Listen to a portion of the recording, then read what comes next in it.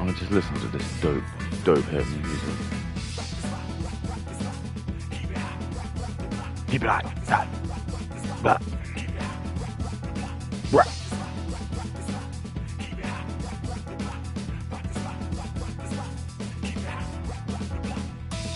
There you go.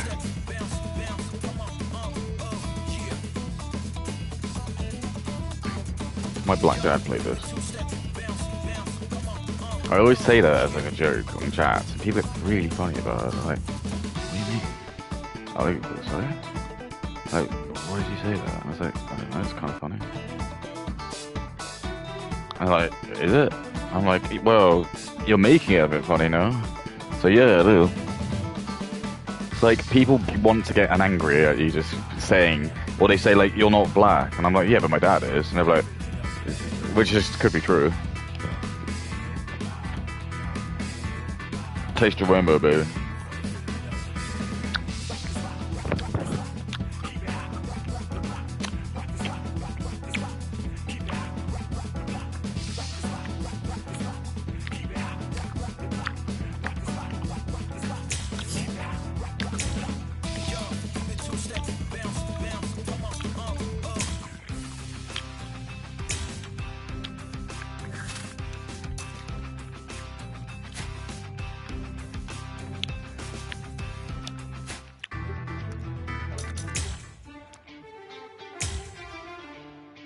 Whoa.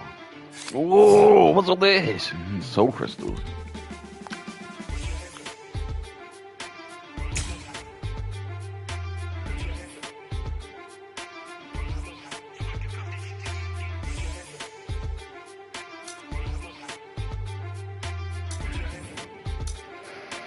Swamp God.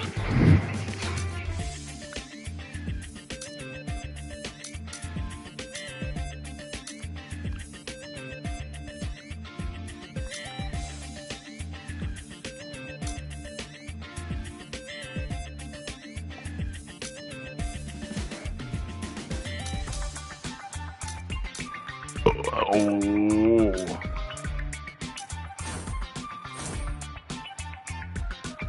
Look at these. They'd be so cool at school. A huge impacto. Brazo derecho del gigante. I don't actually have that move yet.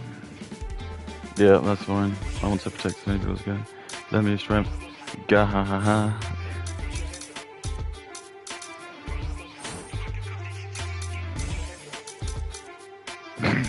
What do you do with these?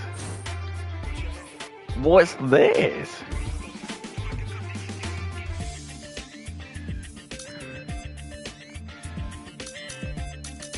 What the hell is strengthening?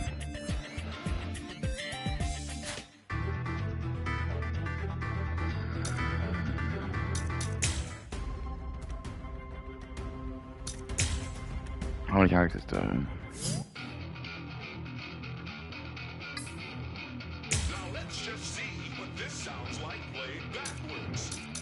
Oh, is this all the characters in the game?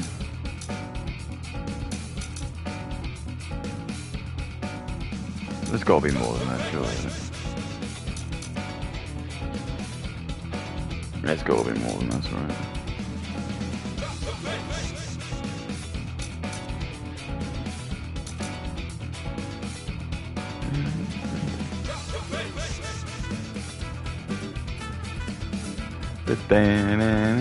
I mean, there's no any freaking, does it not even get to the 1,000 Blood War?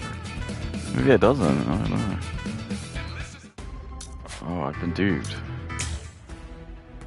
I've been duped, man. It doesn't even go across the end of the game. I'm very annoyed that is the case.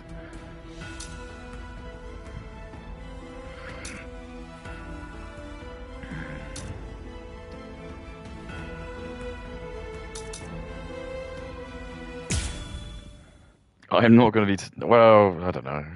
If it's as slow as this, maybe. Because it's going to take a long time to before we even get there. But I just feel like I'd be a bit disappointed, just considering, like... this show's been done for a very long time. So there's no There's all Zero Squad, and to be honest, all the fun characters kind of are at the end. I know that sounds really stupid, but 本当に向かわれるのですか? I'm not gonna look though. 私でも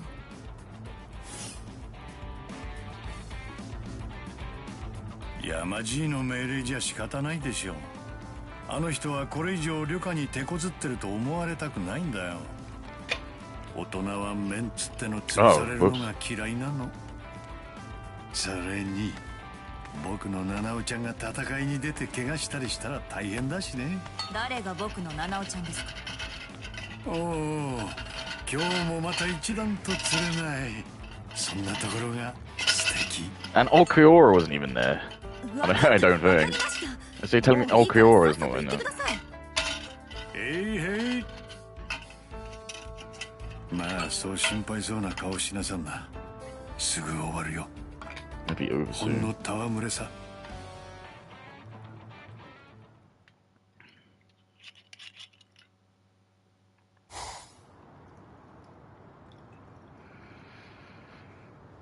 Chad's in for a rude awakening.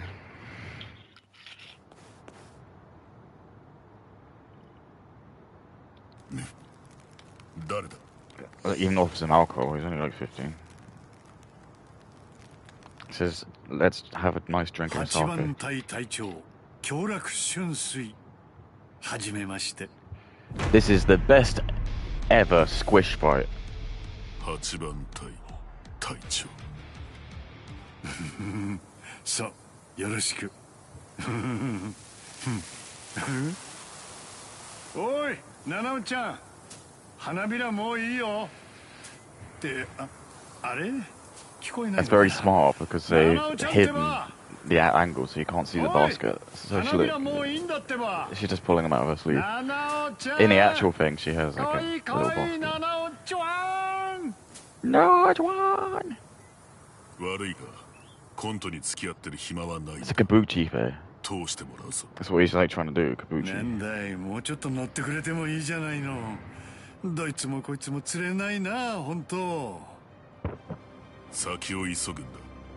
そこをどいてくれ。あんたは悪党じゃなさそう。 Probably sound like really intimidating, like Mr. Kill or someone. 戦いにはなりたくない。参ったね、どうも。喧嘩が嫌は。 The virtual casino, but yeah, everyone's listening to that. Pokemon Go, I guess they can be walking around. それはできない。そうかい。それじゃ仕方ない。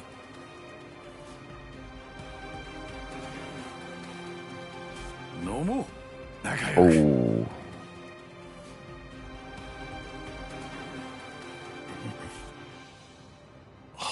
Offering booze to Iwanos. いやいや、引くのがダメならせめてここで止まってくれないかと思ってさ。何、少しの間でいいんだ。今他の隊長さんたちも動いてる。じきこの戦いも終わるからさ。それまでここで少しの間、僕と楽しくやろうじゃん。I drink to that. 他の隊長、以上や他の連中も隊長格に襲われてる。Ueshiko does take out too. 参ったね。失言だったかな。どうも。事情が変わった。京楽さん、今すぐそこをどいてくれ。嫌だと言ったら I'll do it by force. 言わせない。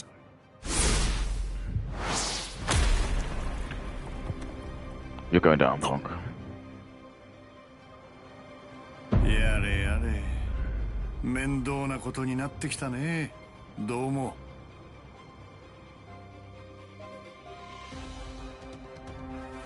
He's got to lay down the law. You have none. Oh, that didn't feel good.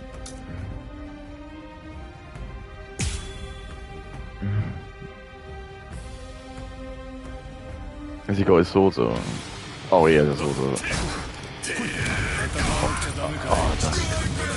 Oh!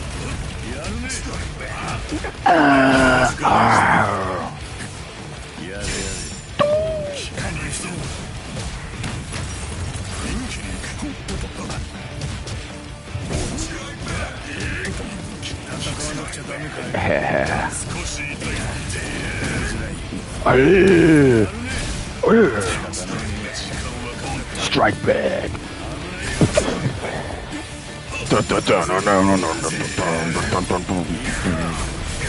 Cool.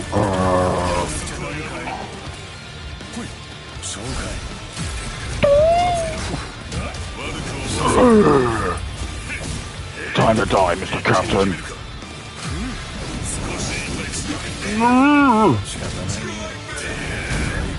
Take this.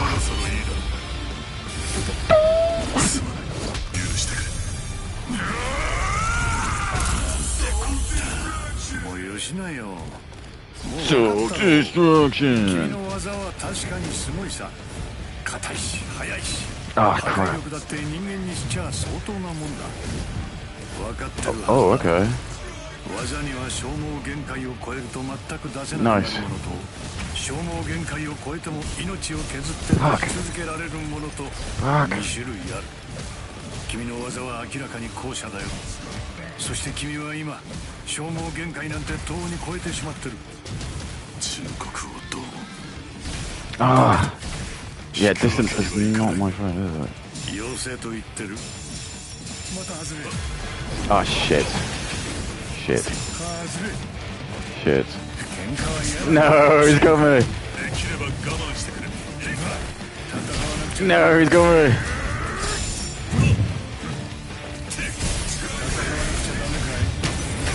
Oh. Oh boy. No. ねえどうも。それじゃあ一つ命をもらっておくとしようか。 I was very lucky there. You little piece of shit. Damn. やれやれ。喧嘩は嫌なんだ。 No, no, no. No, no, what are you doing? No, what are you doing? No, no. No, no. Yeah, come on, come on, come on. No, come on. I hate you. Zenitsu.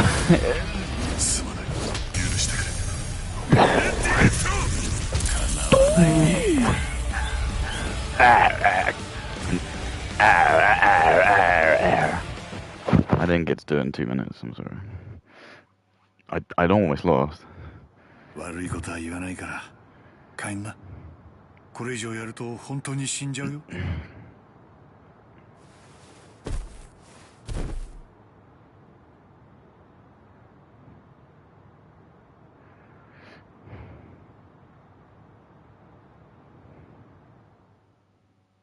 It seemed weird. Just to kind of sit there. I feel bad for him. Yeah, look. So like, Chad is like, he's only like 15, but he beat the crap out of me, and I'm like double his age. I know that not isn't always a good metric, but he's not even fully grown. And you're talking about like unfair standards for like role models for guys. 君の目的は何だ。何のためにここへ来た。目的は朽木ルキアを助け出すため。ルキアちゃんを。彼女がそっちで行方不明になったのは今年の春でしょう。短いよ。薄い友情。 I hope that isn't all the characters. 命をかけるに足るとは思えない。 I might need to go back and have a look. I swear I didn't even see old Quioro, and I was like, if you don't, old Quioro isn't in the game. I mean, that isn't good, is it? 命をかけるには少しばかり足りないかもしれない。だけど。 And it was like none of the Vizards are in it. 助けたがっている。イチゴが命をかけてるんだ。十分だ。俺が命をかけるのに、それ以上の理由は必要ない。参ったね、どうも。そこまで覚悟があるんなら、説得して帰ってくれなんてのは失礼な話だ。 I do like Shunsui. He was probably one of my favorite captains, not just because he was like, he does become the powerful one, the leader, but I just liked his sort of like, yeah, his sort of like, because he is like freak so strong, but he just always like low plays it, so he very rarely puts like his full effort into it. Even like when he fights like Stark, who's like the strongest Arankar, no Espada, he's still kind of just like Stark is as well, because they're both just like freak show strong, so they just never really take anything that seriously. And like even in that fight, he pretty. They did do Stark pretty dirty, because I actually really, his character's a bit deeper. Because he basically, Stark is just like this freak show strong hollow. Yeah, it's awkward, isn't it? I'm trying to listen. That's why it's annoying when it's in Japanese, because it's like I have to kind of read it. Uh-oh. お亡くなりになられました。死因は残白糖による砂血及び白水の摘出と深部破壊。事故死ではなく。Jesus, I never thought Ishiko had it in him. Can you imagine how dark of a like that's what Ishiko did to like Kaku and like all the he took his Zanpakuto and just stabbed him through the heart and he's like bleeding out, like dead. とりあえず顔でも見に行こうか。はい。It is actually it is quite like a clever plan when you know like what happens, because it's like it would almost play in their favor, because then it's like everyone's gonna be really intimidated by the Ryoka now, because they're like shit. So it's probably them who's killed Aizen. So surprisingly, it doesn't. It would have been an interesting mechanic if there was like a few moments when people like just ran away because they were like, "Oh my god, it was one of you guys had murdered the captain."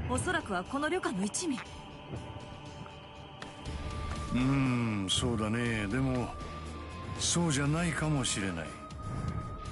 I'm not sponsored by these, by the way, so I'm not gonna. いや、ただの可能性の話さ。とにかくむやみに命を奪う必要はないでしょう。救護隊を呼んでどっかの牢へ。But yeah, he's just like always kind of like the. Aside from Old Man Yama, I think he is probably like the strongest. Although that's debatable because you got Ziraki as well, but I'd say he's like he's the most like capable, because he's also very smart and tactical. As I think Zaraki, if he was the leader, he would just be like everything would just be like attack, and there'd be no strategy.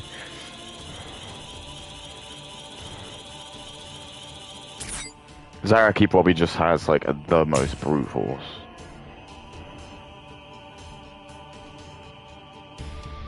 But it's like Shinsui's Bankai is just like absolutely, even his Shikai is pretty broken. His Bankai is just like, it's not even really a thing. It's just like you just use it, and if you just get caught in it, you pretty much just get like horribly maimed. So yeah, let's see. Hang on, so offline.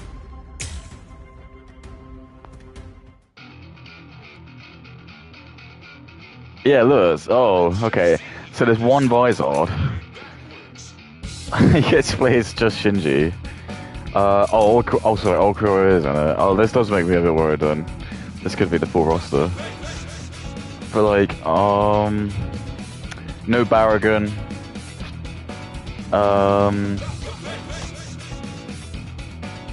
Yeah, he's got no. Yeah, he's got no. You got all man, yeah, so yeah. Okay, yeah, you got Sage. You got all the captains? No, you don't even have all the captains. You don't get like the white-haired guy. You don't get. I mean, I don't know, because it's difficult. Because like, look, this is like clearly, you know, season 1 Miuri. And look, here's like, yeah. Okay, wait. So I guess technically you do, because these three guys are. I don't know. I really don't know. It's gonna be interesting. I I just think it's a shame if they haven't, because you haven't got like Unohana. But maybe like that is the thing. Maybe there is like, I don't know.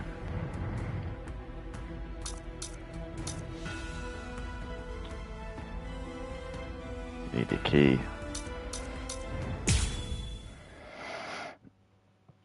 It's exciting. Yeah, Miura is awesome. He's probably one of my favorite captains, actually. So I mean, look at him. So I think he's designed after like an old Italian clown, or like Pagliacci, something like that. But it's like, I'm not 100% sure what exactly he is. He's like, obviously, he's a soul, but he gets like rescued by Uehara because he's in like this like place called the Pit or something like that. And Uehara like recruits him when he's like a little kid, and then he becomes his lieutenant for a bit. てめえはいつの間によそのやつを裁けるほど偉くなったんだ、黒土。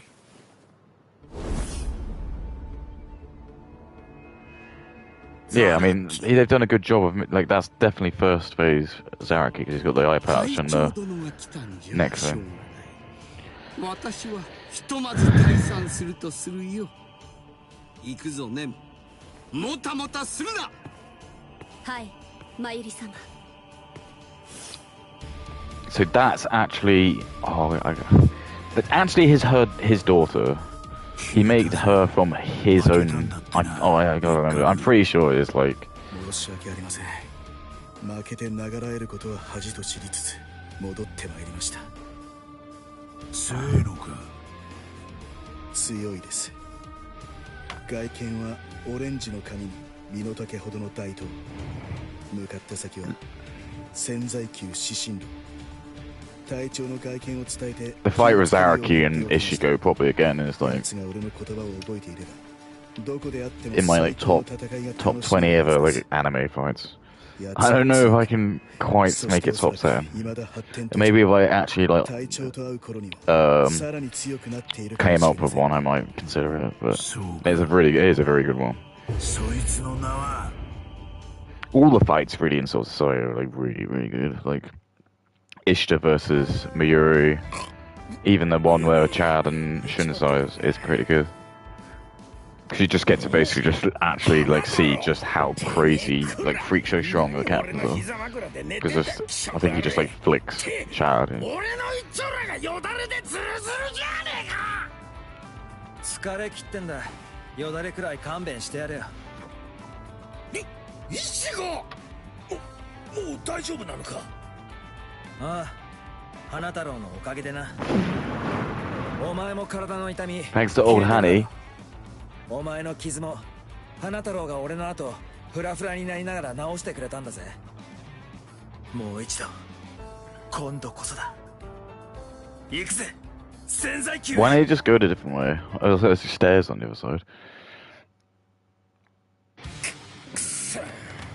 それにしても長い階段だな。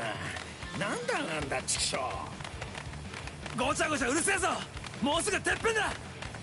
Hold your water. What kind of ここも警備が手薄だ。よし、このまま一気に奥まで行くぜ。なんだこのデタラメな冷圧は。 Yeah, he keeps like thinking he's getting stabbed. 何が嫌がるんだ。 It's so cool. And it's like Ishiguro has to like actually learn how to.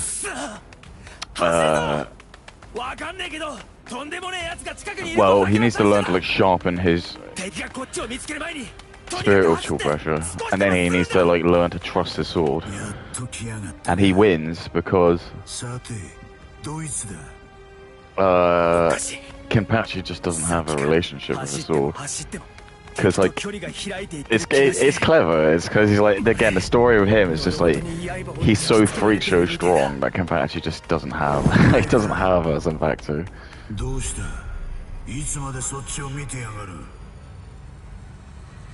And for a very long time, that is the case. He just doesn't. He just only has a sword. Yeah, it's great. なんだ今のは。殺気か。まさかただの殺気であんな。 So, I mean, I'm not even using my Getsu potential, so that's what I'm saying. I don't think I've unlocked any powers yet. So I feel like I'm doing very, like... 会えばわかるさ。あの人の強さ。てめえの頭が理解できるまで、てめえが生きていられればの話だがな。そいつの名前は11番隊隊長ザラキケンパチだ。てめえと殺し合いに来た。 Technically, if there was over 1,000 Soul Reapers watching them, and they saw Ichigo kill or beat Saraki, I don't know if he has to kill him. I think he becomes the new Kenpachi, because Kenpachi is not his name. The Kenpachi is the title. His name's Zaraki. I don't actually know what his like other name. He's like, maybe he's got a first name. But Zaraki is just the title given to the, because his squad is just basically they only use like brute force. He just doesn't use like any Kido. In fact, I'm pretty sure like they make a joke about how like Kenpachi, like a lot of the other like more, I'd say prestigious like captains like. Well, Tozen, ironically, they despise him because he's just basically so brutish, and he's like, he doesn't do things properly. His idea is just to slash and just like kill everything. Oh yeah, and it's like, oh god, I gotta be careful here as well. I think that little pink-haired girl, the lieutenant, is actually his sword. I think that's it. When he finally uses Bankai, I know it's massive spoiler territory, which I really hope's in this, because I'd love to see how they do that. But anyway, I think it's revealed that, because there's a scene where he uses it on one of the... Oh, I forgot what they call Stuttgarts, the German dudes in the 1,000-Year War. There's like this Viking guy, Gerald, and he just can't die, or it's like every time he dies, it's like the thing that kills him, he becomes immune to it or something. It's something insane. All of the Stuttgart have just like insane powers. And that's why I hope they're in this, and the Zero Squad. I want to play as the guy who has the all more powerful sword. Umana, I want to say. Umana. But yeah, he fights, yeah, he uses his Bankai. He just turns into like an Oni. And it's so powerful that he like, starts to destroy characters. Because Zaraki just turns into this red like Oni devil thing. And his sword is just like this huge like cleaver. It's all like distorted. But it's like so powerful, like it starts to like bleed, like his body just like explodes when he like uses it. But then when he does it, the little pink-haired good, I think that's actually when you don't see her anymore. So I think the theory is that she is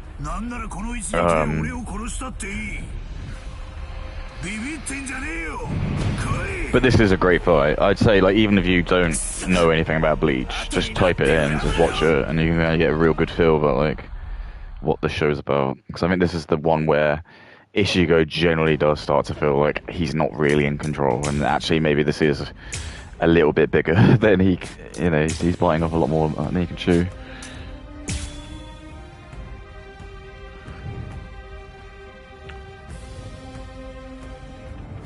Oh, look how much help he's got.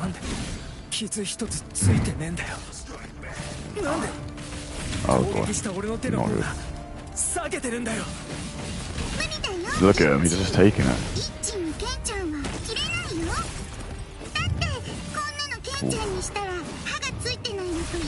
Shit.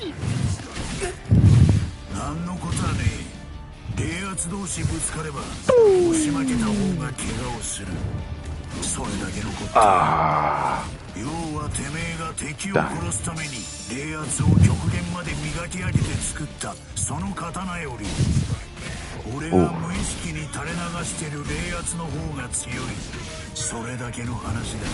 Take it, you little creep. Oh, it's gonna take ages. One.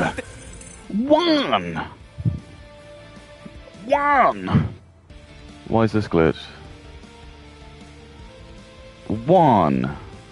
Obviously, I'm gonna like get a boost or something, because if not, this is gonna be impossible. I know how these games work. I'm not supposed to win this. They'll have it like I'll get him down to like the whole idea will be is just like I'm just gonna get like me the player. I'm just gonna feel like the as Ishiko does this like fear of just like it's pointless. I can't beat this guy. It's just and I need the inspiration to. I'm hitting him and then cut him. Yikes. Yeah, see what I mean? Damn.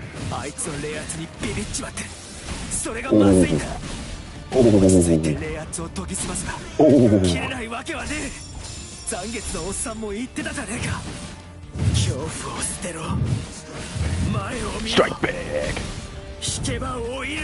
Dude, I'm done. Oh shit. Told you.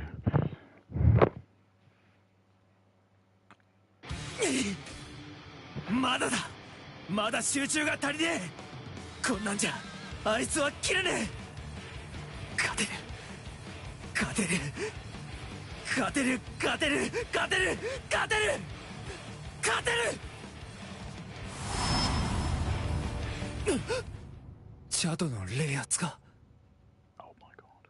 消えたまさか嘘だろチャドが負けた死んだのか嘘だそんなわけがねえ Dead.exe チャドが負けるなんてそんなわけが I'm gonna play Sonic.exe 生きてるまだかすかだけど冷圧があるそうだ Get a grip, 何をビビ dude ってんだ俺は俺がここで負けたらチャド Chad, Horihime, Glasses guy, Sandman, creepy guy from 4th Squad, the Catwoman.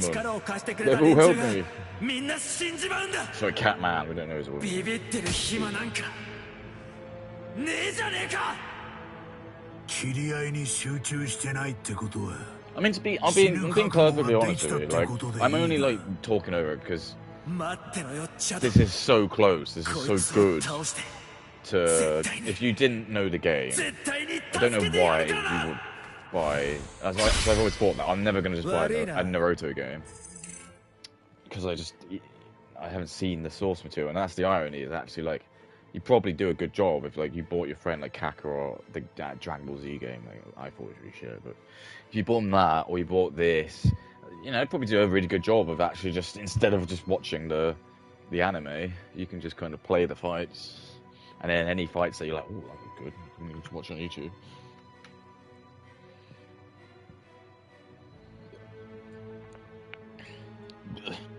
You gotta remember as well.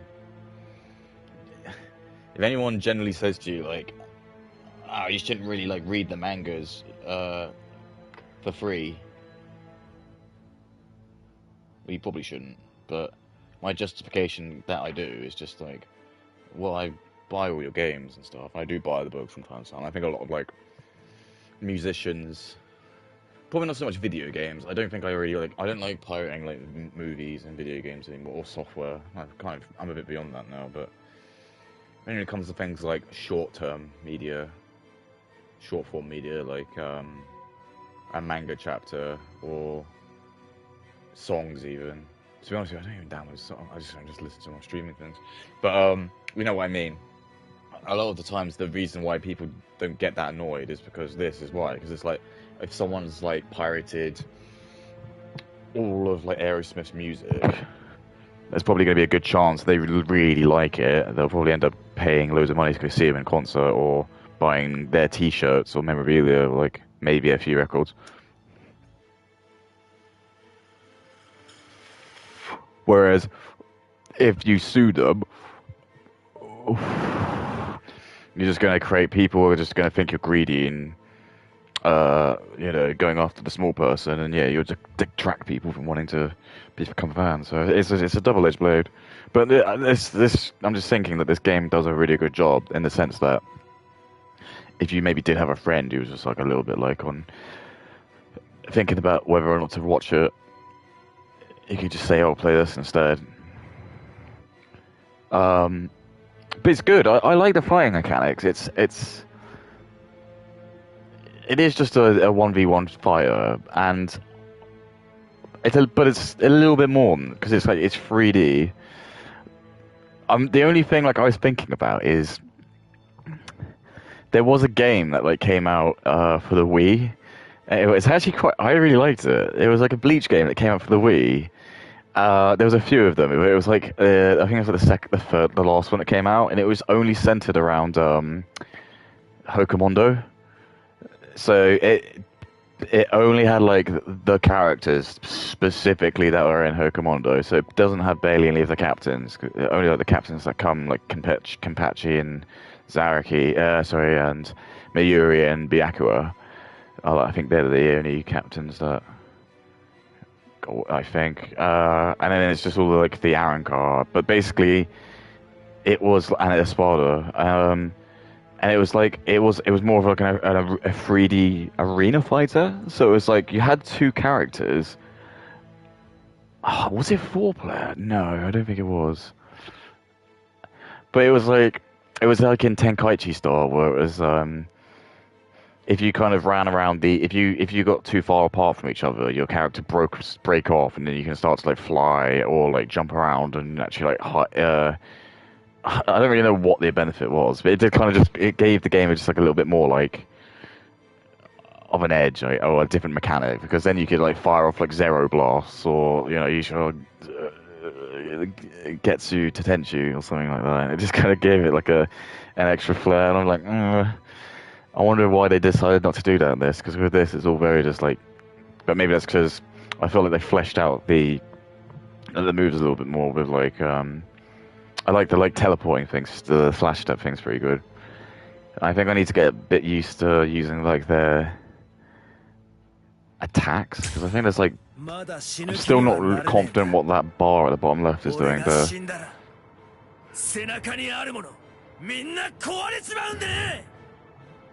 なんだ、やりゃできるじゃねえか。まだ緩めるなよ。そのまま研ぎ澄ませてろ。こっからが楽しいとこだぜ。なあ、黒崎一号。ケンちゃん嬉しそう。いいぞ、いい反応だ。集中が増してるな。さっきまでと違ってちゃんと鈴の音が聞こえてるじゃねえか。It's like, yeah, so they retcon it because people were all the fan base. They didn't like power scalings against Zaraki because they always go, well, he lost to Ishigo before you even knew how to use his Bankai. But that's because Zaraki was just being ridiculously lenient on him, because he's like toying with him. It's like he doesn't actually really think he can hurt him or kill him, so he's just kind of like. 俺の残白刀のこいつが本体だ。そうかよ。それを聞いて少し安心したぜ。じゃああんたの剣はもうそれ以上強くはならねえってわけだ。それなら。それならなんだ。それならもうちょっとで勝てるとでも思ったか。Yeah, it's great. He like stabs it through it. 冷圧がでかすぎて全力で抑え込んでも封印できねえからだ。だから普段戦う時は常に加減して切る癖をつけた。わかるか？ It's like trying to step on an ant without killing it. 敵が脆すぎて戦いを楽しむ暇もねえんだよ。 Oh. Dumbass.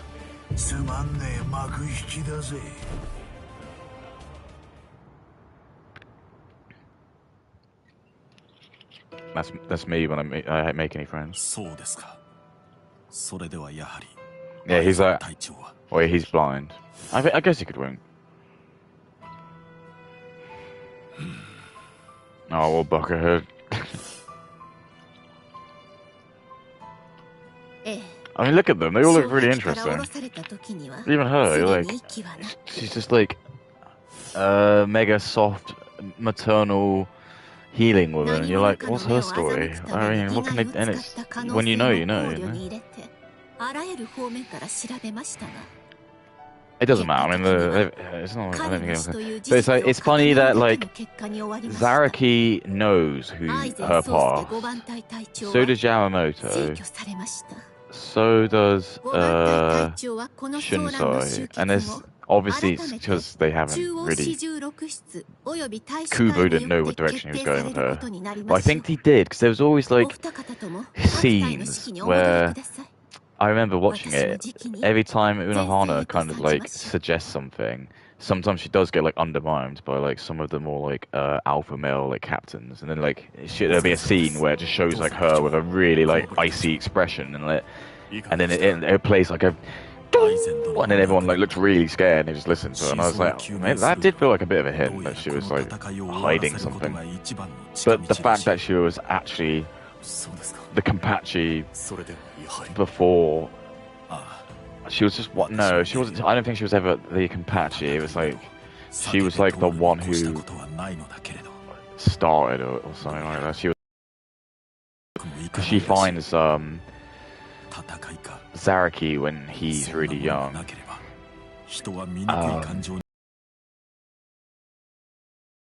Only person who's ever able to like give her the scar that she's got. She's got like, a huge scar on her like sternum. That's why she has the braids. It's clever. It's really clever. I like it. It's good. He did a really good job. They let the. I just felt like the characters didn't get the respectful send-off that they deserve. But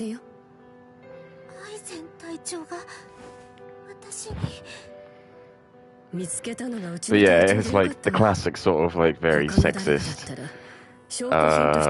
Japanese depictions of women. You've got like two body sizes. You've got like super flat-chested, skinny, petite, I guess you'd say like Asian women. And then you've got like women like her, mega buxom, really big like hourglass proportions. And there's like usually it's like with One Piece. It's like One Piece you either get like women massive but like buxom women with like a couple of inches thick waist, and then like their thighs again just like go out, or like you have the old women characters who are just like really ugly looking, really wrinkly. It's like you get like pictures of like this character called Big Mom, and she's just like this grotesque fat witch looking woman. And I think she's like in her 60s, and it's like you see her when she's like 18, 19, and she's like stone cold fox. It's really funny.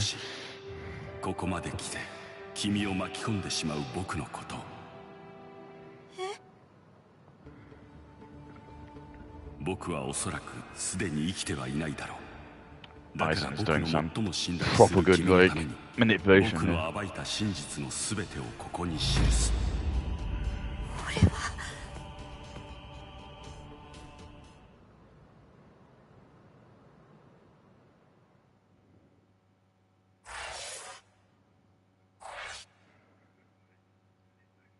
It's a really good like story because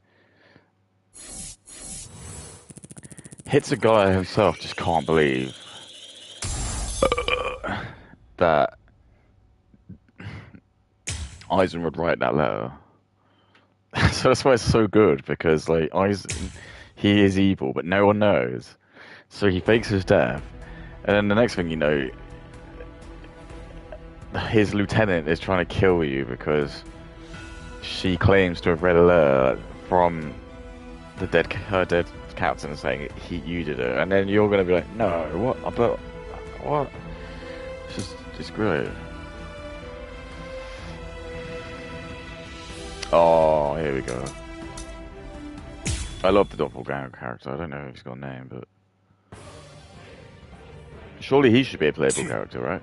俺のことを切れたやつも、戦いの最中に鈴の音を聞けたやつも、久しぶりだったのによ。姉妹か。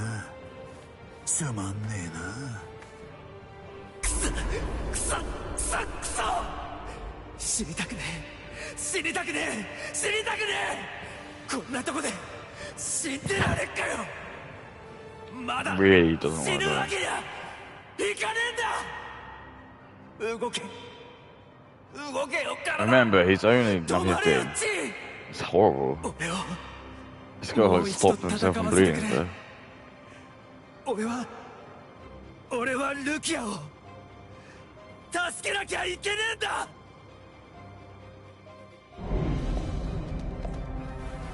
Oh, here you go here. 戦いたいか Zangetsu. 勝ちたいか Right. 生きたいか I mean, even this is like a bit of a strange. 聞こえんな。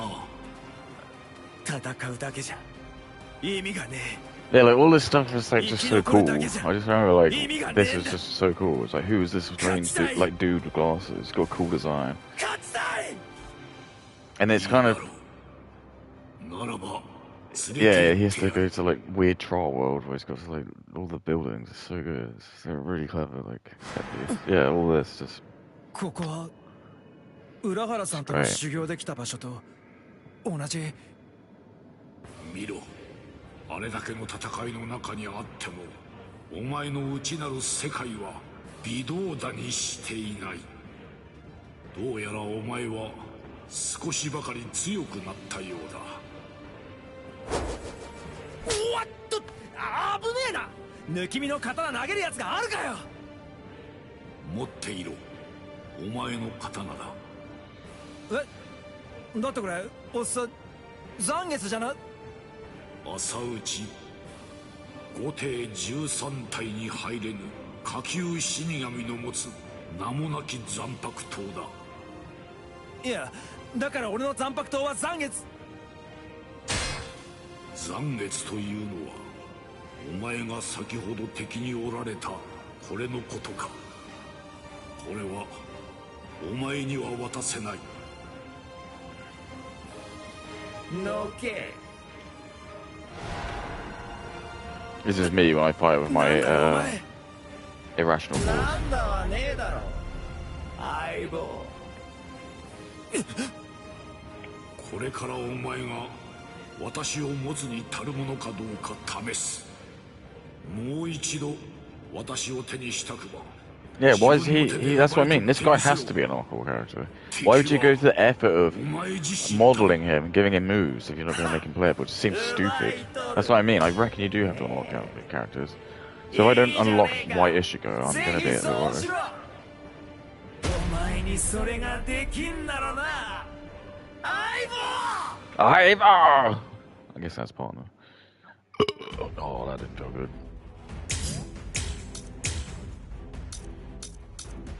Alright, yeah, this one's so good.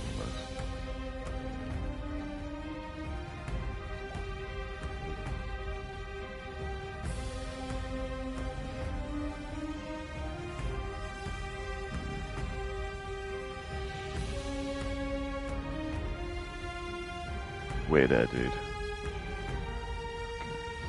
Is there a way to charge up your Hackray?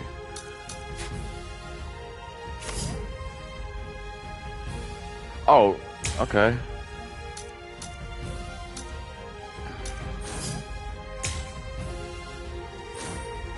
This is insane. What's going on? Does that really like take a long time to the computer really had to think about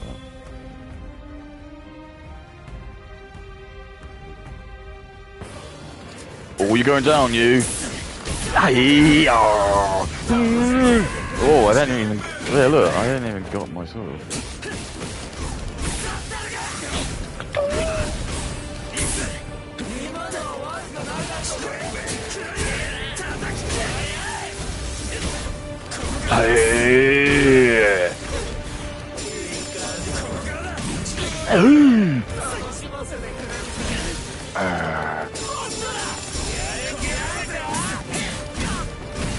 Damn.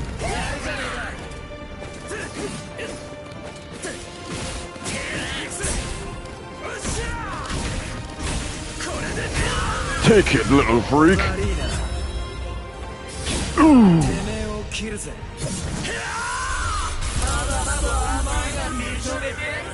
Oh, what are you talking about?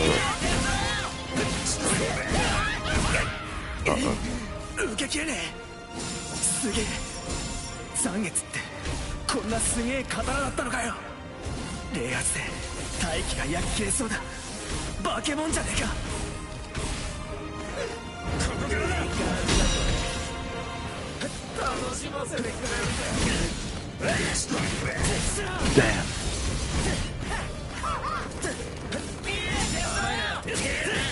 Take it.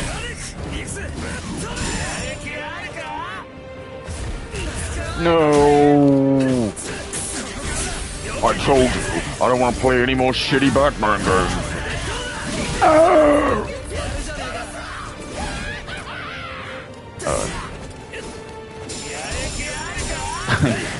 No.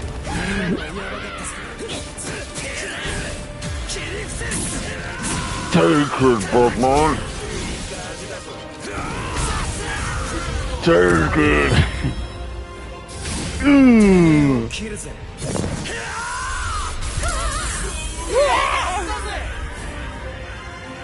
told you I'm not good enough to do something.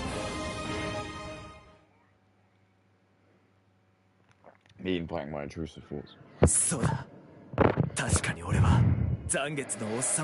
How did you know? He didn't make an effort. I would say that as well. I'm like, how much of an effort did you make to get to know me? それなのにふざけんじゃねえ。ザラキケンパチと同じじゃねえか。俺だって名前を知ってる。 And that's the lesson. 残月のおっさんのことを He admitted he was his shortcomings. And that's why. これじゃ名前なんてないのと同じだ。残白刀の名前にすら興味を示さねえ。 I don't. So wait, what is his name? Old man Zangetsu. さあ終わりにするぜ。 What is it? Getsuga Tenshu. That's not his name. That's the name of it, isn't it? 残月を使いこなすってのがどういうことか。死ぬまでこいつを使いこなせねえお前にな。教えてくれないか、残月のおっさん。少しずつでいい。あんたのこと、俺に。 He likes contemporary jazz. 知りたいんだ。俺に力を貸してくれるあんたのこと。だから教えてくれ。そしてもう一度。 He's like overcompensating. It's like me when like I've worked with someone for like 5 years, and then they catch me out for not like knowing their name. And then he'll say his name's like David, and I'll be like, see, I knew your name was David. What do you mean, David? David, how no? It's like that. It's so hot. It's like, I know everyone like lost, UK, but yeah, our infrastructure isn't built for it. I know all the Yanks are making, yeah, you have aircon. You've built your place to design for it. It's not like that here. We make everything designed for the cold. So suddenly when it gets hot, now this is the big scam. So it's like we spent like the last 20 years stuffing everything with insulation, and then in the next 20 years, the same dudes are going to get paid to pull it out. This is just like this endless scam, isn't it? It's like, if you live in California, you can probably get away with never having to buy a coat or a scarf or gloves. But over in fucking UK, yeah, you got away with everything. Rain. It's like, oh, what's autumn and what's spring? Oh, I don't know. Some people don't know.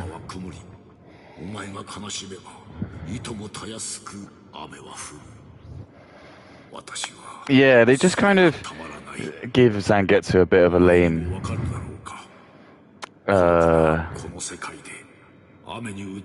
don't know, journey, I guess. After Ishika gets Bankai, it kind of, he just disappears, and then they do kind of retcon what it is. It is a bit like lame, but it does kind of just tie everything up, and I can get it, because like, if I wrote a show with this many characters, I think I would probably just try and like, I don't know, use any method possible to just kind of like explain things. Just be like, what happened to this character? It's like, oh, actually turned out there's a reason why they didn't do that. It's like the sort of the Eisen, almost the Eisen meme, where he's always like, I knew you were gonna do that. That's why I actually did X and Y. And it's almost like that meme, isn't it? And it's just like, sometimes retcons can just be like so obvious when you when they just say things like that. And Eisen does a lot of them. He's just kind of like, I actually knew that you were going to do that, so that's why I deliberately did X and Y. And they're like, oh my god. And it's like, that's why I gave the Hayakyoku and made it so Yuhara thought he'd stolen it from me, but he didn't. I knew all the time, and I wanted him to do that. And it's just like it's like playing chess or checkers, and it's always like one person's always like a step ahead. 2 versus 1. Listen to this like really heroic music. Now maybe I'll get a brand new move. I didn't unlock White Ishigo, which does sound a bit racist because Ishigo is white. That's what the black people say when they watch it. Hey, who's black? Who's white Ishigo? Which one's that? 一度は消えかけたこいつの白道がまたそしてこの Yeah, he like just like slices him and just by the end of, and again, this is what I mean. It's like watching cartoons as a Westerner. You've kind of got I don't know, SpongeBob SquarePants. Yeah, I mean, I can't say it was for kids because it is, but I don't know. Anime is just its own beast. Steven Universe, but I don't know. I'd argue that's probably based on anime. Yeah, or whatever. I mean, it's Japanese. It's like battle manga. That's what it's called. This sort of stuff. Or essentially, like everything's just resolved by fighting, which is very primal when you think about it. It's like, yeah, it wouldn't really doesn't seem very conducive because it's just like if you're the strongest, you get to rule the world, which is sort of true to an extent, but not in the reality of actually like life. It doesn't happen very often in life because you've got like weapons. Well, again, that's what is strongest exactly. But anyway, I remember like one thing that really shocked me about it is just how gory it gets. Like at this part of the game, or show even, Ishigo is basically just able to like now slice Kenpachi like normal, and he like cuts him twice like here, and they're really deep gashes. I think I remember I was watching it with my brother like first time. I was like, he's just like, soaked in blood, and I remember my brother just like, how is he moving? And I was like, what do you mean? He's like, well, look how deep the sword is. And he's like, it's gone through. Like, this is, and he was like touching his collarbone. He was like, look how deep the blade is. Like, how is his arm moving? And I was like, oh, it's just all spiritual pressure, which is the answer. But anyway, like at the very end of he's basically got like Zaraki's got a massive gash like in his nose because he like grabs Ishigo's sword and just like makes him cut his face. He's got his blood all over here and all over there. His wrists get sliced like a couple of times as well. And he's just like absolutely. He actually starts to like realize that he will just die if he just doesn't try and just do something. But it was so bloody. And Ishigo as well. It's just blood is just splashed all over the floor, and it's like really. I just remember it was a bit of a meme because it was just like there was a real culture of just like extreme gore, and it was like things like Afro Samurai. Which again is just another really insanely good, like, I think it's only like 6, 7 episodes. A little short anime series, and it's just again super hyper gory. It's just like mega well animated, but just insanely over the top gore. And then you've got things like Kill Bill. That was around at that time. All that stuff, super mega gory. Gears of War. Me and my friends always just think like, yeah, like how because their blood was. Well, I remember like when you get a shot, their blood just looks like syrup. And I mean, my friends used to always just joke like how viscous is like their their blood, like their hearts are probably the size of like footballs, and it's got and it's like just treacle blood that's just like pumping over their bodies because they're just, these guys are like so masculine. And again, talking about like unhealthy body standards for women, like again, like you got like Marcus Phoenix, whose head is like his neck is like as thick as my leg. He's got like the deepest voice. Again, like my voice is pretty deep for a bloke, I know that, but again, his voice is just like, it's Bender's voice, it's just like this mega gruff dude. And you've just got like these mega like very like is this, you know, me being confused in society because I've got like, I go to school which is like all feminist like propaganda, and they're like, no, you don't be angry, don't be aggressive, we need loads of people to be really soft. And then I'm watching like Gears of War, and I'm like, I like all this like aggression, I like all this violence, but I'm being taught I'm not allowed to like the violence. It's really conflicting. Yeah, look. Oh shit,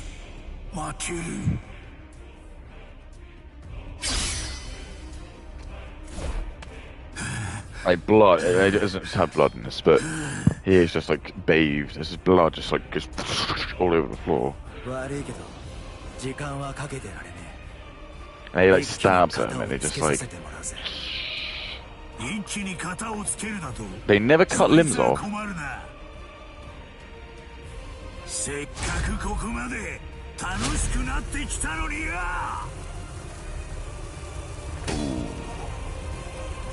That sound sounds like someone's just like turned a blowtorch on.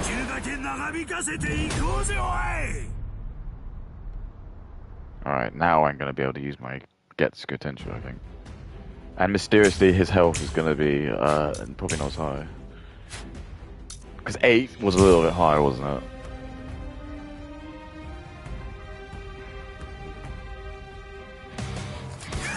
8! Oh, I got 8 as well. Ooh. Take this! Oh.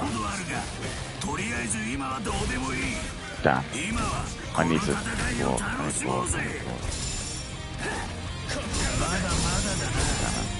Damn. Oh no. This isn't good at all. No. Come on. The music.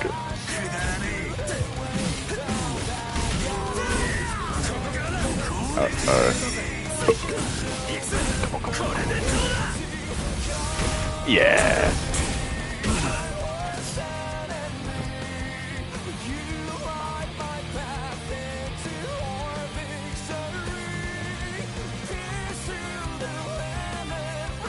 What?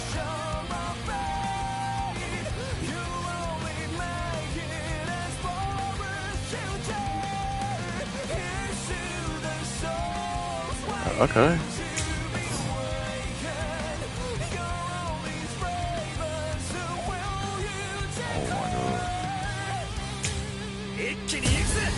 Oh, look at this.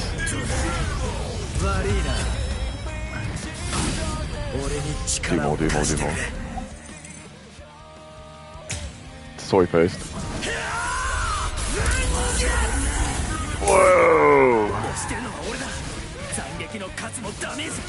I told you, Zaraki, I'm done with your stupid doom. Oh. Uh-oh, SpaghettiOs. Oh, SpaghettiOs. Ouch.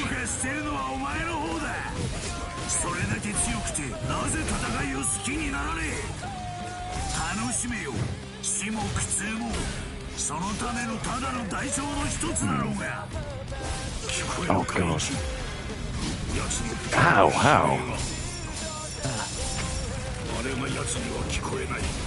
Oh damn it.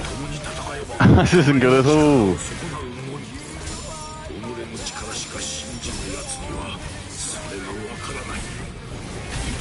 No. I'm losing. I will not lose.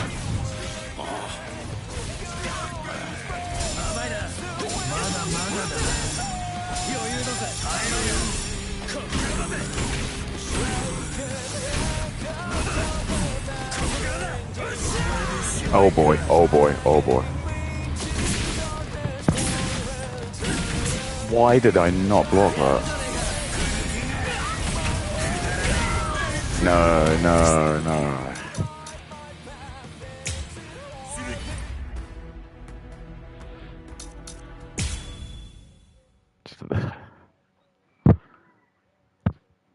Yeah, not good. What can I say? What can I say? Not good. I need to block more.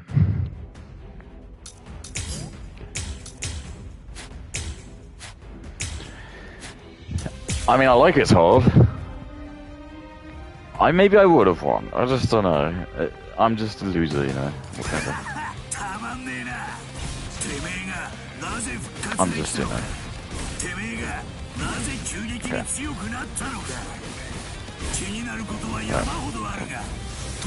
Yeah. Oh.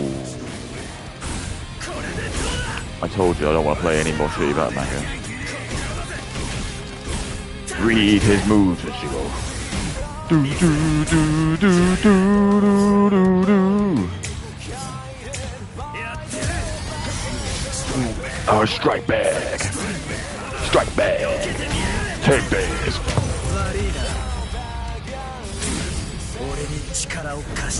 Old man Zenketsu.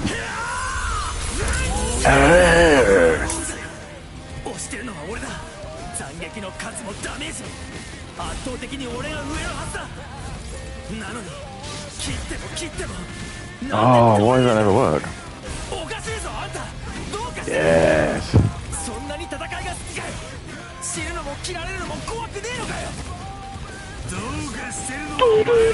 I hate you, Rocky. I hate you.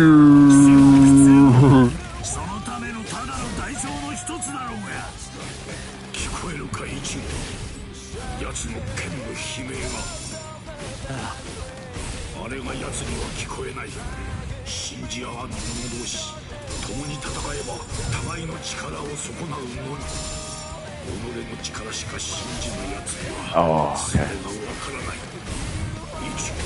Take this.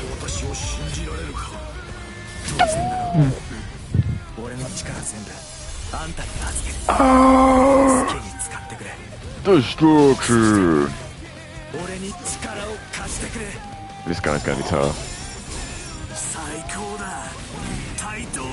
Yeah, I mean, I'm gonna go here. No doubt.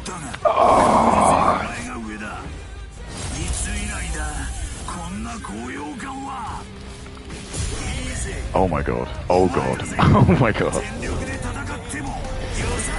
Oh god. I forgot he does this. What do I do? Oh, weird.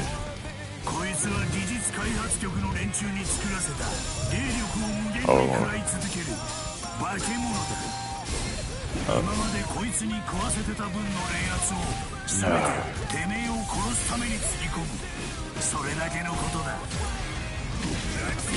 Yeah.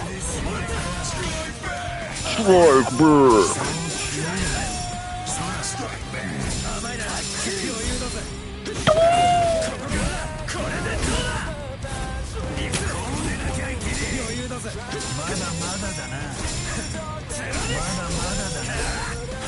Uh-huh. Yeah. Take this.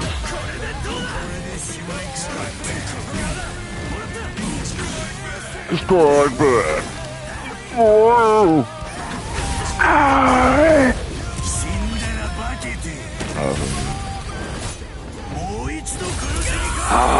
Oh god.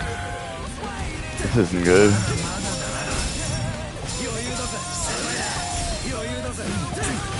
Come on. Come on. Oh yeah. Uh-oh. You take this, you creep.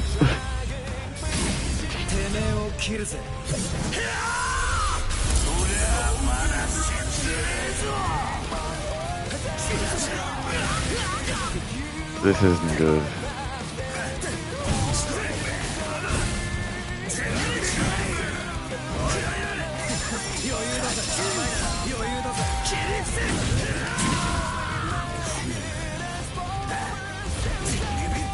No.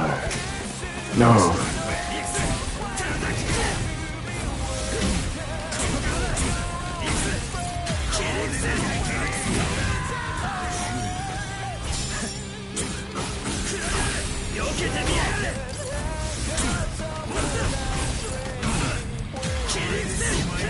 Uh-oh.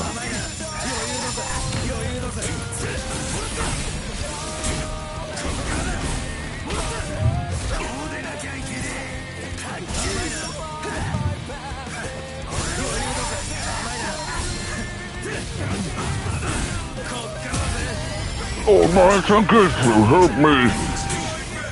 I hate you, Kenpachi! Yeah! Take this!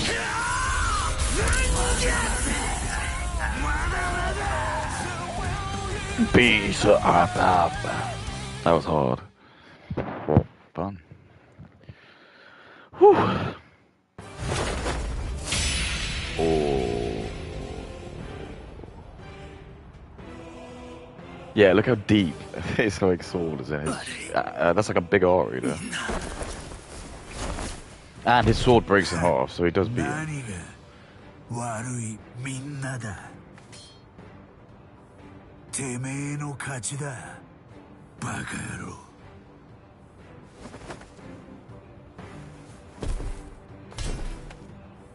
His sword snapping in half is the best bit.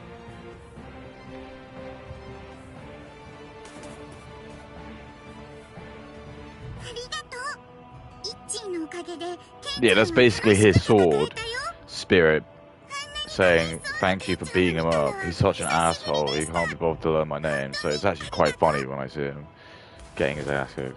That's basically what it is. So. Spirits are hell. Yeah, exactly. Because you see, that's what I'm saying. That's why it's funny. Because he's like, it's not fair. Because he fought with two people. So is he. Because he's got his own like little personal little guard. And then it's really funny because it's like she's so powerful. He's got so much excess power that not only did he materialize the girl, but she has her own powers as well. So she's got her own.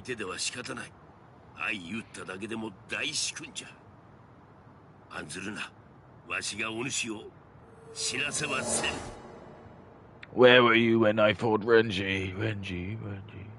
Oh wait, she is doing something then. She's not fighting Soifon.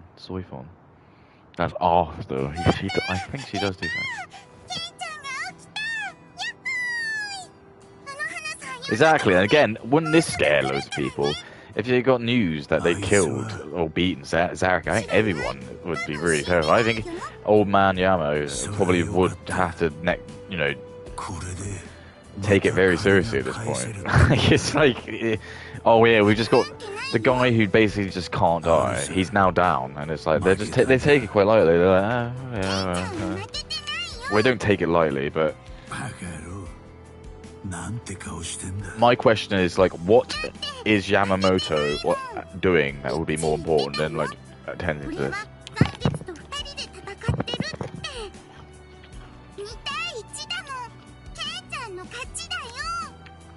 Yeah.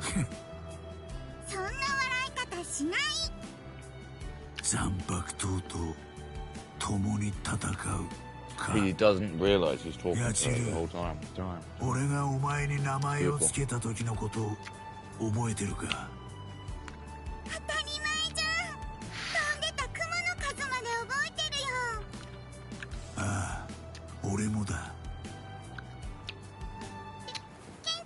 It's good.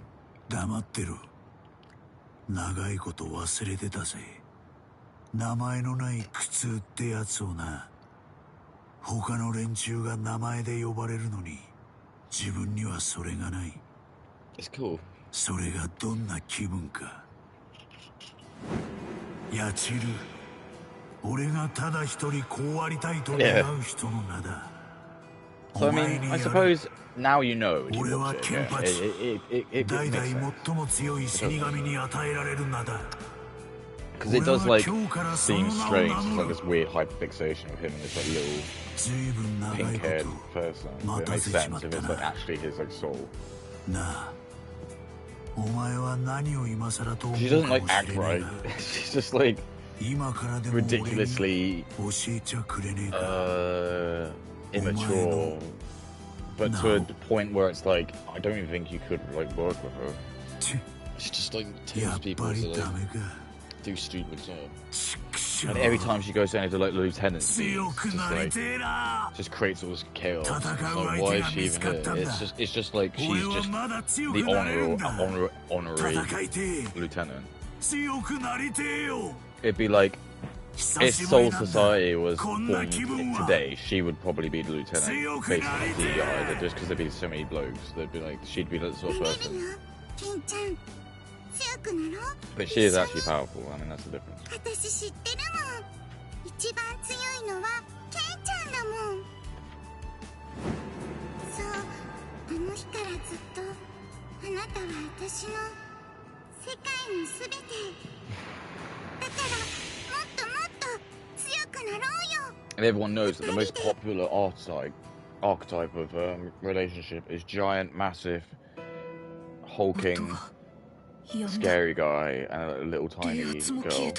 You got like Donkey Konga, and then you've got like Falling. Everyone's like, "Oh, I love it." And it's like わからぬ石器石の乱反射で冷圧の痕跡が書き消えていく Monsters Inc. なぜだ私のために流れ The る little 血な girl ど and that. あっていいはずがない私は本当に血を流してま And if で you watch One Piece, 救う Kuma 価 as 値のある Bonnie. ものなのか教えてくれ海援殿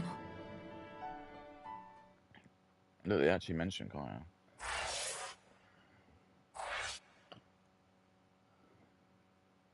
I was gonna say I don't know if that's the right spelling, but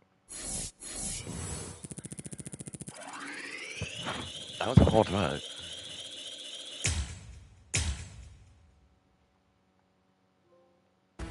I wouldn't say I was like in control.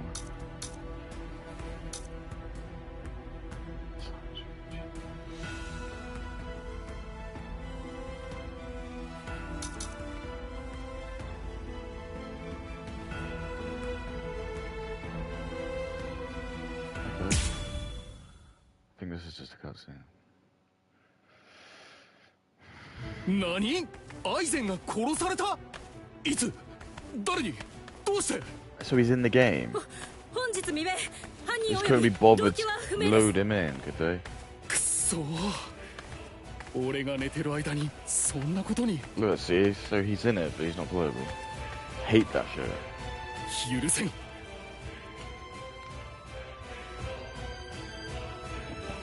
いちごさん大丈夫でしょうか仕方ねえよ。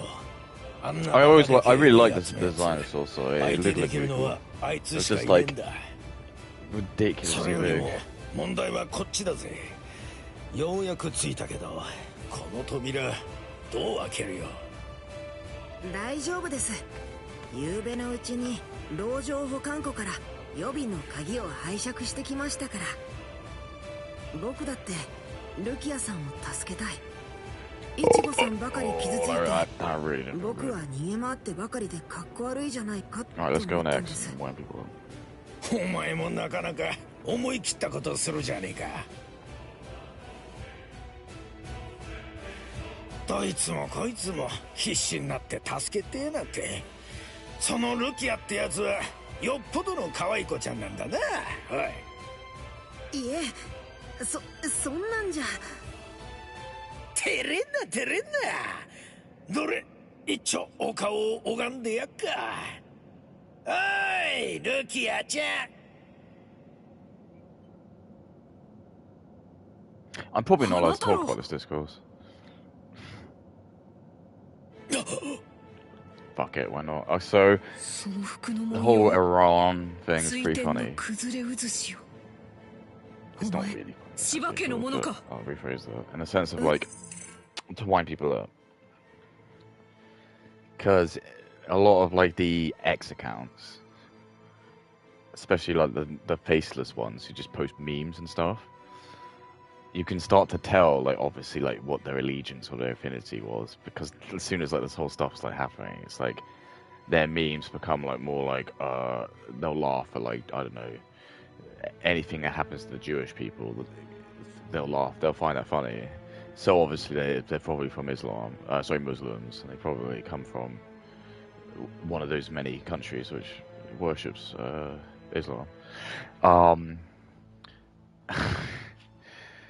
So I just put in the chat, I said something like, it's always funny that you got like the Jewish population is only 16 million people, yet you get people who they just won't stop talking about them. It's like the jealous ex-girlfriend. To really stick the knife in, I was like, because there's 2 billion Muslims in the world, and I said, if you guys are so fed up, why can't you do anything about it? Like, surely you got 2 billion people. Surely isn't it like power in numbers? And that actually plays a little bit. There's a bit of a joke towards, well, people just they got really angry about it. They're like, well, to be fair, it's only because that 16 million people have got all the money and all the power. And I'm thinking that's not even an argument. That's just basically, oh, okay, so, we have a civilization that's just more powerful. So what? What you gonna listen to them then? I'm sorry. What do you want? Life is like that. I'm sorry. Like, why do we have to feel sorry for people? Like, if you've got all this power and you've got all this ability, and all these people, do something about it. You know, fine. You've got all this money, but I don't know. 2 billion people is quite a lot. I'm sure you could all put it together and do something about it, but they can't. And they're like, well, you know, America is giving it blah blah blah blah. It's like the worst is you've got like I've got to be really careful about this, but you get a lot of black influencers who I think they've been paid by Big Islam, and I'm going to use a big quotation. I'm going to have to say allegedly.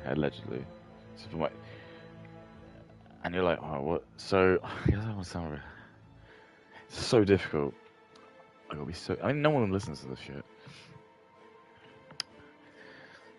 It's the uncomfortable truth is that the sort of 3 demographics that are the easiest to manipulate are children, women, people of color. I'm sorry. As a result, I've especially noticed in the streaming communities, like most of these new up and coming streamers, all the really big zeitgeist popular, it's always people of color. And you're going, well, Impa, that's pretty racist. And I would agree with you, except the fact that people, like, it's mostly black and Asian. And they only make up 20% of the US population. But I would say they are disproportionately popular in the streaming community. Like, every time I go on X, like, yeah, and people are gonna get, you got Asmongold, you got, like, Tectone, you got, like, Aiden Rudd. Yeah. I'm not saying that there's not big white street famous people. That's not as... I'm just saying, it just seems like... God, I have to be so careful because I'm not being racist here. But I think minorities in the context of where they are based, because white people are actually the minority globally. If we're talking globally, they are the minority. They're not in the countries they reside in, but oh, that's a surprise. I mean, that just seems... Doesn't that seem fair?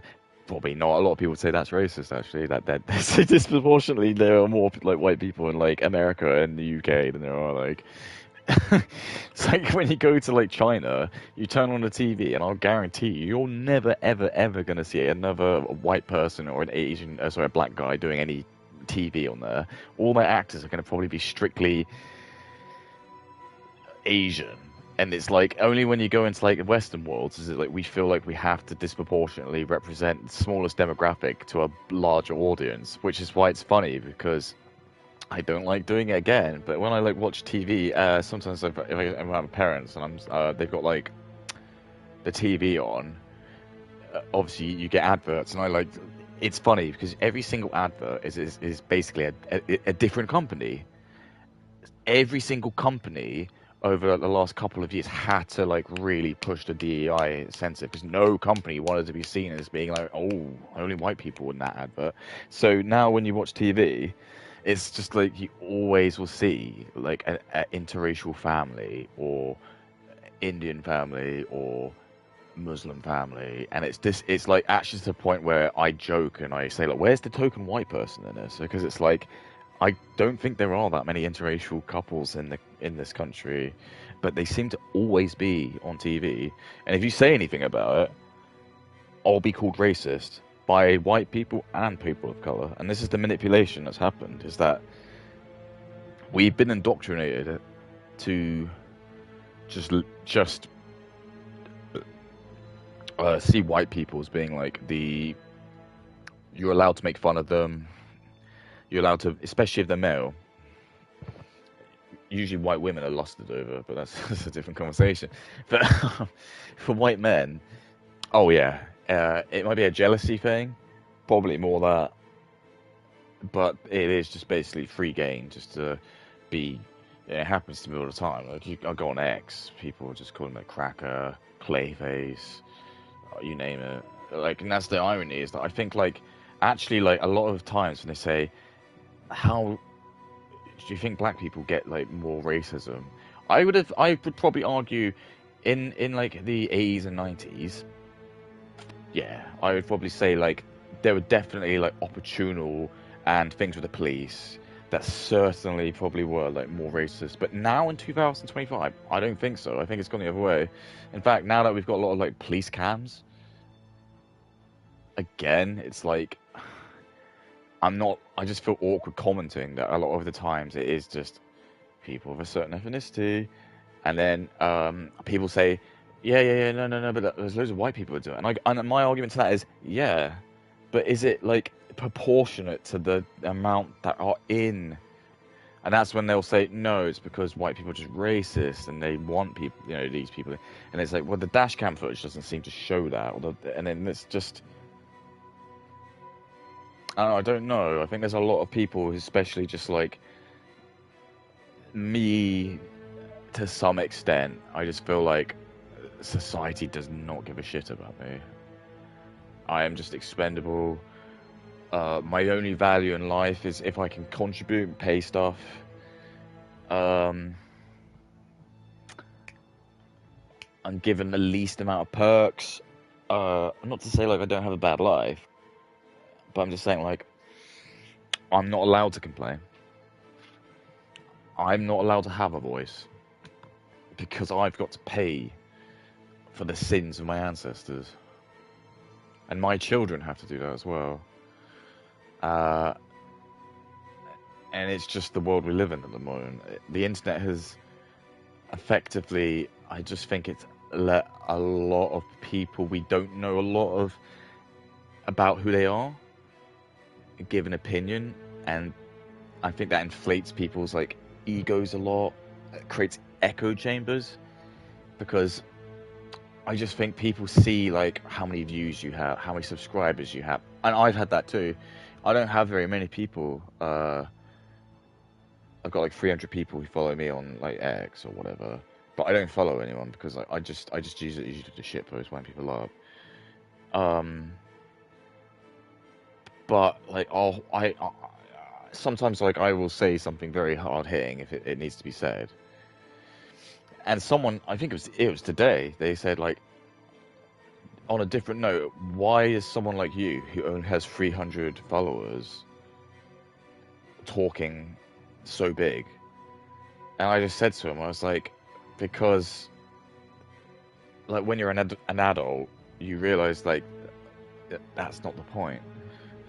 It's not about how much money you have. It's not about how many followers you have. It's not how many people subscribe to you. Because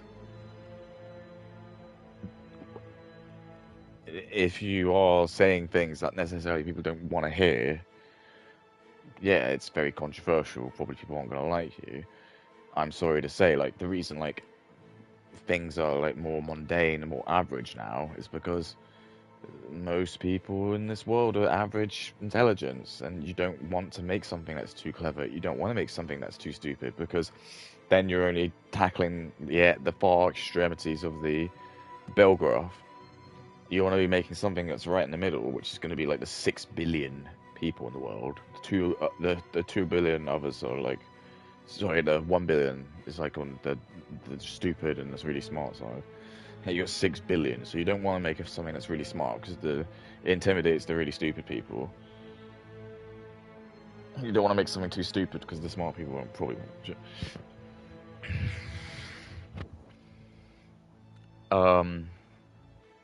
I mean, Jesus created a religion with 12 disciples. Like, what do you want? It's like, doesn't matter. But that's it. Again, a lot of people don't care. They won't give you the respect unless you have those metrics which tick their boxes. So that's what I mean. It's like, I could tweet out the cure for cancer. No one will give a shit. So no one will probably care about it. But then if, say, the same person who's got like 5 million posts says the same thing, everyone's going to believe him. But so let's say hypothetically they had both the same visibility. The guy who only had like 100 followers, if you said the cure for cancer and you didn't like have any, like, you get so many detractors like in your comments, just being things like, I don't believe you, like, why is someone like you got that, or, you know what I mean, something like that. But then if you had someone who had like 5 million followers and his bios was like, I'm the smartest man in the world, and then you say anything, everyone's going to just believe you because they're like, whoa, he's got 5 million, so sorry, yeah, I guess maybe the hypothetical, the guy who's the smartest guy in the world has posted the incorrect cancer thing, so everyone will believe the guy who's got it, the guy 5 million, and he says I'm the smartest guy in the world, like that Asian guy who said like God exists. But if I said it and I was right, people would still doubt it. They'd be like, no, you'd be much smart. You'd have like 100 million followers if you were right. It's just like the cognitive bias people have. And that's the irony, is because he's answered my point there. So I don't want to have people who even ask or think like that joining me. Whereas the people who he does follow, they are the people who are going to be like, clout goblins. They're just going to be like, trying to get people. But I'm not doing that. If you want to follow me, you got to follow me just on my merits. I'm not going to go and put fucking adverts out and say, come join me. I'm not going to like be a slop goblin and just be like eating slop and just like saying things and like sucking the right people's dicks to get like in the hierarchy. I've been banned by loads of like I suppose people who would open doors for me on like social media, but I don't want to do that. I don't want to become famous, firstly, really, unless like the people I'm famous to are like, I don't know, pretty intelligent individuals, really. I don't know. It's not going to be like I show speed when I'm going to be yelling. I'll probably say some really stupid shit, and I am pretty stupid, to be fair, but like, in general, I would be able to sow some seeds of wisdom within my conversations I have with people. But that's it. That's always been history. Is that society doesn't care for smart people. They don't. It's always been like that's the joke, to bully people because you don't. I don't know. I think it's just that there is just an irrational thought when you meet someone who you know is like definitively smarter than you. It's like something in your caveman brain that just makes you think, I can't trust this guy, because maybe it's like something deep down where everyone deep down are pretty evil, and they will probably try to screw over people to get ahead in life. So if you meet someone who's smarter than you, in your brain you're thinking, well, he knows I'm probably going to try and screw other people over, so he's probably going to try and screw me over. And deep down, he is right. Well, sorry, they are right. But I actually just can't be bothered to screw them over, so I'll just sociopathically lie to them. But they don't know that. This is the secret I'm telling you. But there's no way they would know, because I do it very well. But I know that that resentment just happens, and it's just annoying, because, like, maybe they are right to not trust me, but like, I don't care, because it's like, I'm just there to... I don't know. What can you do? Exactly.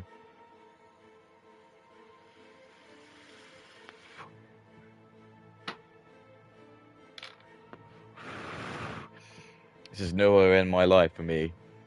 So look, jar of jalapeno peppers. I'll probably eat the whole thing of this. I'm not going to be like Andrew Wilson and not be able to open it. Oh, didn't. I mean, that was actually pretty easy. I had never opened that before. I don't know how I can prove it. There was a pop. Alright. This is all my haters out here.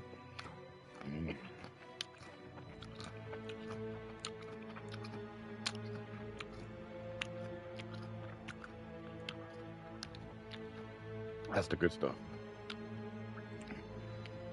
The first ones always hurt a little bit, but you get used to them quick. And then after that, you won't believe me. Well, people who don't eat wild chilies don't. But what happens is like, the spice just goes, like your tongue just becomes immune to it. And then you can actually, like, you know, like when you get people, the wine connoisseurs. I did used to kind of like put my nose and be like, that's just for pretentious people.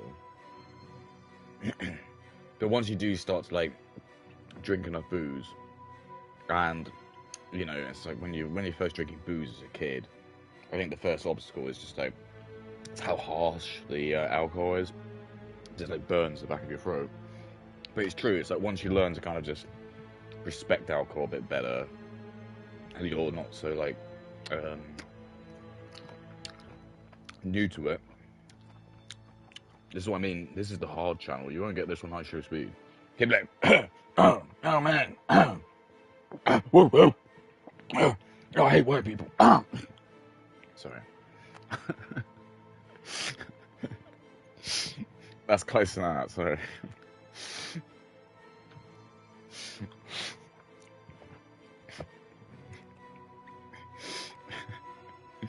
I hate white people. He's allowed to. I'm not allowed to hate black people.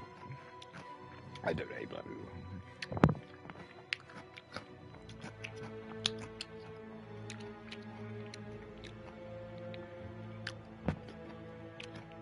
Yeah, fork. I'm not gonna drink the water like some freak.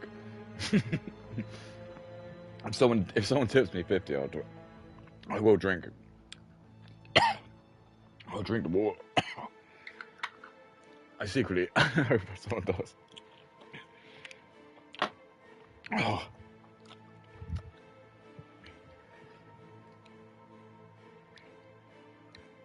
Shouldn't be that hot.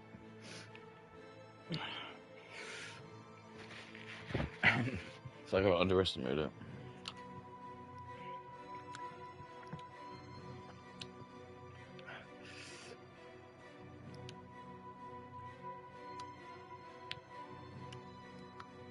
It's weird because it's like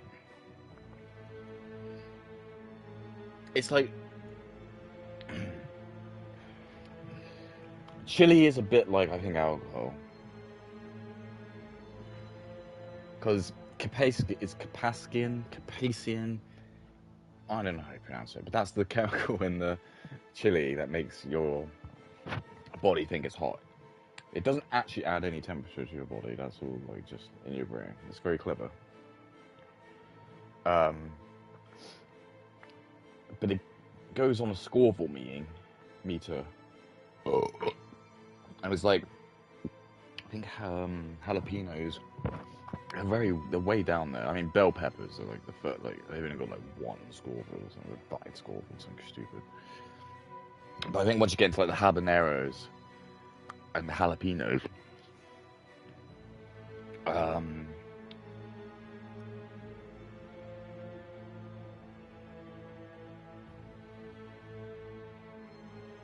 sorry, I don't know what happened there. That's about 1,000. And you're right, that is a lot in context of that. But when you go up to like the big boy territories, so I think a Scotch bonnet's like 100,000. So that's 100 times more than habanero, or sorry, jalapeno. But then you go up to like Naga, and I think that's getting to like 500,000. And then you get to like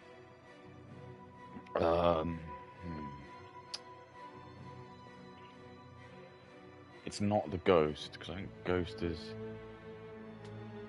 okay. Well, there's the Caroline Reaper, or there's the Ghost, and they're both like I think in around like the 2.5, 3 million Scoville.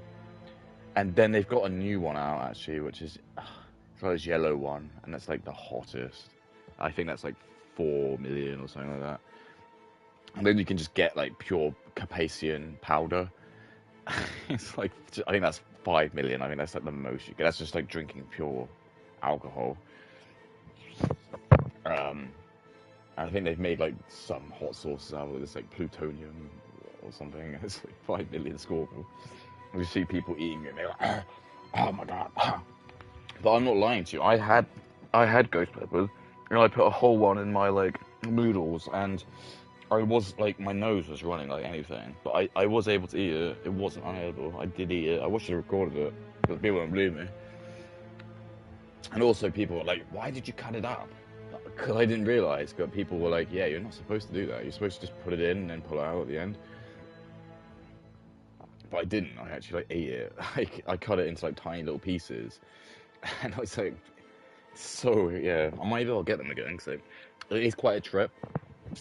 It's like the illegal like high, the manly high you can have.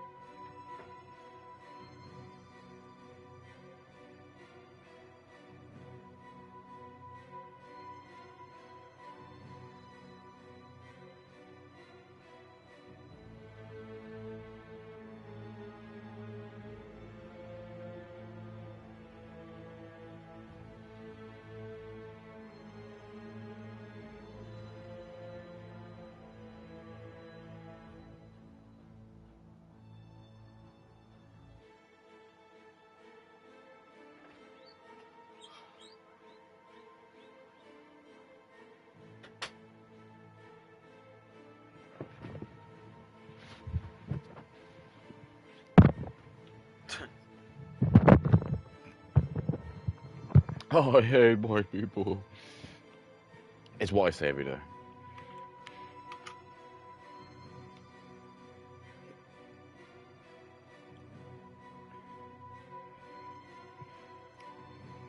But, and again, I don't know. I shouldn't even feel ashamed to talk about this.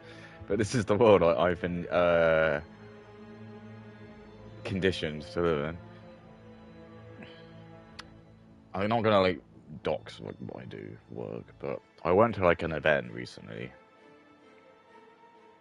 and it had like a lot of very high up key players for a lot of very big businesses, like very big businesses that are probably pulling in hundreds of millions, if not billions, a year in profit.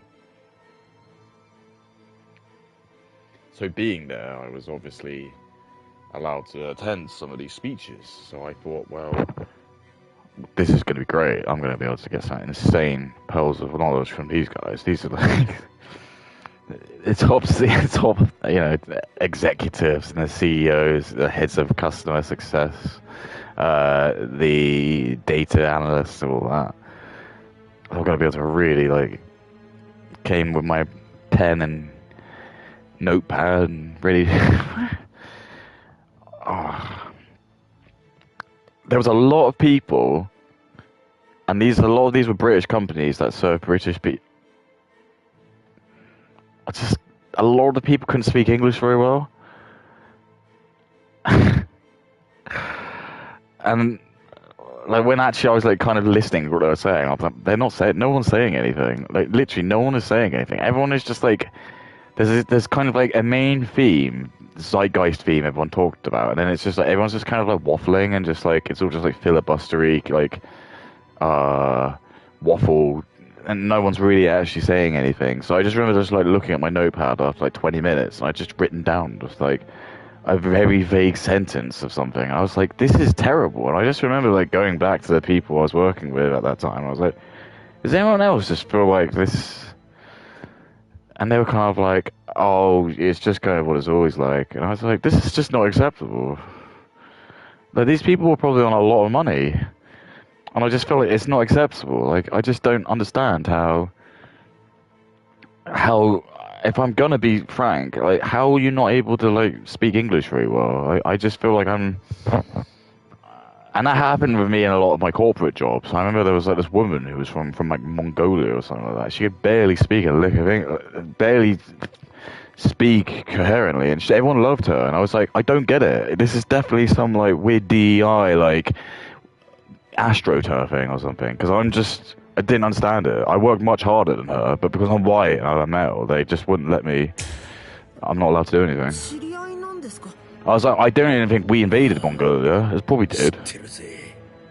We used to have this guy, a comedian called Al Murray, the pub landlord, and he had this funny like joke. He used to say you can name any country in the world, and he could probably tell you like when or how England had invaded it. And then people would say, like, I don't know, Kenya, and they'd be like, oh yeah, we colonized Kenya back in like I don't know, 1930s, something like that. But I looked it up, and he's right. There's like, I think there's only like 3 or 4 places in the whole world that we never actually took over. One of them's Ivory Coast. I only remembered one because I just thought, like, at least I've got one in case it's sort of like a little factoid if I'm in a situation, if I have to go to a work function, it's a little cool. But there are some others. I want to say it's like shit.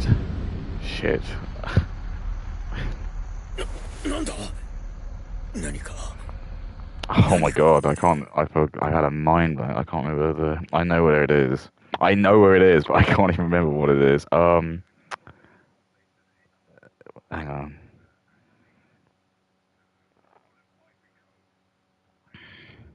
I know. Yeah, everyone's gonna laugh when I say what it is. I think it. Yeah, sorry. Yeah, I think it's Myanmar is another one.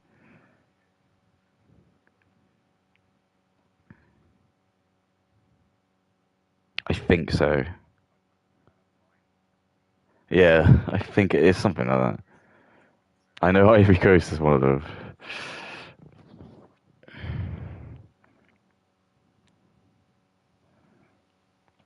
Sven-Goran Eriksson, who is like a legendary England captain, like on his last legs because I think he got cancer before he died. I think he was like the manager there. It was very strange. I was like, from England to Ivory Coast, did he have any like ties there or something? I would imagine I'd want to do that. I don't know. I don't know how many people from the UK migrate to Africa. Who knows? I don't think I would say South Africa, but that's not exactly getting a lot of good press for white people at the moment, is it?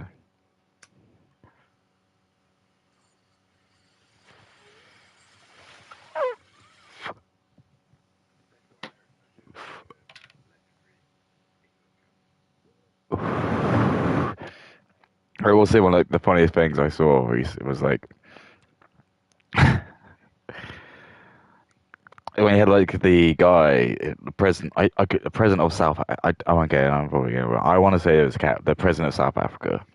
He went to the White House, obviously probably just groveling to get more aid from Trump.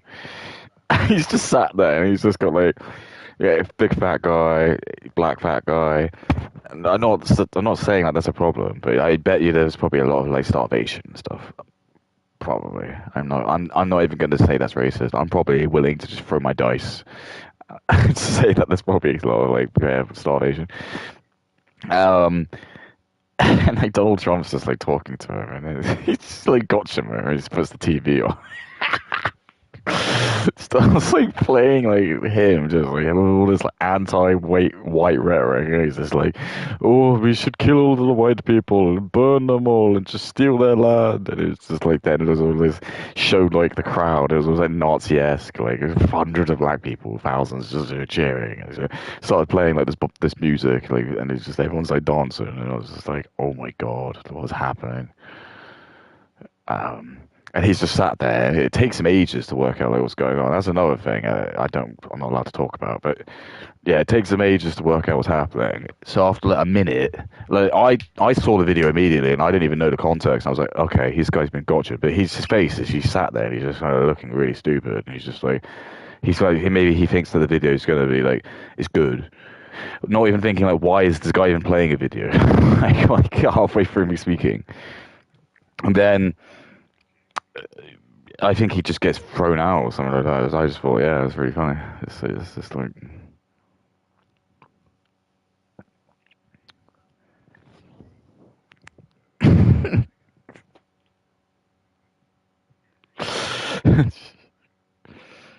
I'm not allowed to talk about man.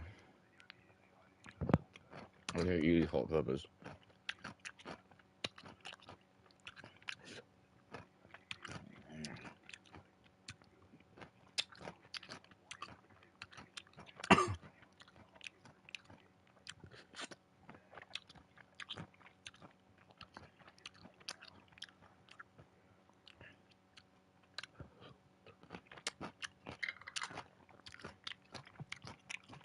So anyway, you're probably thinking like, well, how does a scam work? There's a victim mentality. So what happens is, and this would probably happen to this account, but luckily no one listens to this. So this, I don't know. This is for my own. It's just my diary. If someone like me gets reported, there's like communities where, and I've seen it happen. They'll put their channel into a special Discord group, and it'll have 100,000 people of a particular minority in that. They'll just mass flag it because that's how they work. But white people don't really have that. And I know I feel dirty saying that, but it's true. It's like you're never, ever, ever, ever going to see like the Facebook groups really that are just like, maybe I can eat crow on that. But so I just don't think we have that victim mentality generally. So, and it's already happened because misandry is just huge. If you go on TikTok, loads of accounts with like over 100,000 like subscribers who are just women who are just like openly lambasting dudes. But if I say anything about women, I'll get flagged, and it's the same thing because they have all these groups, and they'll just like be like, input username now. Listen to this. He's saying that like being a single mom is not a good thing. Let's show him. Let's go on it, and then that's what happens. It happens next, and there's loads of people comment. You shouldn't say that. You shouldn't do that. Sorry. And that's basically the title of my autobiography. Sorry. The story. Memoirs of a white man. And what people don't ever talk about is like how many white men died for World War II. Exactly.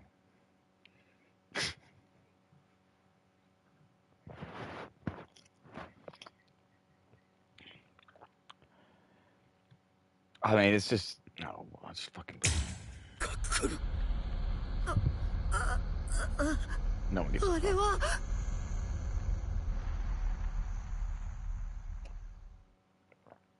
That's what I've learned in life. No one really どこだ？ gives a fuck. I don't make an effort. Because no one really cares. 俺は死んでねえの I don't, and I don't think other people do. 目が覚めたようじゃの。夜市さん、無事だったのか。よかった。 Did you just assume my gender? ああ、お主よりはずっとな。そうか。夜市さんが助けてくれたのか。ありがとな。なに、あれだけの傷で即死しなかった自分の生命力に感謝するんじゃな。そうだ、シャドウが危ねえんだ。助けに行かねえと。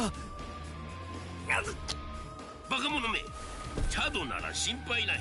戦った相手が良かった。傷は負ったが、 This is like that infamous, like, 井上と医者も time う skip, まく isn't it? 敵をかわして、まだほとんど無傷じゃ。とにかくしばらくはその結界の中でおとなしくしておれ。何しろ臓物の半分が潰れておったからの。これが懐に入っておらねば、お主の胴は真っ二つになっておったところじゃ。しかし Yeah, we're gonna- 驚いたぞ。お主がまだこれを持ち歩いておったとはな。Yeah, I like that. それが入ってた。 Because there's a hint that essentially, yeah, he only like lives because the Hollow doesn't 持 want ち him 歩 to いて die. おったんじゃないのか。 So there's like two 実は Deus 昨 Ex 日 Machina, レンジと so 戦 he った時 basically も is そ saved いつのお from かげで助かったらしくてさ。 getting cut in half. 俺はお守りとして持っておきたか How ったんだ tough is it? How 花 deep 太郎 was が that wound? どうしても捨てた方がいいって言うもんだから来る途中で捨ててきたんだ。 What did he do? Did he like try and cut him like from his pocket? それは Oh, わしが預かる。え、なんでだよ。せっかく戻ってきたのに。 that's what I mean. Doesn't make any sense. よこせ。口答えは許さん。はい、どうぞお納めください。まさかとは思うが、用心しておくに越したことはあるまい。しかしよ、やっぱすげえな夜市さんは。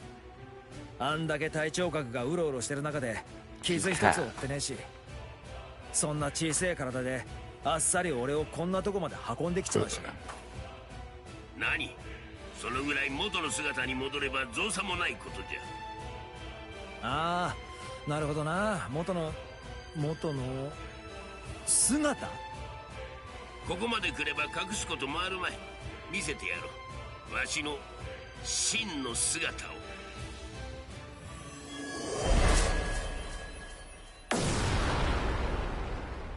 Naked.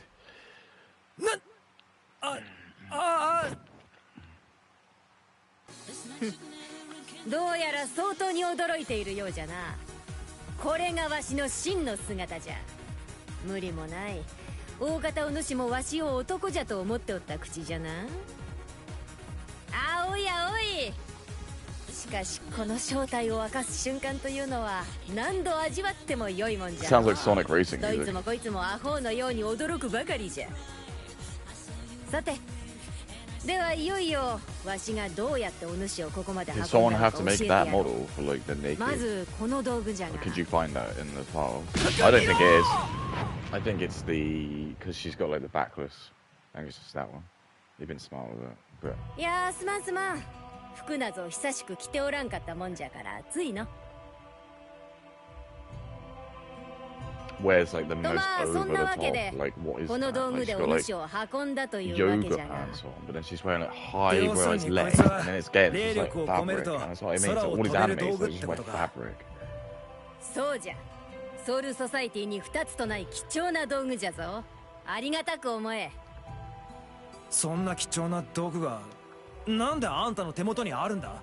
She even 変 sits 身はできるわ、 Indian style. 傷は治せるわ、貴重な道具は持ってるわ。夜市さん、あんた So 一 Moorish 体 for those. 何者なんだ。 But I'll get really bad hurt. それは I'm gonna get really hurt by that.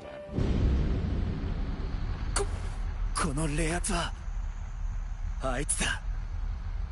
潜在級の方か。 Oh, 待てイチゴ、何をする気じゃ。潜在級にはガンチと花太郎が向かってる。俺が行かねえで誰が助けるんだよ。飛べ。待てイチ oh. ゴ。バカ者が。 That didn't feel good at all. Spicy. Oh, I'm sorry. I like winding up Billy Mitchell. Well, I don't really wind him up so much as the fact like he's become like I think the hero, because I did used to kind of think, oh, screw him, but since he actually won the container call, I'm like, actually, you know what, good on you. So I like his posts and I engage, and I guess that's good enough. I would buy his hot sauce. Actually, I wouldn't. I don't buy pussy hot sauce. I know it sounds really bad, but I'm not going to buy hot sauce if it's not really, really hot. It's down to your character. Can I have it? You're an idiot. チレ千本桜なんだ刀身が Yeah, this scene was awesome. It's like I mean, that's the only thing I will say. It hasn't quite got like the the Kakarot level effects, but it gets the job done. But a lot of the nuance of what makes Bleach really cool is there are like certain set pieces, like when Ganju like gets cut by all the blades, and like just you see how like crazy Senbon Sakura is. And his blood just goes, and that's the only thing I'll say is that it's a shame that they don't have blood, because the blood did kind of really add to the gravity of just how vulnerable they felt. Because like I say, a lot of these people definitely didn't end the fight just with like bruises. They were like fucking limping.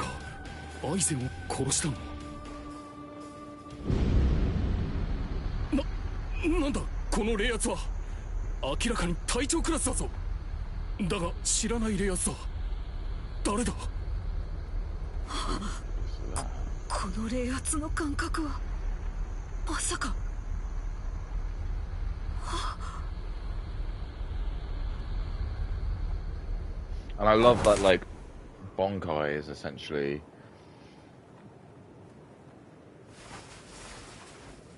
Oh.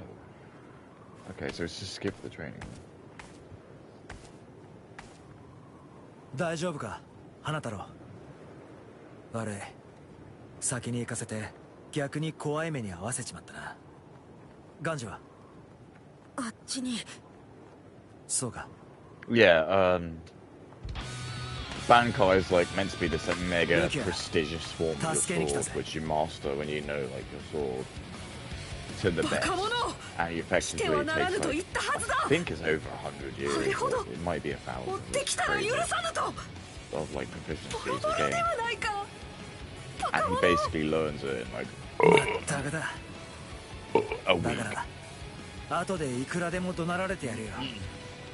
So just like he just makes a complete like, joke of the whole system. It's really good. 心配すんな。死にゃ死ねえよ。これでも俺ちょっとは強くなったつもりなんだぜ。白夜。あれは誰だ？無関係だ。It is funny. 少なくとも今、K の頭をよぎった男とはな。Yes. 奴は何者でもない。ただの旅客だ。私が消す。So yeah, there's a guy called Kyan, この些細な争いの and 全 he てが was, 終わ I る。 think, Rukia's like. 随分と悠長に構えてるじゃねえか。I don't know あ who's ん the だけルキア lieutenant. と喋ってても切りかかって But こ he ね was えの like one of he was in her group. 誰に向かって口を Because 聞い Rukia's ている。 not in Byakuya's 私 squad, に貴様ごときの which is 隙を weird. つけというのか。 It is weird. 大層な口を聞くな小僧。I hope I get to use Hollow form. That's such a cool form. 大層な口を聞くなと言った I think Yurichi stops us. 小僧。 Yeah. Yeah. He's not strong enough. 大層な口か。見えてるぜ。口き白夜。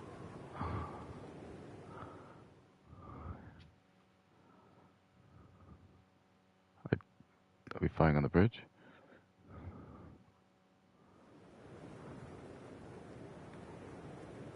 なるほど。どうやら思っていた以上に腕を上げたと見える。I mean, the game looks great. I don't know if I have it. I don't think I have Bankai yet. I don't know. I can't. I actually can't remember. I think Yurichi stops me. And that's when we learn Bankai, I think.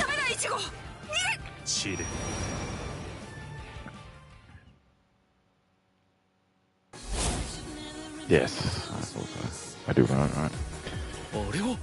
Look at the size of her camel toe. 誰ですか？知らない人だ。いや、聞き覚えのある。 This does sound like Sonic Racing. Have you ever heard the theme tune to that? This Super Sonic Racing, everybody's Super Sonic. Yeah. Yeah, again, it's like, it's weird, because it's like, there's all these subdivisions, and that's what made it like quite interesting, because it's like, the Souls Society felt like a really fleshed out system and structure. Because you had like all the 13 squad captain guards, and then you knew of like the royal guards, you knew of the Soul King, then you had the central 42, they were like those guys, who were like the shadow, oh no, the shadow, I can't say that, that's not what they are. They were just like the government, and just full of like really smart old people you never see. And then you had, yeah, there's like, oh, there was like another princess, or I can't remember if she's a princess or something, but she's like,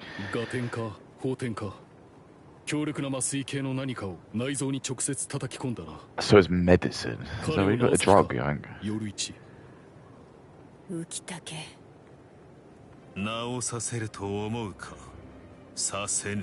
Milady, tips for Dora. But it's sarcasm, because she's a princess. What?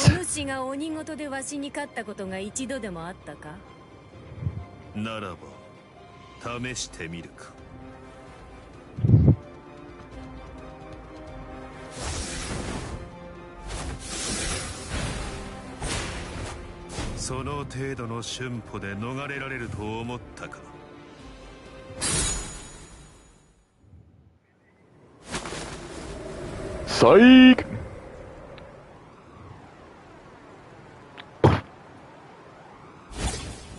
その程度の瞬歩で捉えられると思うたか。3日じゃ。3日でこやつをお主より強くする。それまで勝手じゃが。Yeah, sorry, 3 days. 戦闘させてもらうぞ。追いたくば追ってくるがよ。春心夜市、まだまだお主らごときに捕まりはせぬ。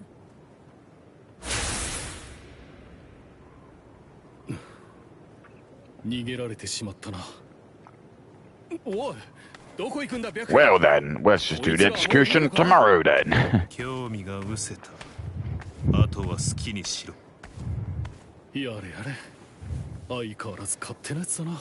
you blame him? Do you blame him? Do you actually blame him? He's like putting his sister to death. Is it even appropriate to have jokes?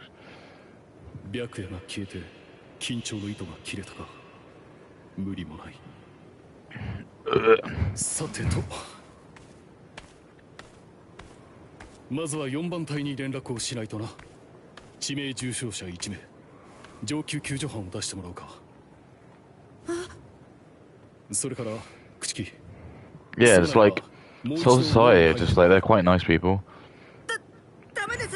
Like, even though they're being invaded, they like still help them. 安心してくれ。後で俺から上に掛け合って出してもらえるよう頼んでみるさ。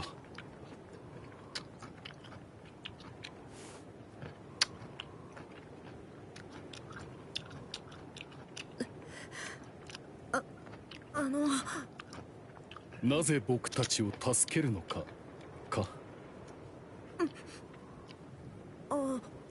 はい。助けるとも。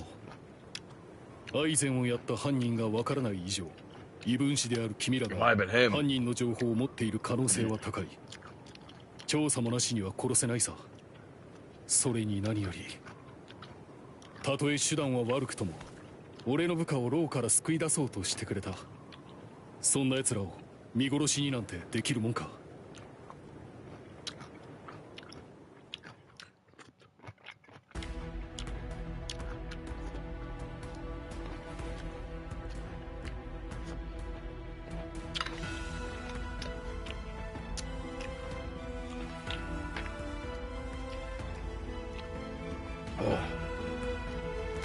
That's a good shit.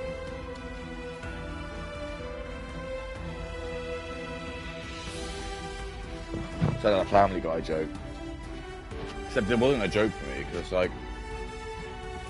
It's the one with the salad at the pizza place. He's like... A salad? Do you know how to make a salad? Sure. First, start with a lettuce and just dump the whole thing in there. Even the white bit, the gross white bit at the bottom. Next, take a can of olives. What, do you want me to like cut them up? No, dump the whole thing in the tray. You want people want how they are eating olives. Next, take a tomato, cut it into thirds so you can make teeth with them. It's like, what else you got? You got this carrot. Great. Just take one big peel long ways. What else you got? Well, we got these hot peppers, but can't really eat them. Great. Just dump them all into the lasagna tray. And then put them on top of the pizza so it's nice and warm. Hey, ring ring, hello, every pizza place. Oh, this is gonna be a good one. Oh.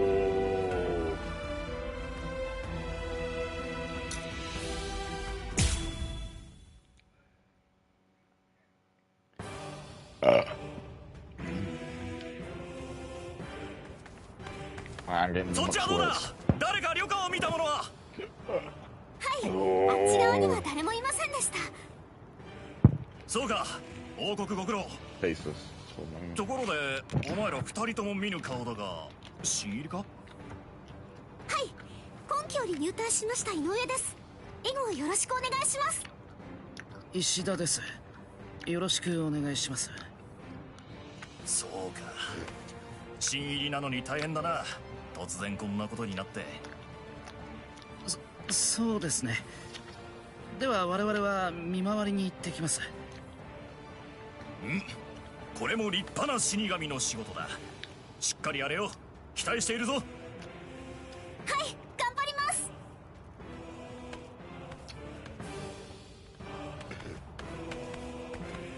それにしても死神に変装なんて大胆な作戦がこんなにうまくいくなんて。自分で考えた方法とはいえここまですんなりいくとは。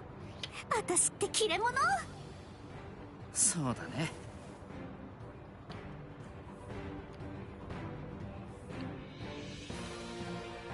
さてと、さっきの人たちから朽木さんのいる潜在宮ってとこの情報は聞き出せたし、きっともうみんなそこに向かってるはずだよね。黒崎くんなんてきっともう無事でついてる頃だよね。そうか、それじゃ急がないとね。黒崎のやつが一人で突っ込んでヘマしないようにさっさと行って僕たちでフォローしなくちゃ。私たち何番隊所属ってことにしとく？もし聞かれた時に即答できるようにしといた方がいいよね。そうだな。そうか。それじゃあまだ椿は全開じゃないんだね。夕べも一応何時間か治療はしたんだけど、仲間同士の傷を治すのって思ったよりずっとコツがいるみたい。ごめんね、私役に立たなくって。何言ってんの。いいよ、井上さんは防御と回復ができるじゃないか。それで十分だよ。 The healing is really moving. ありがとう。本当にこれで良かったと思う。これで井上さんが防御と回復のために光栄に回ってくれれば彼女が敵に狙われる確率は低く I mean, she's strong and independent. ここ数日行動を共にしてはっきり分かった、彼女は決定的に戦いに向いてない。彼女は目の前で誰かが傷つくのを何より嫌うんだ。たとえそれが People like her 敵 shouldn't で be. あっても What do you mean, Ishtar? Just be そういう honest. 人は戦っちゃいけない。そういう戦いは Gingers. 自分も仲間も傷つけるだけだから。おい、おめえら Uh-oh. おめえら何番隊だ。こんなとこ He's で drunk 何し as てる。 well, I remember. He tries to grope. 11番隊です。ほう、妙だな。俺も11番隊なんだがよ。戦闘専門の俺ら11番隊の中に We're a 三白 combat 刀も刺さずにうろうろする間抜けがいたとは初耳だぞ。しまった。各隊ごとに特色があったのか。11? 12番隊の対象だ。 I'm in 12. 俺らのじゃねえ。知ってるわけはねえよな。何者だおめえら。くそ、まだ穏便に行きたかったが仕方ない。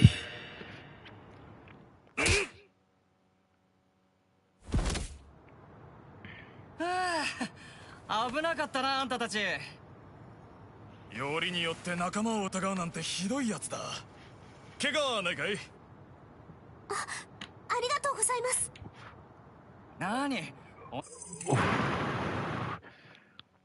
I want to just say, I didn't actually pick up on Ishtar's observation he makes, but he is obviously incredibly smart because his rationality, which you'll see in a second, is really good.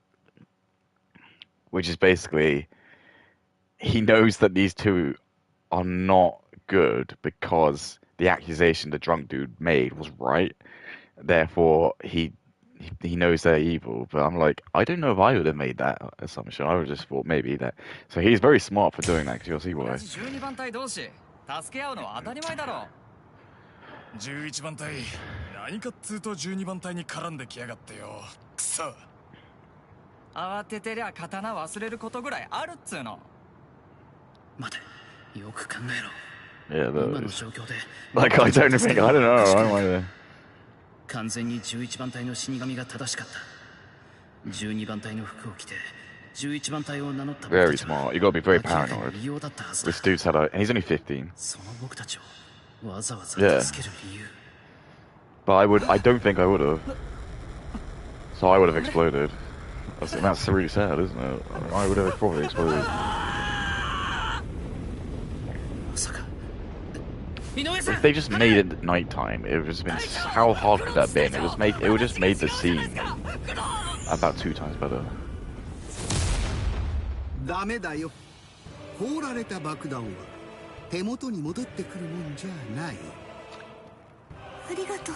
Is it nighttime now? 石田君が呼んでくれなかったら。 Oh, I guess imagine. 私。反応が間に合ってよかった。井上さんがいざという時のために言霊を削っても技を出せるように練習してたおかげだよ。他の人たちは They were probably evil. わからない。でも井上さんが心を痛める必要はないよ。心を痛めるべき。Their guns are much better. ほう、こりゃ面白い実だね。その盾、その後ろの Yeah, this guy probably would be me if I was one of the captains. 答える気はないね。 I'd be this guy. いや、面白い。 Like そんな実初めて massively sociopathic. ど Just うだね、 does not give a 私 shit のもとで about 研究 others. 材料として働く気は But ない I か wouldn't ね。 be evil. I wouldn't actually hurt 悪いようには people. しないよ。 But people would think 私 I は女 would. 性には優しい So I don't know what I'd do. そうだ、最高級の待遇で迎えようじゃないかね。薬物投与は1日8回、機械実験も1日5時間まで。 He looks great. I mean, the models look great. 与えるし、睡眠時には衣服もやろう。改造だって死ぬようなものは I think he's got 控え Frieza's るように voice. するよ。どうだね。 I think this person's a very popular voice actor. 早いな。ほう、クイーンシーか。But Miuri is sick. He's just insanely detached. I mean, he has no empathy to people. He's just so inundated with his science. He just doesn't care about people. He just thinks he's much smarter than everyone, so he doesn't care about anyone's opinions. And he's always got an ace up his sleeve. He's always got some trick, but you kind of just let him have it because you just think, oh, if anyone was gonna do that, it probably would be Miuri. And they're not always ridiculous. The only one I would say that's stupid, really crazy, was probably the potion which makes the guy slow down. I think that was a bit shit. The effect was insanely cool, but I just think it being a drug or something. I was like, why didn't you ever use that again? And then when he fights the eye, no, well that's alright. That's pretty good. It's just he does instantaneous surgery, so he has to take all the nerve endings out.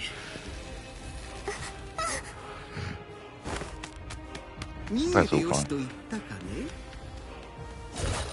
Oh, that's baller. That's really cool. Yeah, he's augmented his body, so he's But I think that's essentially what. When you watch the show enough, I think you understand why they're able to take so much physical abuse, because their bodies are essentially just sort of shells to an extent, because they can sort of transfer their soul into other things. Which is shown with the geek guys. So it's almost if their body just gets ridiculously cut up, it's not necessarily end all.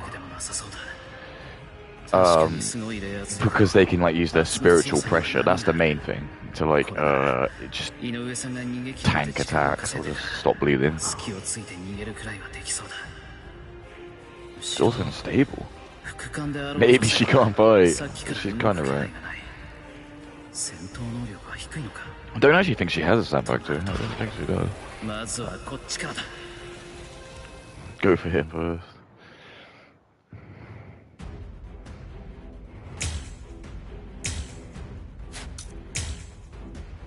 Oh, this is sick. Oh, reawakening, boys. Oh. Do I get to do the bit where I go? Ooh.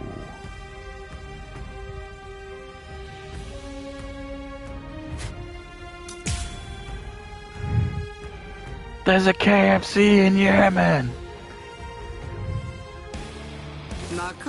Oh yeah. Oh shit. Oh god. Man, this is not good.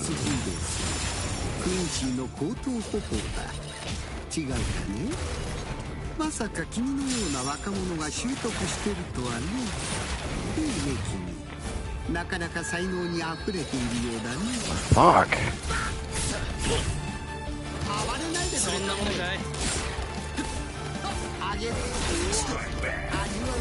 This isn't good.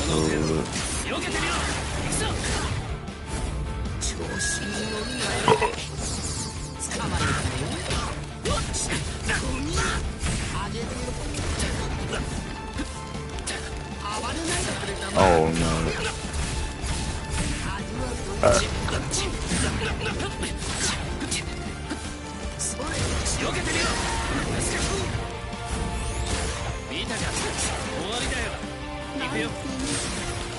Uh-oh.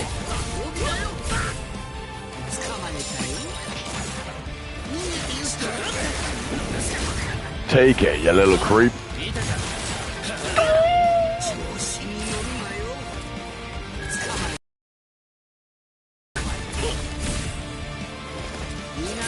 No, I actually didn't.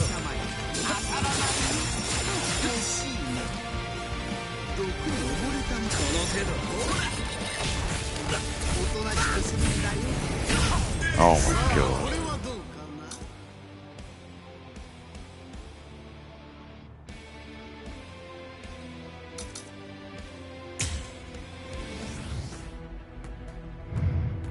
sorry. I know. I'm very yellow-bellied. I don't like using Ishtar. Okay, fine. Sue me. Fucking sue me. Great. That's really great. Thanks, guys. Am I allowed to say that? Probably not. Well, how does that even not work? さっきのといい今のといい非連脚だね。足元に作った霊視の流れに乗って高速移動するクインシーの高等歩法だ。違うかね。まさか君のような若者が習得してるとはね。いいね君。なかなか才能にあふれているようだね。そんなものかい。こらえる。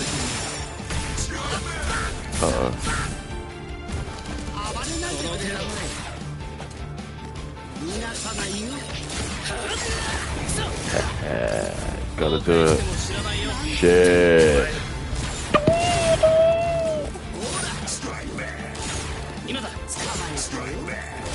Look at the state of it.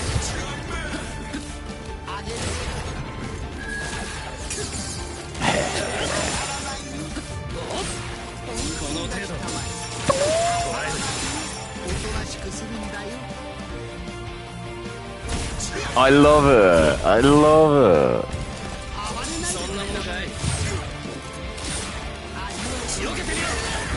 Ten.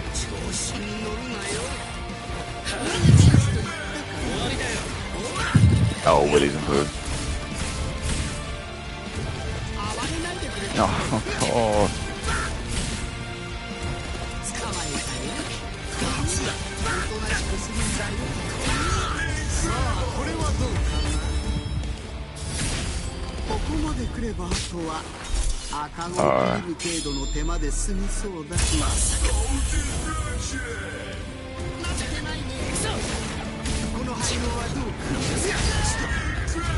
Take this. What? What? No.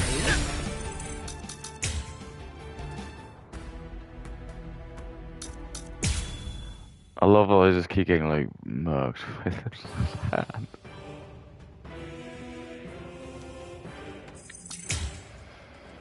Yeah, I mean, that's why they're called technical people, you know, because they're hard to use. I should learn to block. Yeah, I probably should do. What can I say?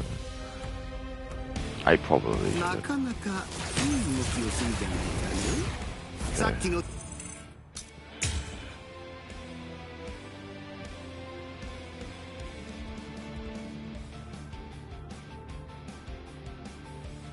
Okay. Okay. といい今のといい非連脚だね。足元に作った霊視の流れに乗って高速移動するクインシーの高等歩法だ。違うかね。まさか君のような若者が習得してるとはね。いいね君。なかなか才能にあふれているようだね。やれやれ。終わりだよ。調子に乗るなよ。逃げてよって言ったかね。Take this, you little creepy little clown. Strike back, strike back.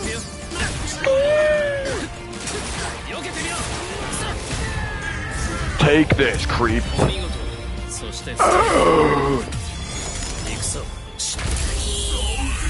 Yeah!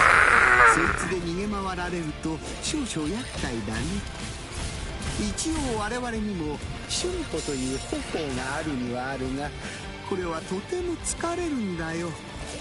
私はこの後あの女を捕まえて研究しなくてはいけないんだ。忙しいんだよ、君と違ってね。だからここは一つ一番手間のかからない方法で君を殺すとするよ。課金し足そぎ地蔵。 You're just gonna keep using it, are you? You little creep. I didn't say anything rude. Yeah, this is a cool scene. 能力は何だ。もしこっちの攻撃を吸収するようなタイプのものだったらうかつに攻撃はできない。くそ、悩んでる暇はなしか。It's got the world's best poison. くそ、こっちが来たか。離せ、離。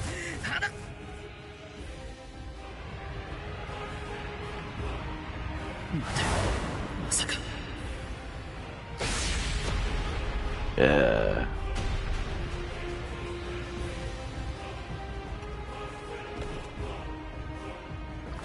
It's perfect. All the poison. 嘘だろ。本当に彼女ごと。あの人は仲間じゃないのか。なんで。バカ。腕をちぎられても話すなと教えたはずだよ。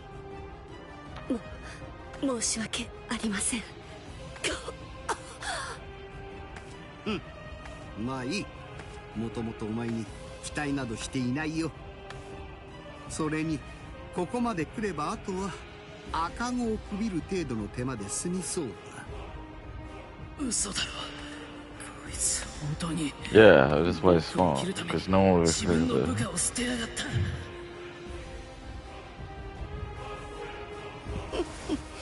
すごい汗だね。痛いんだろう。よく叫び声も上げずに耐えているね。大した精神力だよ。刀で切られたのは初めてじゃないのかね。2度目だ。ほう、そりゃあ経験豊富でいいことだね。だが申し訳ありません、マユリ様。 Oh, Jesus. The flat. I don't think it had a name. 私をバカにしてるのかね。It's got to eat some more help, I suppose. お前の体がその程度でダメになるというのかね。やめろ。何してるんだ。あんたたち仲間じゃないのか。その人は本当に死ぬぞ。君も私をバカにするのかね。この程度でこいつが死ぬと。私の作った体がこの程度の傷で機能しなくなるというのかね。バカにするのも大概にしたまえよ。待て、あんたが作った。そうだよ。こいつの名を教えてやろうか。黒土ネム。私の擬骸技術と擬根技術の粋を結集させて作り上げた私の娘だよ。気味の悪い正義感など振りかざさんでくれたまえ。Yeah. 他人の君が口を出すことじゃない。よせ。体が動かない。今頃気づいたのかね。切った対象物の四肢の動きを奪う、それがこの足そぎ地蔵の能力だよ。まあひどくか。バカを言いたまえよ。そんな陳腐な代物じゃない。四肢を動かすという脳の信号のみを切断する、そういう高尚な薬物を自己生成してるんだよ。麻痺じゃない。 Still feel pain. 奪うのは四肢の動きのみ。つまり痛みは毛ほども消えないわけだよ。ほらほらほら。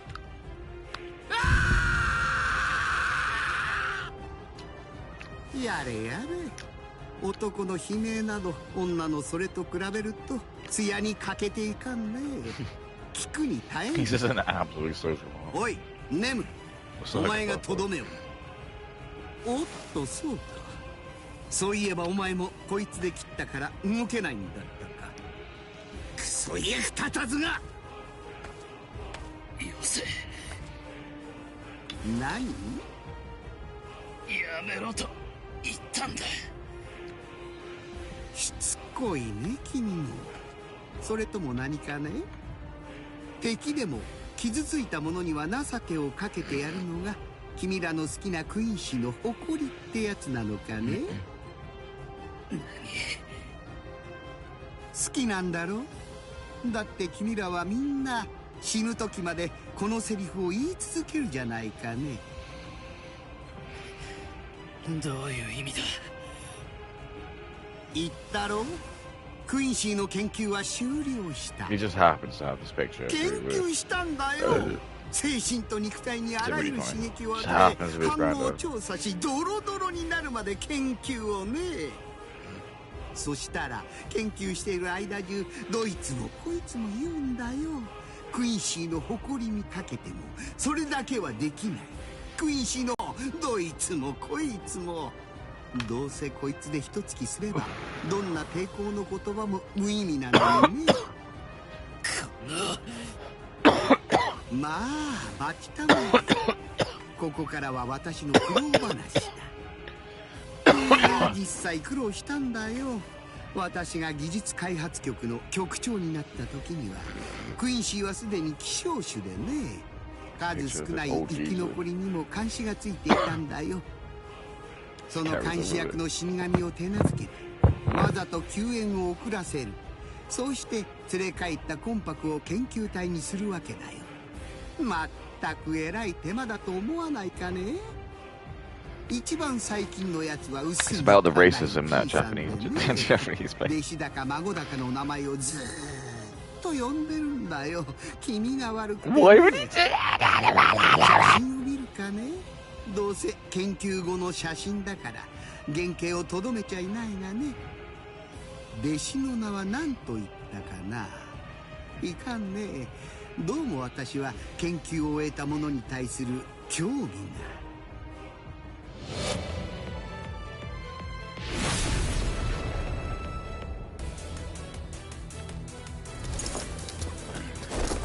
They don't like him. 弟子の名 Dude. What?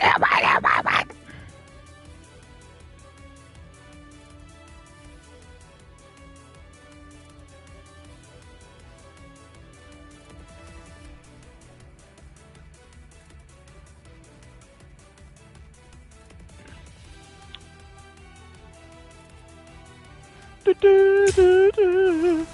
教えてやろうか。ウリュウ、石田ウリュウだ。I remember a man.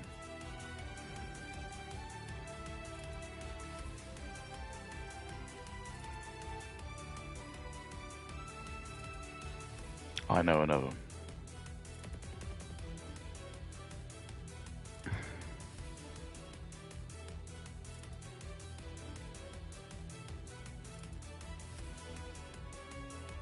It ain't back there.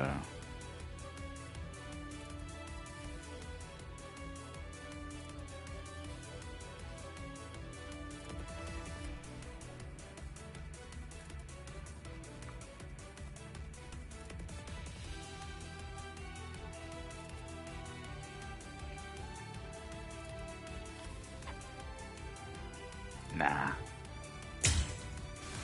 その人は石田宗家。僕の師であり実の祖父だった人だ。おお。で、井上さんがいなくてよかった。この戦いは彼女にはとても見せられそうにない。クイーンシーの誇りにかけて僕はお前を殺す。おお。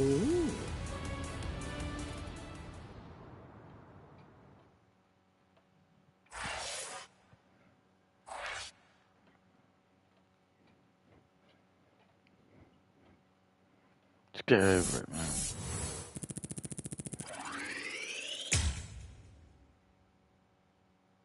What? Hang on. Oh, I did be. Sorry. Yeah. Oh, I forgot. So I gotta be sick. I know that was a joke.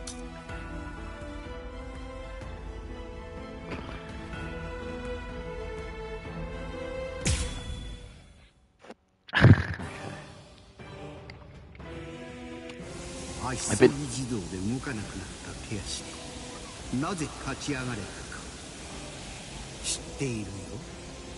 これは乱走天外。無数の糸状に束ねた霊子を動かない箇所に接続し、傀儡のように強制的に動かすクインシーの最高戦闘霊術だ。私の研究した2661人の中には、その片鱗すら扱えるものの So that's 10, 11, 12. So it's actually a bit like Latin, if you think about it. 天才というやつか。いいね。どうやら私は君に興味が持てそうだよ。殺すのはやめだ。君は生かして連れ帰ろう。そしてあの女と共に研究隊になってもらおうとするよ。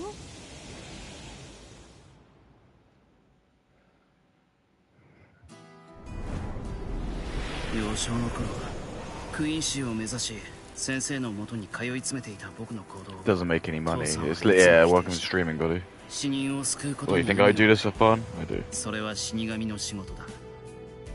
クイーンシーの血筋でありながら、クイーンシーを嫌う父さんを僕は理解することができなかった。その時、僕には見えていた。フォローも、フォローに襲われている SpongeBob SquarePants won the Kids' Choice Award for favorite cartoon. Yeah, I mean, I'll be honest with you. I'm gonna have to start training new people, and I'm probably not gonna be able to do it unless I do it in like SpongeBob form. I don't think anyone knows how to do anything like SpongeBob does. But I wasn't in that bracket. I was a bit too old when SpongeBob came out. But it seems like SpongeBob is just like everyone's favorite ever. You watch any watch any YouTuber, and I guarantee they'll mention SpongeBob. There's a picture of SpongeBob. Some kind of reference to SpongeBob will be in it. Not here. I don't really care. But hating SpongeBob is pretty much like it's cardinal sin in like this universe. いずれわかる時が来るという。またその時には僕自身が本当に守りたいものが何なのかもわかると。そして先生はある道具を僕に託して。 You gave me the reishi glove. それが三霊種と。これをつけて7日7番鍛錬すれば、限りなくクイーンシーの極みへ近づくことができるという。ただし、一度つけたら二度と外すことは許されない。曰くつきの証明だ。なぜなら、もし外してしまったら、その時はクイーンシーの力を全て失う。ごめんなさい、先生。僕はまだ父さんの気持ちなんてわからないし、自分の本当に守りたいものもきっと分かってなんかいない。だけど許してはいけないものだけは分かっているつもりです。ごめんなさい、先生。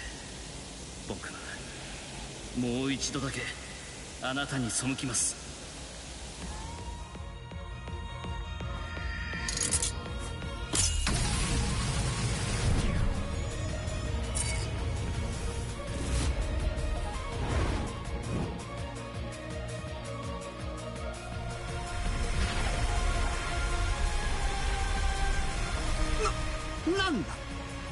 なんだね、その姿は。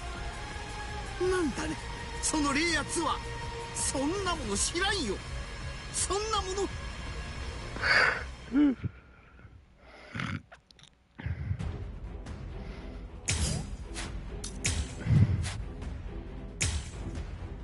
Control level 2, yeah, you got that fucking right. It's hard as hell to use.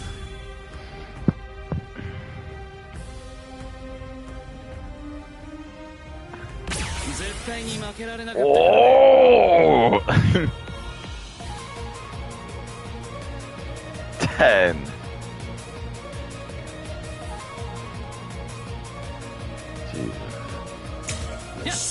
Jesus. This is how it do.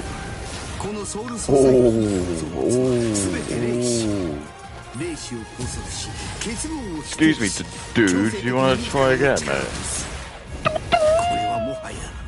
霊視の収束などではない。これはいわば霊視の人間に許された力の領域を超えているよ、小僧。Take this, creep. 次の攻撃に全てをかけるよ。This is sick!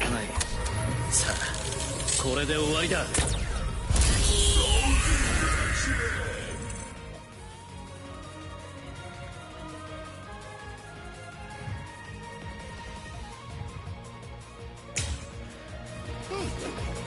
一撃で決める。相手は見ろ。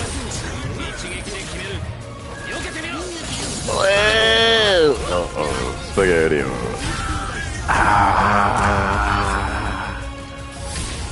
ここまで来ればあとは赤子をくびる程度の手間で済みそうだ。 Okay, so that's it. そこだ。相手は見ろ。そこだ。終わらせる。どうだ。情けはかけないぞ。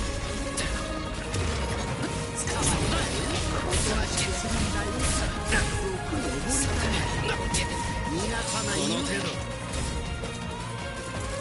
情けはかけないぞ。次の攻撃に全てをかけるよ。これ以上長引かせるわけにはいかない。さあこれで終わりだ。 So good. Oh, you know, 相手は見ろ。一撃で決める。 oh.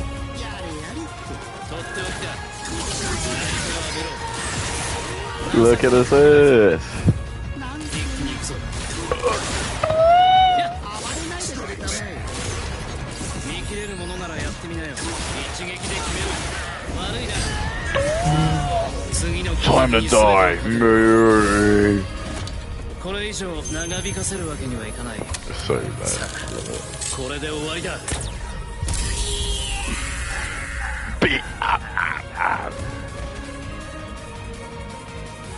Wasted his ass, man.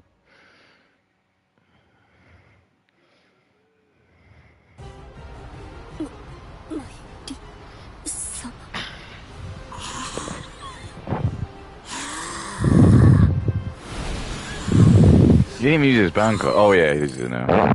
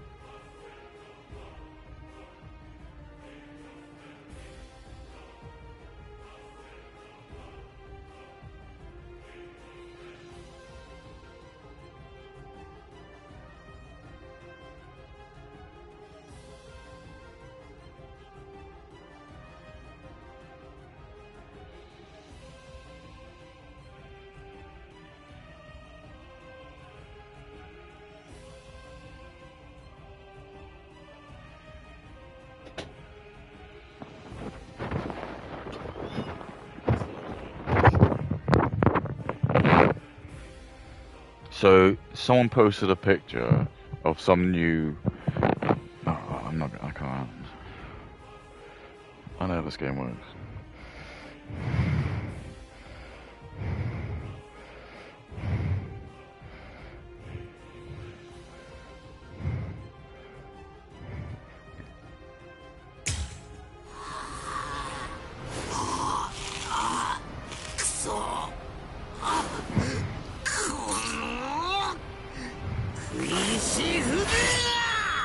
Yeah, they've done a good job here. Okay, fine. I assume... Okay, yeah. His Bankai doesn't really... Probably... I mean, this looks pretty good. This is good. Alright, it looks weird, but fine. I like it.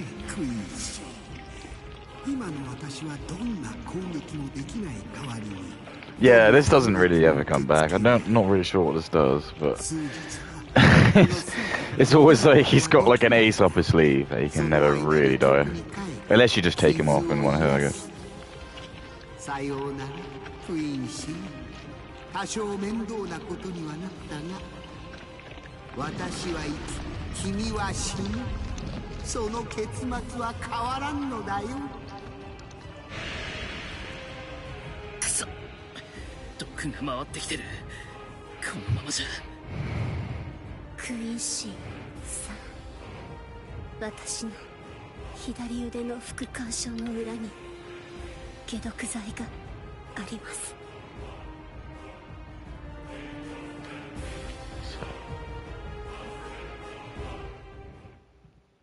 横になったままの方が楽ですか？いえ、これで。君が先に。いえ、私は大丈夫。私の血はまゆり様と同じものです。私はこの毒では死にません。罠かもしれないとお思いですか？でしたらどうぞ先に私の口にお入れください。飲んで差し上げます。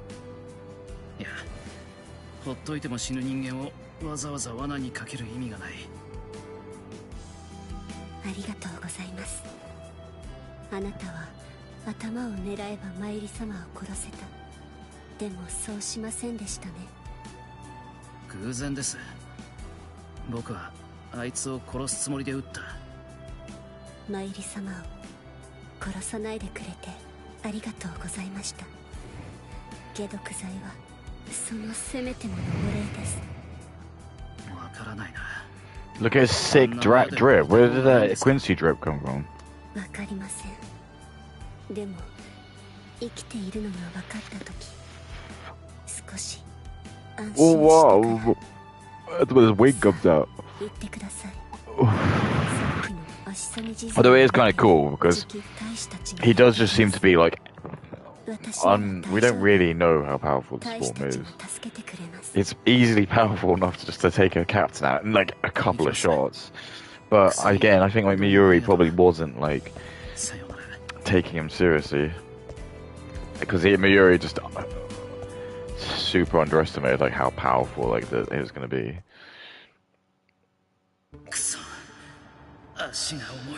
But then again, it's like that shot did just pretty much take his in the anime and the manga. It's like he has a hole in his chest.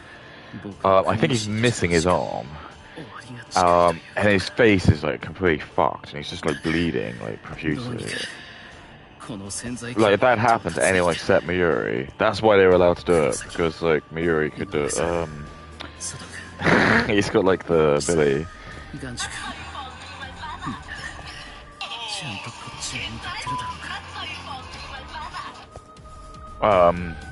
Yeah.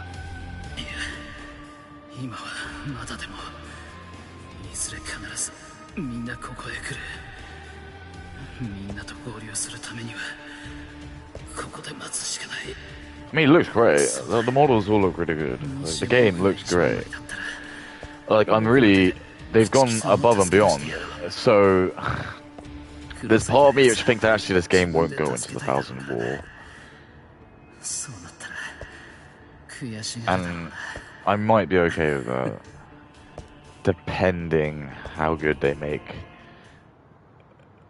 to the end of Aizen. It's a bit disappointing. I mean, this is baller. Like Konami is sick. I know it. Like, there aren't very many like good portrayals of black people, I think, in anime that aren't like racial stereotypes. But Konami is actually a really good one. He's like a really sick look dude, and his like style is just like always got African sort of infusion, and then he changes his style like for it. He's got like really cool like values and stuff, and the fact he's blind is like really interesting. But yeah, he's got like a really dope power. Suzy Bachi. Oh, sorry, Suzy Muchi. Suzy Bachi, I think, is Soy Fun's one.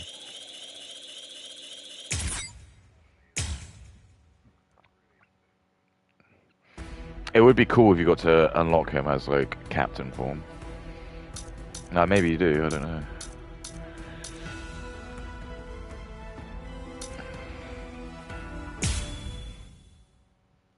Alright, time to wind people up next. どうしてだよ。どうして俺だけ連れ帰ったんだ。あそこに残されて生き残れる可能性が一番高いのは俺だ。これじゃガンチも花太郎もルキアもみんな殺されちまう。うぬぼれるな。お主とて可能性はない。あそこにおった誰一人白夜を相手に生き残れる者などおらぬ。てめえ騒ぐな。せっかく閉じた傷 No, I'll have dinner when I stop streaming. It's only like 5:30. She looks like she's got a dick. I'm sorry, I'm gonna say it. 一人抱えて逃げるのが It doesn't look very good in 3D. The package is way too big. どうしてルキアじゃなくて俺を。あの時あそこにおった者の中で白夜を倒せる可能性のある者なぞ皆無じゃった。じゃが3日あればお主だけはその可能性が見える。そう思うたからわしはお主を連れ帰った。あそこには白夜の他に浮竹もおった。Oh yes. 奴はルキア直属の上官で Directly Megwa. 部下を助けに来たガンジュと I know あの小僧を殺すことなぞ考えられぬ。じゃから一応案ずるな。お主はここで強くなれ。今のままでは白夜に勝てぬ。じゃが3日で勝てるよう鍛え上げてやる。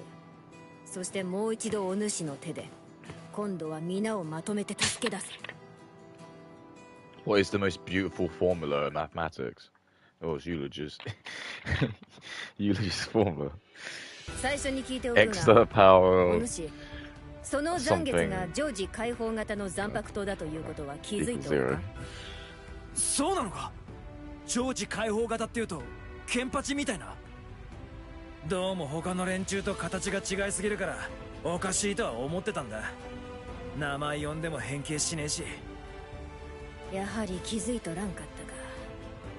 ではその残月がもう一段階解放できるということも知らぬな。 See what I mean? It's like 残月に限らず the lines on her 実は pelvis. 2段階の解放 They が just 可 needed 能 to be a little bit shorter, I think, because they look too long. They like it looks like she's got a 2 teenage. つ目の解放を Oh, 挽 yeah, 回 look と at いう this. この2つの解放ができることが隊長になるための必須条件の一つとされておる。 Except Zaraki. 必須。そうじゃ。つまり隊長格はただ一人の例外を除いて全員がこの挽回を習得しておるというわけじゃ。例外。ザラキケンパチじゃ。長いソウルソサイティの歴史の中でも挽回ができも知らぬまま隊長位につくことができたのは奴ぐらいじゃ。それほど奴の戦闘能力とそれに対する執着は5艇13体にとって大きかったのじゃろう。それは戦ったお主が一番よく分かっておるはずじゃ。 I think they give it a metric. I think they say it's like 10 times more 視界 powerful. 状態と挽回状態 Yeah, it's like 同じ残白 3刀の times 戦 to 闘 10. 能力の差は個人の資質と鍛錬の度合いにもよるが Yeah, see? 一般的に5倍から10倍と考えている。10倍。驚異的な上昇率じゃろう。じゃがそれゆえに視界から挽回に至るには最あるものでも10年を優に超える鍛錬が必要だ。 Oh, okay. That makes sense. ちょっと待ってくれよ。そんな時間は。無論分かっておる。10年20年とかかるのはあくまでまともに修行を重ねた場合の話。かなりの危険がつきまとうがお主には全く別のやり方で3日で挽回を習得してもらう。 Yeah, this thing is fucked. なんだ What is その妙な人形は。変身体隠密軌道の最重要特殊レーグの一つじゃ。残白刀の本体を強制的に転写して具象化することができ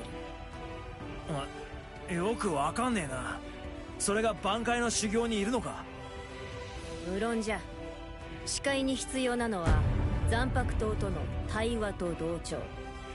対して挽回に必要なのは残白刀の具象化と屈服。具象化とは対話の際こちらが残白刀側の世界に行くのではなく残白刀を我々の It's 世 funny, 界 dude. I に really didn't 呼び even 出 see すこと that. を指す。 So I think it's weird. 通常ここにたどり着くまでに10年以上の鍛錬が必要じゃ。じゃがお主は相打ちとはいえザラキケンパチと対等に戦った。潜在的にはすでに具象化かそれと同等のレベルに達しておるとわしは見る。覚えがあるようじゃの。残月をこいつに刺せばその具象化の状態に強制的に持っていける。ただしこの方法で具象化できるのは1回きり。期限は3日。Well, I guess she. その間に何としても具象化した残月を打ち倒して屈服状態にしろ。それができなければ。できなかった時のことは聞かねえ。それしか方法がねえんならやるしかねえだろ。You know you weren't meant to do that.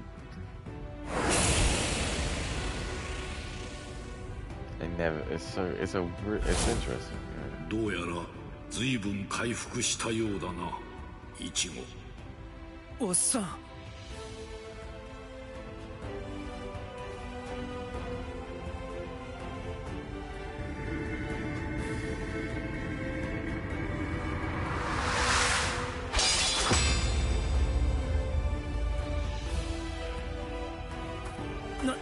なんだこれや。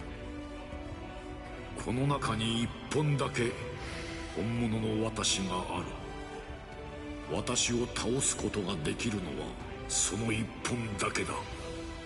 私を屈服状態にさせたくば、私に殺される前にそいつを見つけ出せ。そして私を切り伏せてみせろ。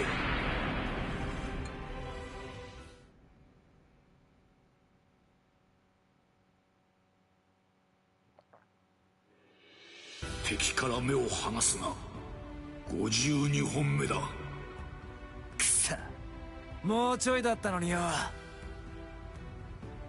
今までの残月の強度に頼った力任せの戦い方とは明らかに違ってきておる。吸収しておるのか。恐るべき速さで恐るべきレベルで。お主の言う通りじゃ。こやつは本当に。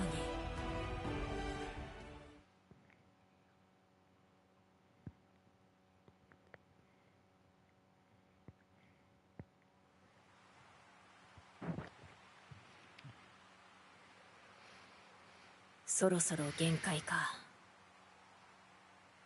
まだだ。え？刀を置け、イチゴ。1日目終了じゃ。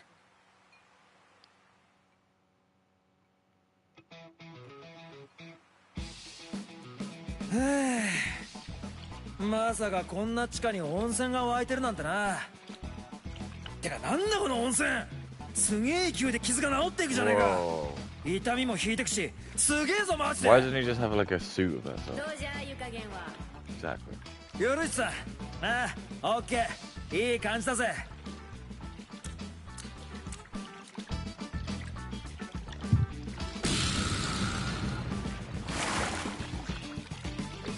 Oh, there you go. I thought she gets it naked. なあ、 Here's anything. ずっと思ってたんだけど、ここってあそこに似てるよな。浦原商店の地下の勉強部屋。まあそうじゃろうな。あそこはここを真似て作られたものじゃからの。そうなのか。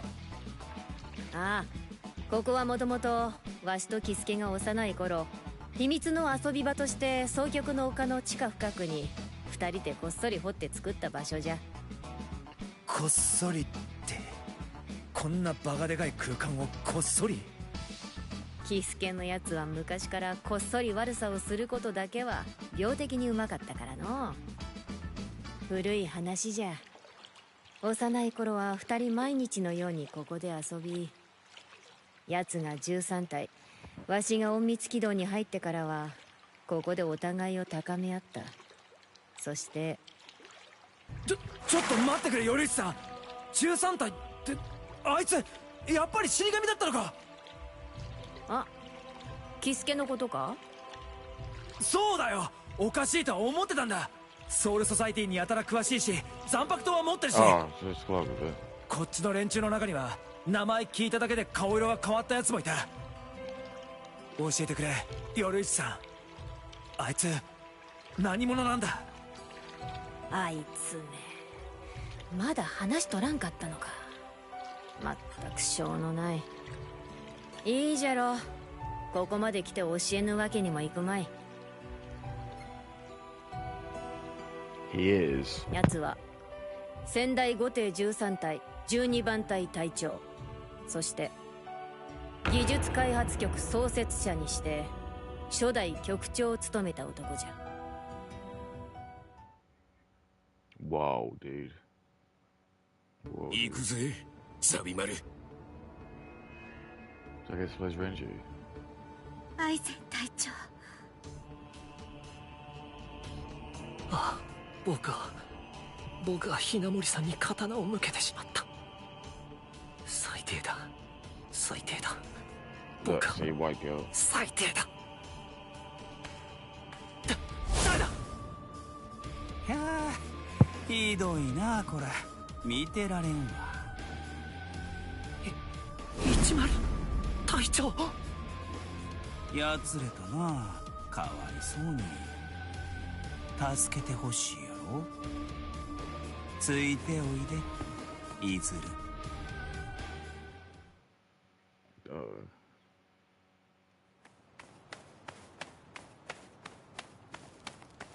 He was trying to get him to fight, you see.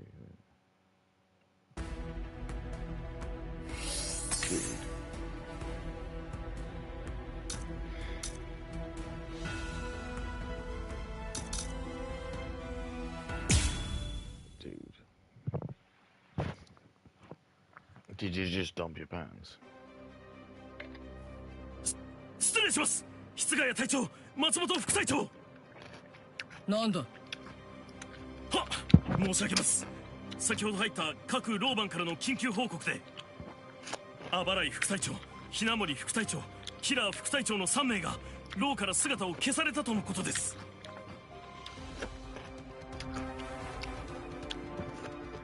完全に破壊されてる。本当にこれをあの子が？申し訳ございません。ひなもり副隊長殿に呼ばれて振り返ったと思ったら、目の前が真っ白になってしまって。白服だな。処刑されるわけでもないのに、なんで？そんなもん理由は一つしかねえよ。松本、先に帰ってろ。俺はひなもりを助けに行く。手紙に書いてあった時は目を疑った。信じられなかった。ずっと。でも本当なんですね、アイゼン隊長。アイゼン隊長を殺したのは本当にあの人なんですね。 See, I should speed when doing. You're like, ow, ow, man, ah, stop it. やっぱり二人一緒にいやがったか。 I hate black people. I wipe you. 思った通りだ。キラの牢だけ外側から鍵が開けられてやがった。こっそり逃がすつもりなら爪が甘かったんじゃねえのか、一丸。なんや、おかしな言い方しはりますな。わざと分かるようにそうしたつもりやってんけど。ひなもりより先に来れてよかったぜ。あいつが来る前に俺がてめえを殺す。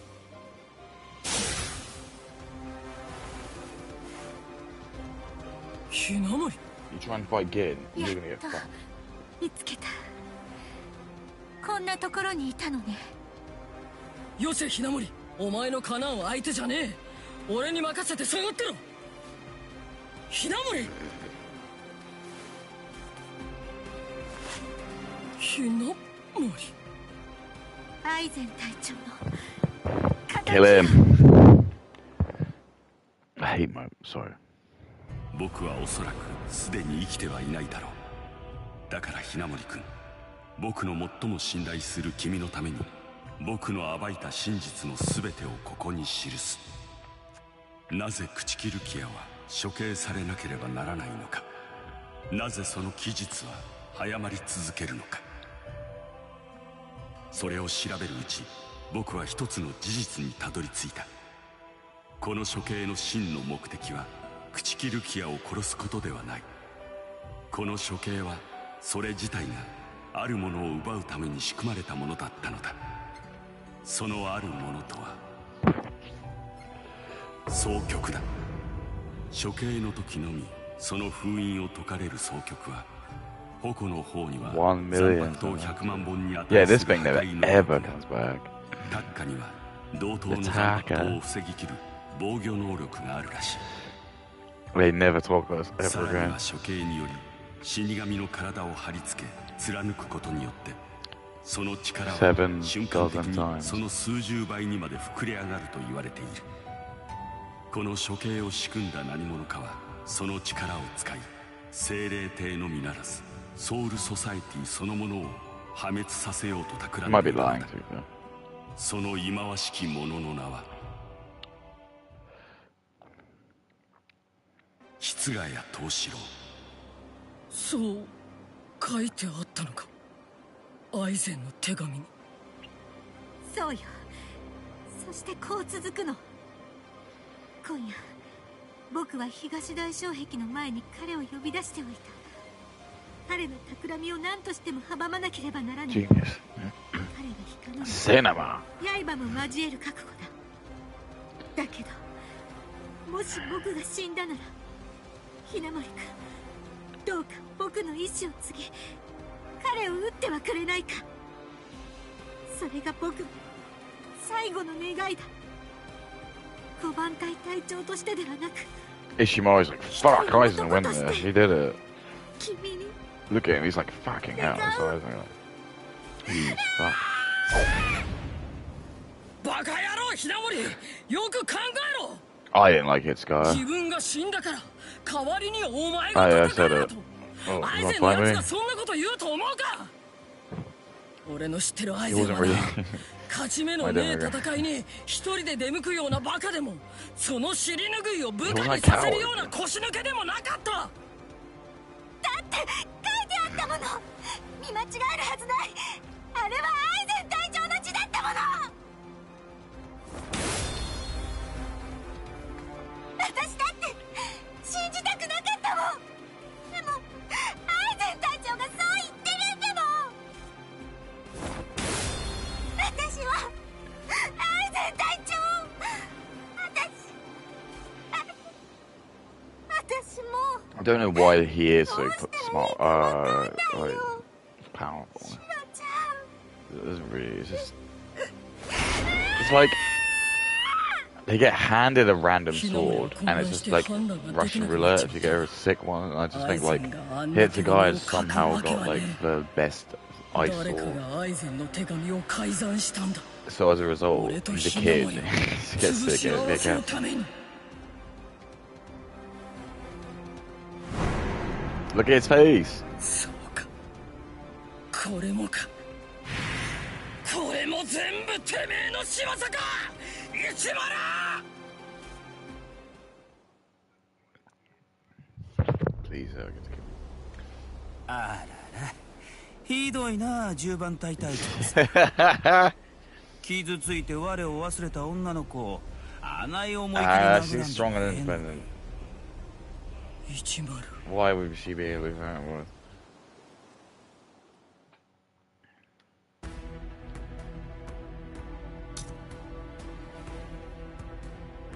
Oh, who do I get to play as? I'm quite excited. Yeah. It's not Gin, I'll be Hitsukai. I would love to play as Gin. But 随分と都合よく警鐘が鳴るものだな。はあ、相変わらずやな。最後の継承くらいゆっくり。Why would you say that? I know it's funny because that's like 聞かれへんようになるんや。 it's the conversation that made Hitsukai get.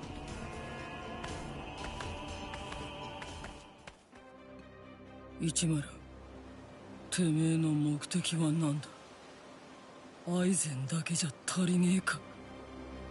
雛森までこんな目に合わせやがって。血がにじむほど刀を握りしめなきゃならなくなるまで、I don't see any blood. はて何のことやら。言ったはずだぜ一丸。ひなもりに血流させたら。That actually happens every single month. ああかんな10番隊隊長さん。こないなとこで残白刀抜かれたら僕が止めるしかないやないの。一丸隊長。I like Gain because he's like 下がっときいずる。 he's like, pretty so strong as well, but he's getting these kind of like he's not really he's like a double secret agent, so he's not really trying to kill anyone. But I do generally think he well he didn't use his bang for one, and he did. So I do think Gin did have that advantage.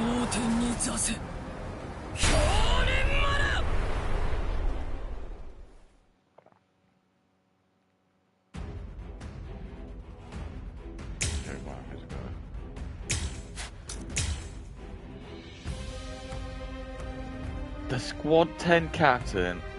What?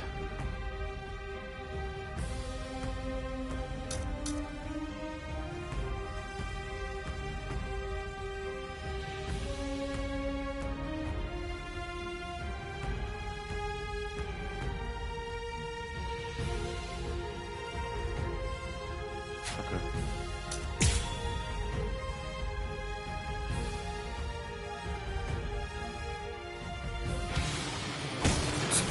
Whoa, I love it. The effect. Sick.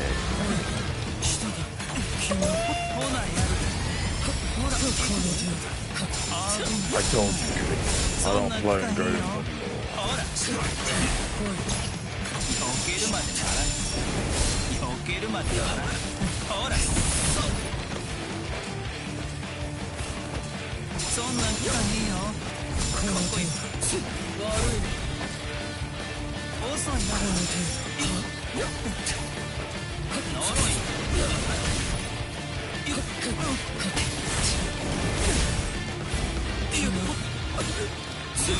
Oh crap. So you can play as captain.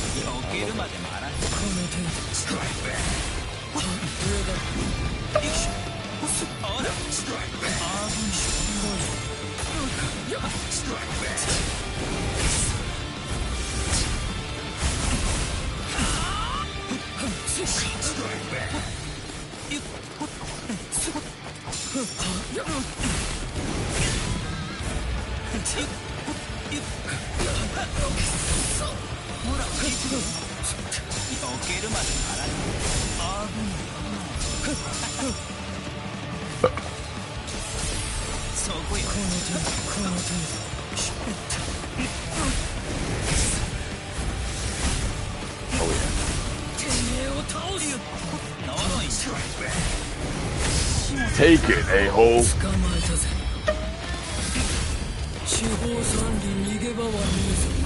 Yeah. 溢れた冷圧が作り出す水と氷の竜、そして天候さえも支配する。初めて見る。これが筆の隊長の持つ氷雪系最強の残白刀、氷輪丸。なんて水量、なんて速さだ。容赦はしねえぞ。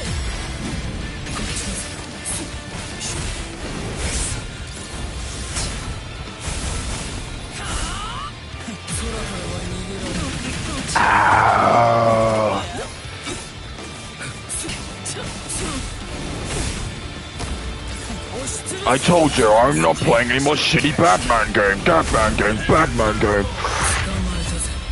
He's sick.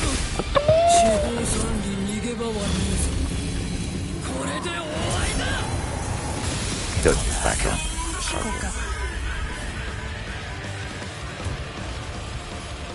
Very cool. I mean, it's great. I love him. The fights are cool.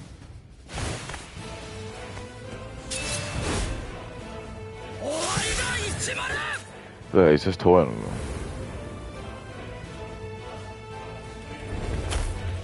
Because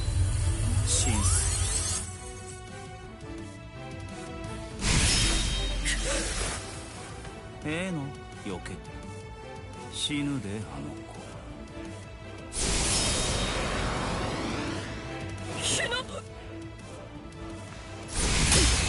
He went there. 申し訳ありません。命令通り大社へ帰ろうとしたのですが、氷林丸の冷圧を感じて戻ってきてしまいました。刀をお引きください、一丸隊長。引かなければここからは私がお相手いたします。 Can't kill his side piece. 待て一丸。僕を追うより5番隊副隊長さんをお大事に。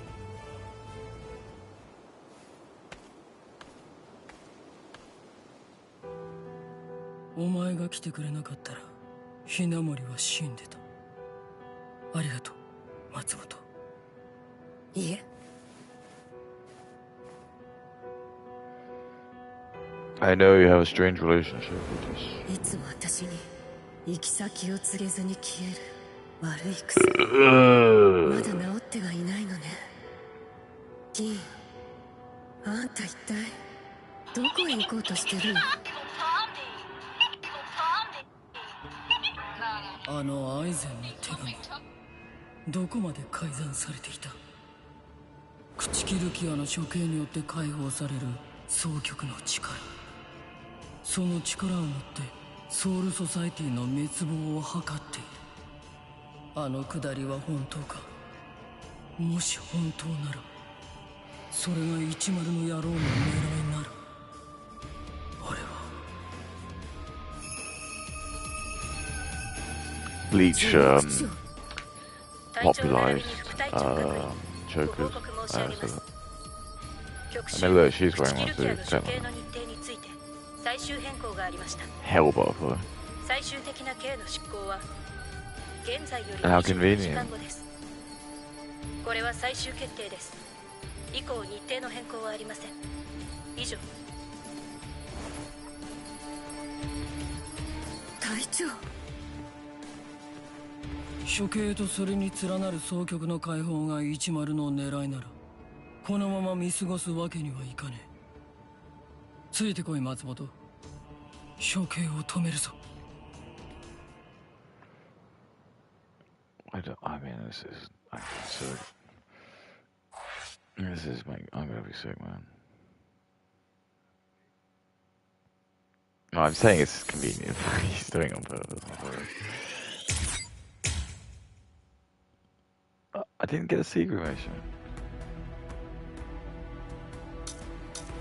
Fuck you, man. I need to go for a bit.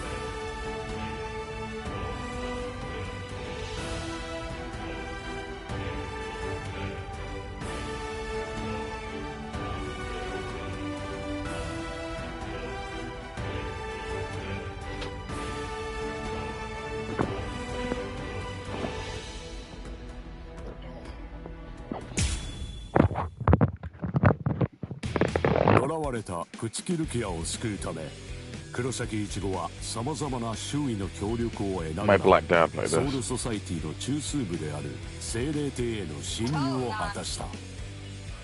しかし仲間たちは強敵たちとの戦いを経て成長を遂げたものの、ルキア奪還の道のりは遠く、石田瓜生や佐渡安虎は道半ばで意識を失ってしまう。そんな中、精霊艇に5艇13対5番隊隊長 Women will do anything to be naked. 練習の警報が入る。イチゴたちの侵入に乗じた精霊艇の混乱はソウルソサイティ全体を巻き込み、大きく不気味に発展していく。イチゴたちに狙いを定める者、Imagine Asian gonna play this one though, get the drums for the first time. What did you say this music was gonna be used for? Ah, it's some kind of stupid game. 様々な思惑が渦巻き、交差し、加速していく。死神たちに捕らえられた石田、佐渡、Just lay low in jail, yeah, that's fun. イチゴを信じ、静かに私服を決意する。一方、イチゴは The second phase of a Sound Park 2's release usually takes 10 times Shikai. Unlike Shikai, which is achieved by continuing synchronizing things. How nice. Okay. With a little help from the allies anew, Ishiko is airborne. Oh my god, it's like no way you can read that. I'm quite quick at reading, but it doesn't help us on the side. Daybreak. イチゴは確かに凄まじい速さで成長しておる。波の死神と比べればにわかには信じがたいほどの勢いじゃ。 Why didn't they just make it so the I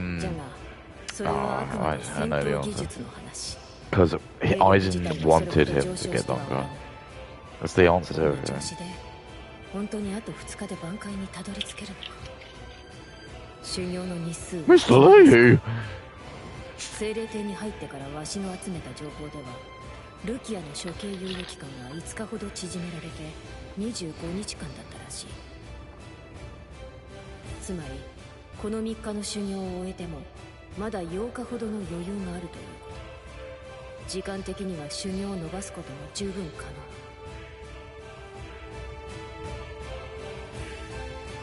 じゃがどうする。3日間というのはこの方法でキスケが挽回に至るまでにかかった日数。それと同時に奴自身がこれ以上は危険と判断した日数でもある。修行の日数を引き伸ばしてイチゴの魂魄がそれに耐えられる保証はない。 So basically Kisuke just cheated his way to get to the top. I like that. He's just really smart. He just didn't. He was like, fuck this, I'm not gonna sit here and train for 10 years. She's a stupid sort of like doll.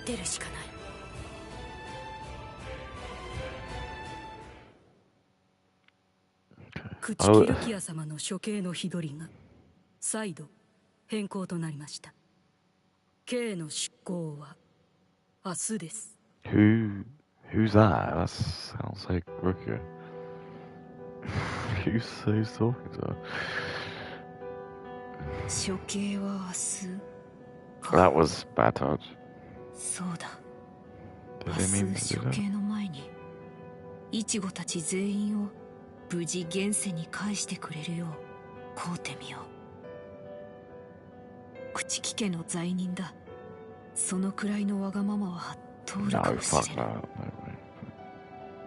way. 処刑は明日。そう聞かされて驚きはしたが不思議と悲しくはなかった。それはきっと昨日見た夢のせいなのだろう。決して忘れることのないあの夜の夢のせいなのだろう。殿、海援殿、海援殿、海援殿。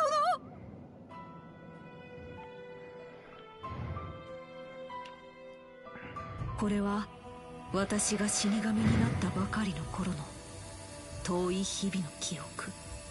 朽木家の養子となり特別待遇扱いで5艇13隊に入隊した私は13番隊に配属直後他の隊士から距離を置かれるようになってしまっていた。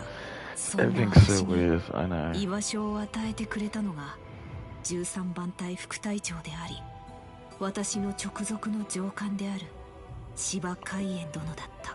凡庸な挨拶、凡庸な土星、凡庸な部下と上官の関係。 Women secretly want to bang their bosses. That's the secret. Yeah, I'm just gonna put this in my legs. It's cold. I like fuck you. しかしその凡庸で心地よかった生活はある事件によって突如終わりを告げる。事件 It's not too bad. I'll sleep. ホローの偵察任務に当たっていた海援殿の妻 Oh, that's what I think of this game. I just followed it. 敵ホローによって絶命したという秘宝からだった。海援殿は妻を殺した未知のホローの討伐隊に志願。浮竹隊長と私も同行し、その謎のホローの住処へと向かった。隊長、俺一人で行かせてください。なぜその時私は阻めなかったのだろう。彼の行く手を命を懸けて。相手は能力もわからない未知の敵で、一人で立ち向かうなど最初から危険極まりない戦いだったのだ。しかし浮竹隊長は海援殿を止めず助太刀もしなかった。いいか、よく覚えておけ。戦いには2つあり、我々は戦いの中に身を置く限り常にそれを見極め続けなければならない。命を守るための戦いと誇りを守るための戦いと。しかし海援殿、なんじゃ、わしを呼んだか小娘。私の呼びかけに振り向いた海援殿は、Yeah. 私の知っている海援殿ではなかった。ホローは自身の霊体を相手の霊体と融合させ、その体を乗っ取る異能の持ち主だったのだ。逃げろ、朽木。早くしろ。死にたいのか。浮竹隊長の声に私はその場を逃げ出した。どうしてだ、どうしてこんなことに。海援殿。しかし気がつくと私は元の場所に戻ってきていた。無論策などなかった。ただあのまま一人で逃げてはいけないと思ったのだ。戻って海援殿を助けなければと。殺せ。そいつはもう海援じゃないんだ。そこからの記憶はあまり鮮明ではない。気がつくと私の残白刀に胸を貫かれた海援殿が私の肩にもたれかかっていた。隊長、ありがとうございました。俺を戦わせてくれて。朽木、俺のわがままに付き合わせてひでえ目に遭わせちまったな。悪い、きつかったろう。ありがとな。おかげで心はここに置いていける。違う、私は礼を言われるようなことは何一つしていない。逃げ出したのはあなたと戦うのが恐ろしかったからだ。戻ってきたのは一人助かろうと逃げる自分が恐ろしくなったからだ。あなたに刃を突き立てたのは苦しむあなたを見ていることに耐えられなかったからだ。私が救ったのは私自身だ。 Oh god. I mean, it's good. The story's good. I mean, I'm not skipping it because it's good. I'm really enjoying it. They've done a really good job with this. 私に救われる価値などありはしない。 Because I'll be honest with you, like, I had the PS3 game Resurrection of Souls, and it was like I played it like once because my brother did have a PS3, but then he moved out before I could get to play it, and I was like, I really enjoyed it. I was like, why didn't they just have another like really dope Bleach game? And this just came out of nowhere, and I know fuck all about it. I just got it completely blind. I'm not gonna look up anything. I'm not gonna cheat. So I have no idea like how far it goes. 私はそれに従うだけだ。つまらぬ話で呼び止めるな。失礼する。Show some respect. He's all there. お前、ふざけるのも大概にしろよ。いつまでそんなことを言ってるつもりだ。明日なんだぞ、本当に。明日の正午にはお前の妹は本当に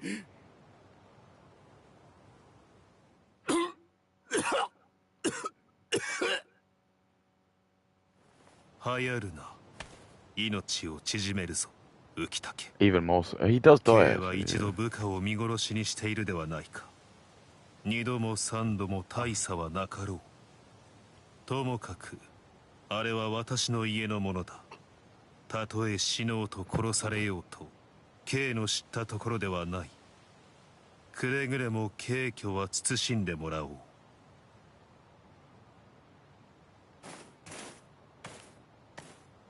お前ならこんな時どうしただろうか。白夜のやつに飛びかかって蹴りの一つでも入れてやったか。一隊長が騒いだところで中央の決定が覆るわけもない。それを知っていてもなお朽木を救うために駆け回っただろうか。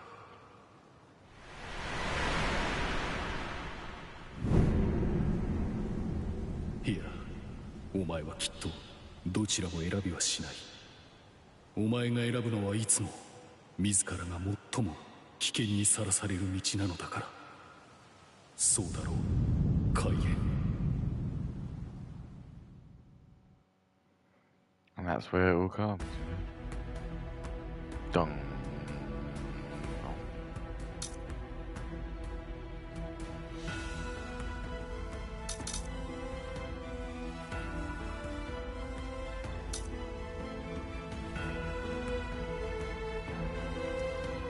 Yes.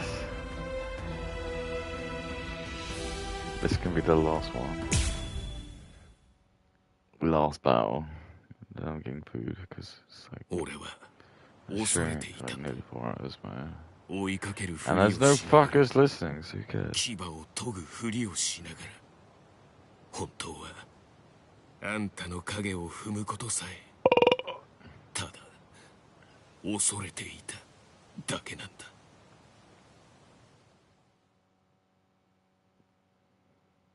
Healthy relationship. おやめください、副隊長殿。剣をお引きください。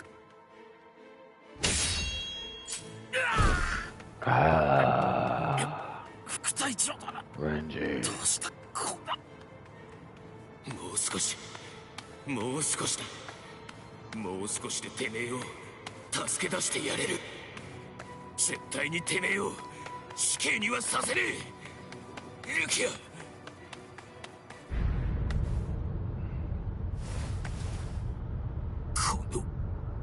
やつは朽木隊長。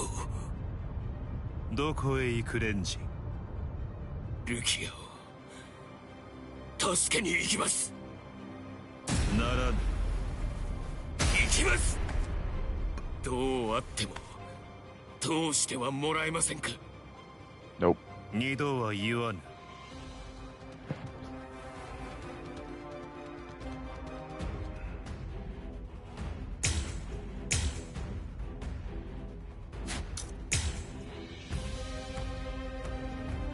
The hot hug. A rare fighter.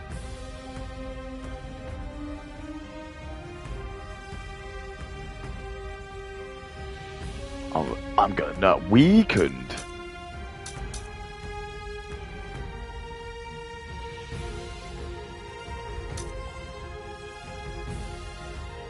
Fight, come on, man.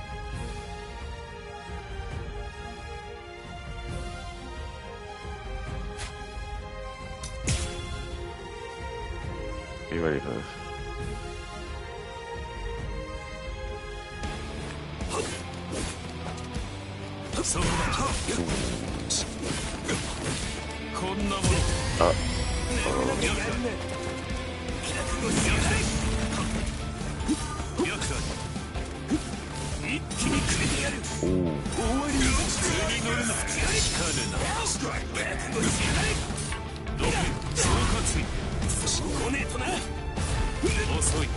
Oh no.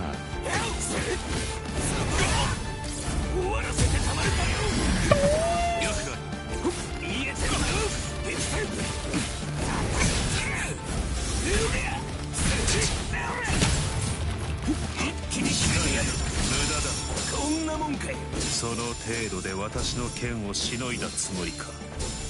言ったろ。 If you want to keep doing that, dude, I told you, I'm saving Rukia no matter what. If you want to stand here and act like a fuckhead, you got more work to do. But I will rescue Rukia. Crazy crack!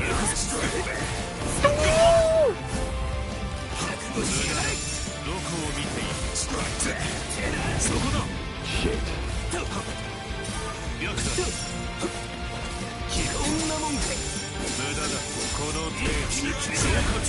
Willie's a boo.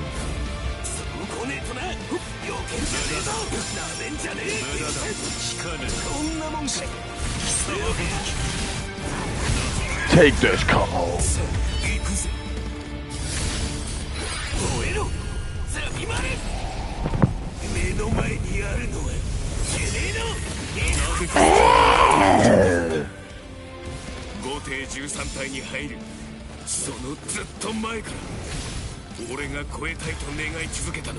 Oh, from the soul. God.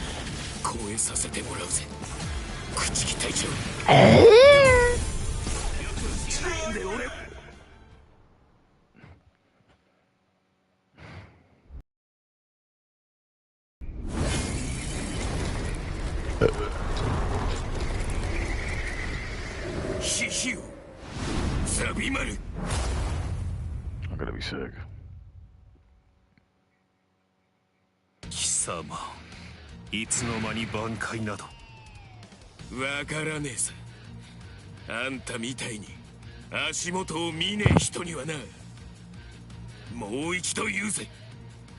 俺はルキアを助けに行く。二度は言わぬと言ったはずだ。どうしても通してもらえねえなら、俺はあんたを切っていくぜ。素直に剣を引けばよいものを、まだ私を倒せる気でいるというわけか。まさか貴様、失念しているわけではあるまいな。私にも挽回があるということを。挽回。It is too good. That's the problem. 知れ、千本桜影吉。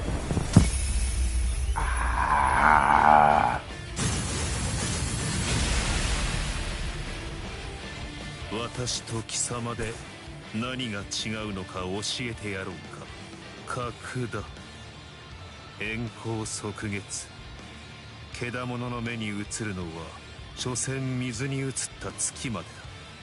それを取ろうとあがいても、ただ水底に沈むのみ。貴様の牙は私に届くことはない。永遠にな。足元より立ち上る千本の刃。その千本の刃が散ることによって生まれる無数の刃は、もはやその数を知ることさえかなわぬ。軌道を読むことはできぬ。かわすことなどなおできぬ。 They're getting like continuously walking away. すべてはただ立ち尽くし、塵にキスのみ。褒めてやろう。私の挽回を受けてまだ息があるというところまではな。だが次に動けば容赦せぬ。貴様も分かっているだろう。挽回は消えた。意志に反する挽回の消滅は持ち主の死期が近いことを意味する。貴様はじきに生き絶える。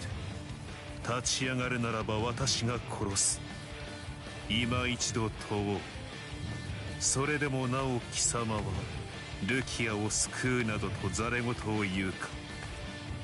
息ができねえ。冷圧で Dude, quit. 灰になっちまいそうだ。もう指一本も動かせねえ。ダメだ。遠すぎたんだ。Pause, Benji. やっぱり俺は It's like Bankai was like so shit. The rest of it was so okay. So shit. まだ立ち上がるのかイチゴ。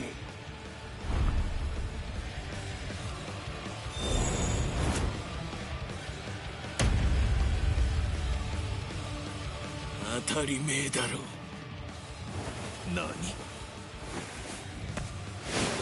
誓ったんだよ。絶対に助けるってな。誓いだと誰にだ？誰でもねえよ。ただ俺の魂にだ。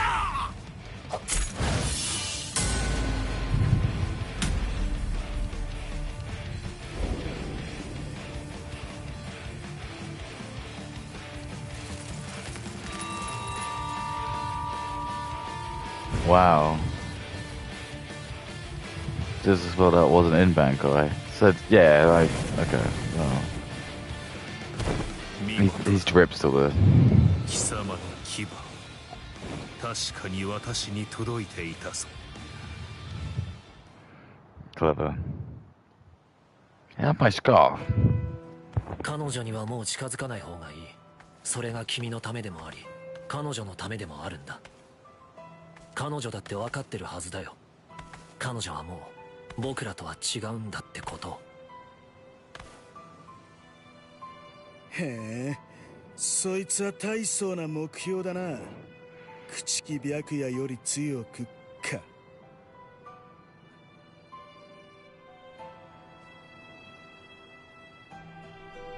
難儀な話さ。嫌になるだろう。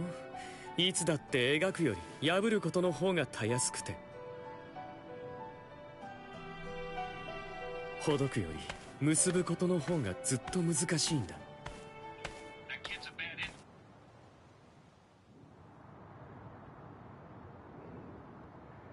Where did you get that green drip from? No, that's cool. I like the gods. It's cool.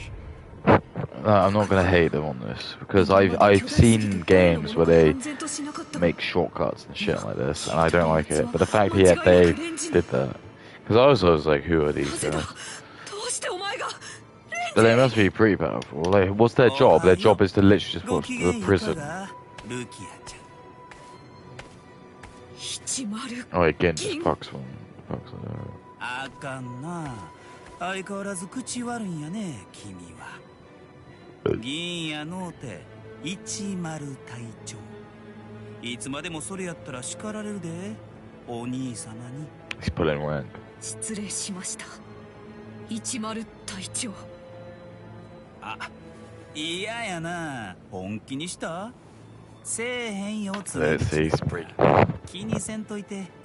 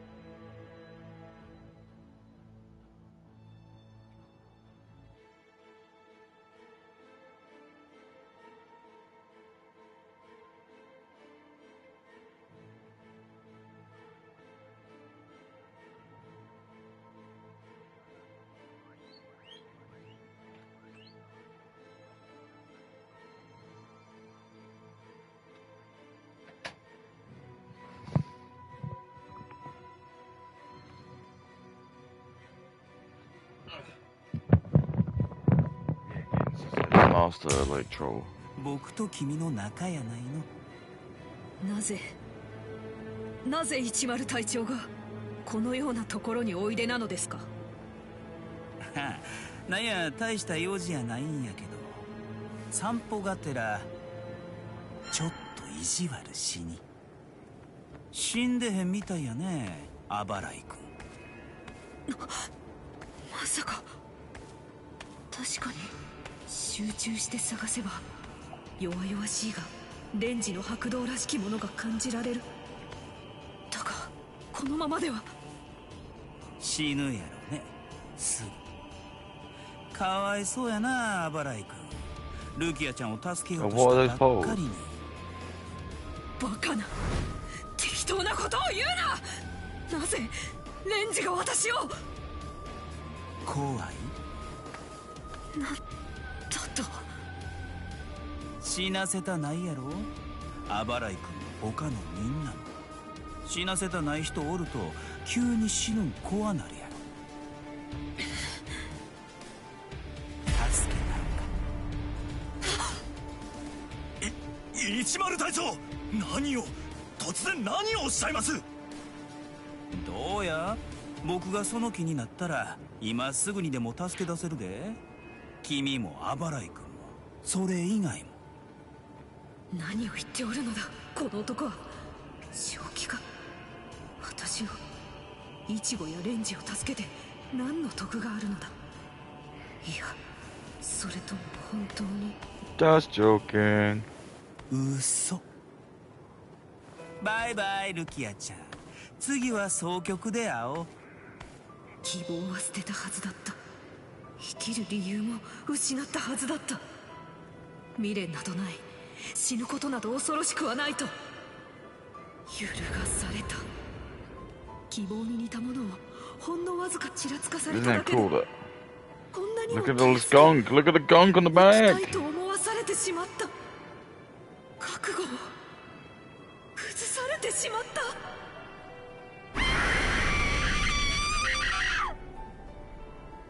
Is that where the microphone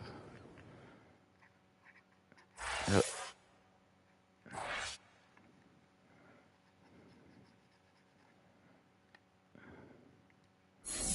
Look at all the gunk I got.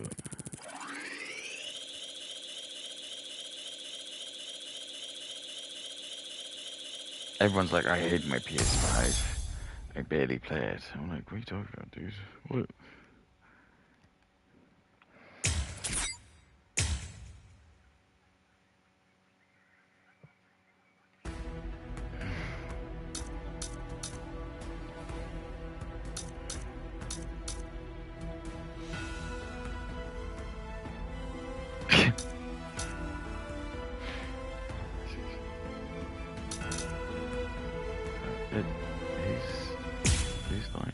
He's playing this one.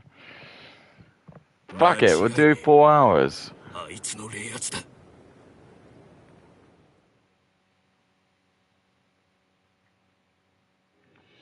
急激な進歩はないが順調に成長はしておるようじゃな。しかし先ほどから感じるこの胸騒ぎは何じゃ。何かが、不吉な何かがこの場所に近づく気配がする。こんなところに潜って何やってんのかと思ったら、そいつはてめえの残白刀の本体か。隠れてこそこそ挽回の修行か。面白そうなことやってんじゃねえか。俺も混ぜろよ。No. I'm sorry, they literally we only had one なん person. でてめえがこんなところに。そう言いたげな面してるな。何大した理由じゃねえ。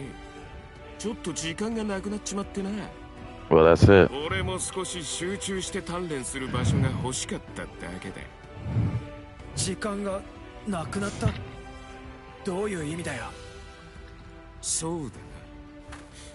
てめえには教えといてやる。ルキアの処刑時刻が変更になった。なんだと。Oh, I don't feel good at all. I'm gonna be sick, guys. 明日の勝負だ。尺な話だが、今の俺の力じゃルキアを助けるには少しばかり足りねえ。だからここへ来た。安心しろよ。何もてめえの修行を邪魔しようってわけじゃねえ。俺も具象化までは習得済みだ。挽回まではあとわずか。こっちはこっちで好きにやらせてもらうぜ。明日じゃと。そんな、それではとても挽回なぞ。そんなんでいいのかよ、夜市さん。この修行あんたから誘ったんじゃねえのかよ。だって That's very cool. あんたから諦めてんじゃねえよ。じゃが一号、もし明日までに挽回が完成せねば。言ったろ、できなかった時のことは聞かねえ。期限が明日になったってんなら今日中に片付けりゃいいだけの話だ。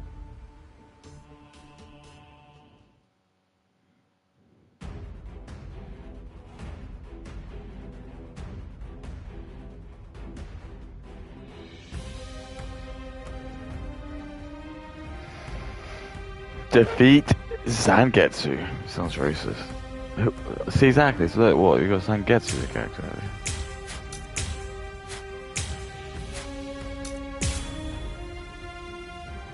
And what? I can't play with him. Look at him, he's a character! Do I get to fight? Oh, look at the sword I'm using.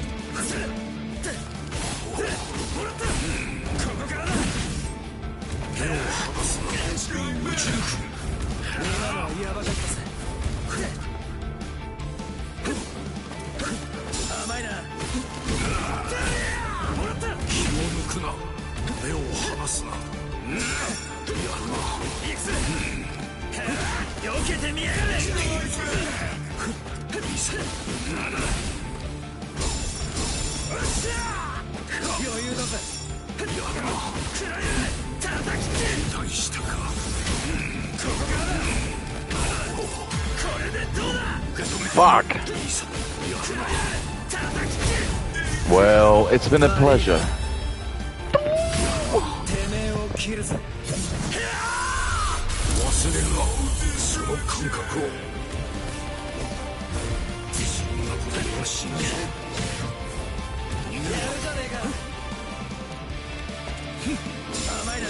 See what I mean?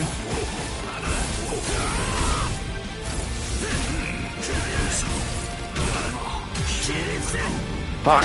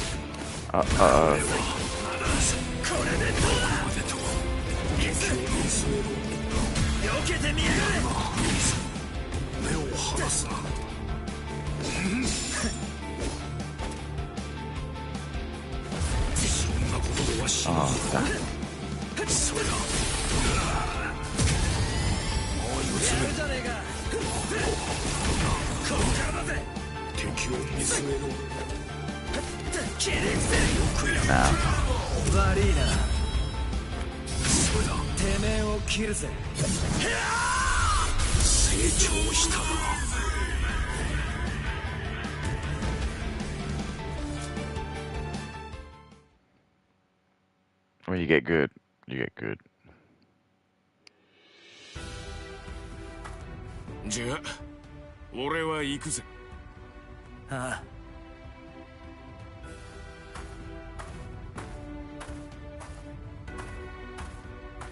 夜市さんよ。あいつは本当に大丈夫なの？案ずるな。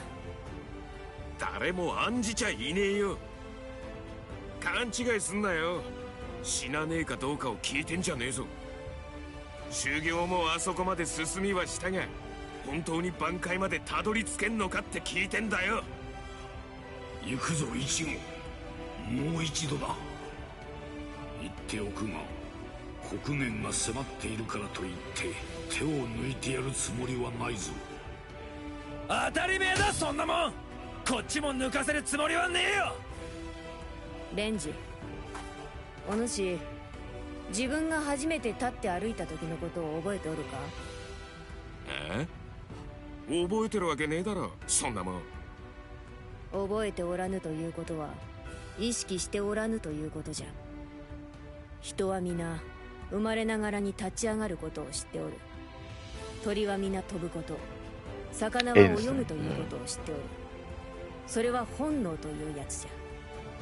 本能で知っておるからこそ皆迷いなくその力を手にしようとする。奴のイチゴの迷いのなさはその本能を思わせるのじゃ。奴はおそらく本能的に分かっておるのじゃろう。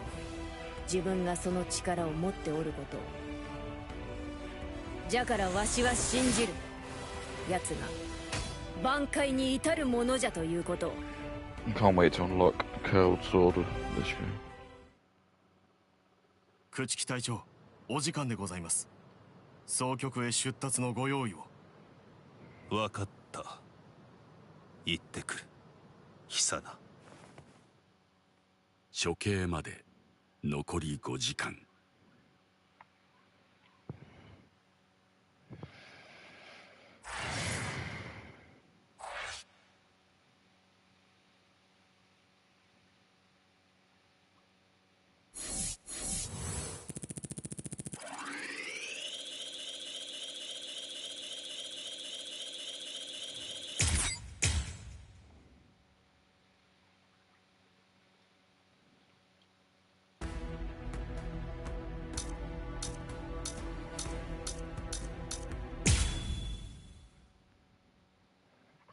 I'm gonna be sick. すいやせん隊長、男一匹今手伝いもん。 This guy's dope. I can't remember what his guy was. この上は腹かさばいて。構わぬ。用意なら万端整っておる。 I can't remember. わしを動かす I don't know if that dude ever fights. He's got like a sword and it's got like a pick in it. I don't remember what he does. I really don't think they ever expand on this character. He becomes the captain. He actually becomes the captain. 迷いはない。あの方が是と言えば死すらも是である。貴公はどうだ、当然。無論僕はいつもと変わらない。このめしいた目に映るのは常に最も血に染まぬ道だけだ。君と歩む道は同じだと信じているよ、駒村。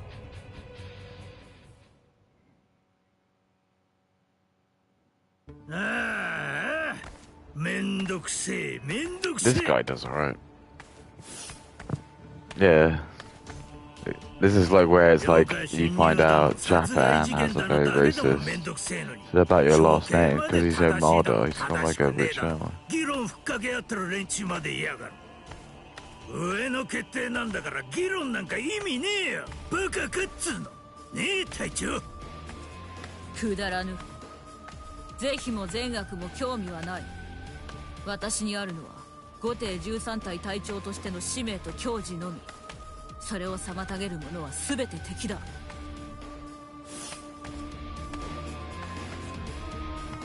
敵は全て殺す。それだけだ。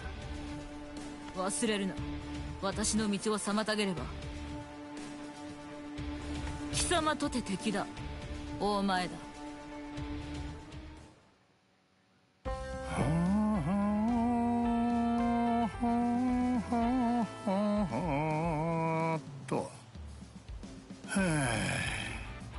That's me at work. あ、隊長、こんなところにいらっしゃったんですか。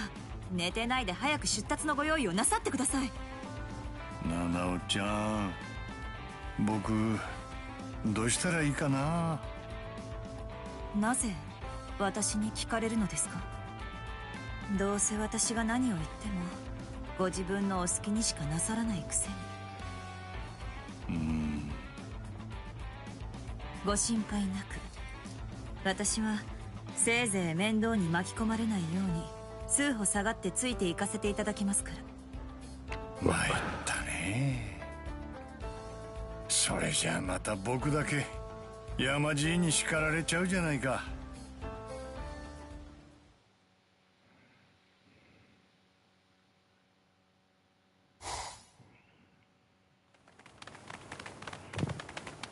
で、次はどっちの方角だ、女。っちだよ。ねえ、ケンちゃんもこっちだと思うもんね。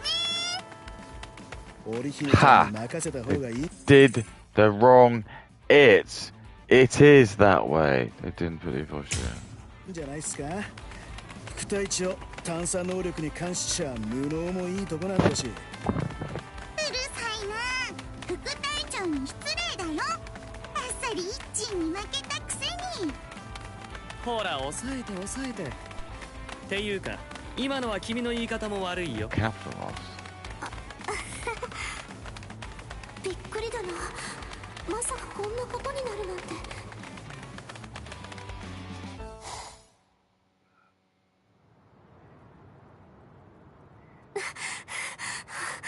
石田君、大丈夫かな。今の私にできることは防御と回復だけ。朽木さんのいる潜在宮って場所に向かえばきっと黒崎君たちも。見つけた、一鎮。ってありゃ、なんだ、一致じゃないや。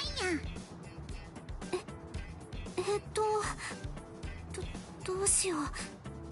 この子も死神だよね。おかしいな。確かにイッチーの匂いがしたんだけどな。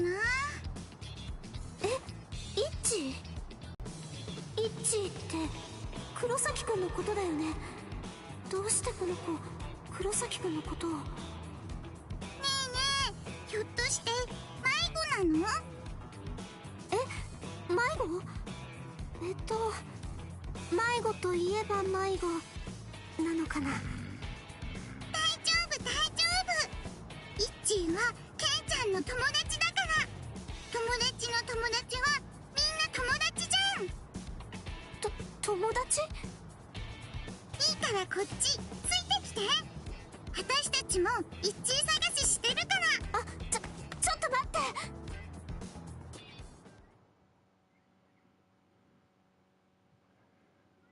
Weird. 美しい。で、結局どうなんだ、織姫ちゃんよ。イチゴの野郎は生きてんのか。いや、そこまではちょっとわかんないです。くだらねえこと聞くな、一角。生きてるさ。俺にはわかる。奴は生きてまだ強くなろうとしてやがる。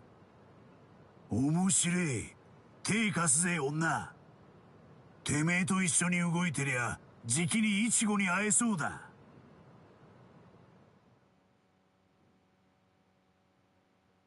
4 hours. I'm playing for 4 hours.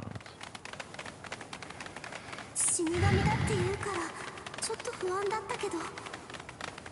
めんどくせえ。とりあえず俺の勘で行くぞ。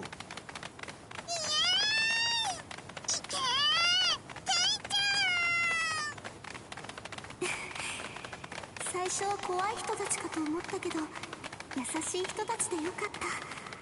これならきっと。 This is wrong. どこだここは。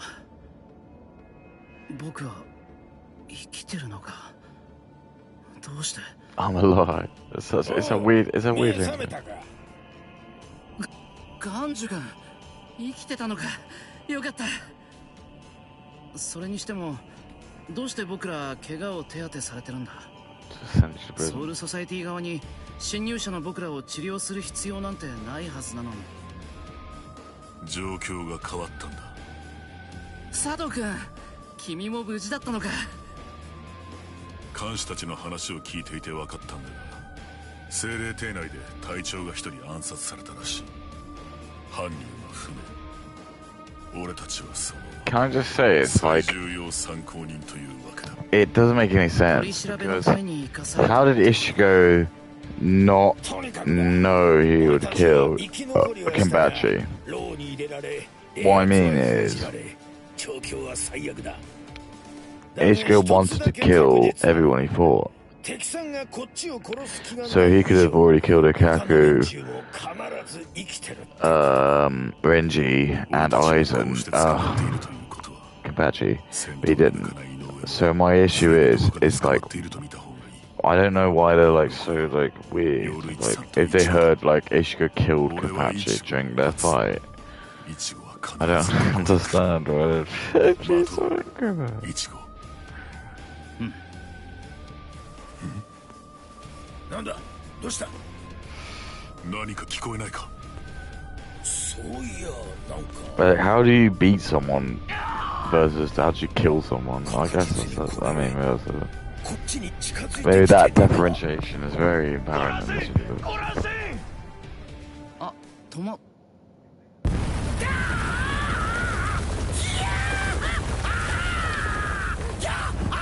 Me, Monday morning. なんだこれはここかてめえは Captain. Okay. Oh, he knows who he is then. また外れか。今度こそイッチーだと思ったのに。石田くん、佐渡くん、ガンズくん、みんな無事だったんだね。よかった。井上さん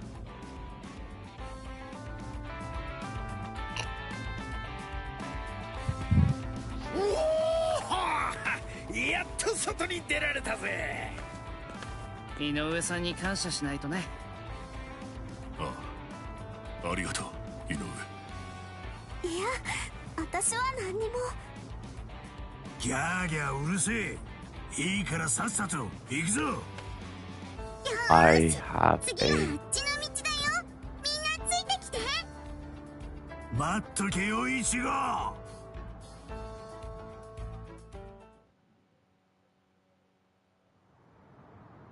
でもう何十回目っすかね行き止まりにぶち当たるのはねえ副隊長殿うるさいな絶対こっちだと思っ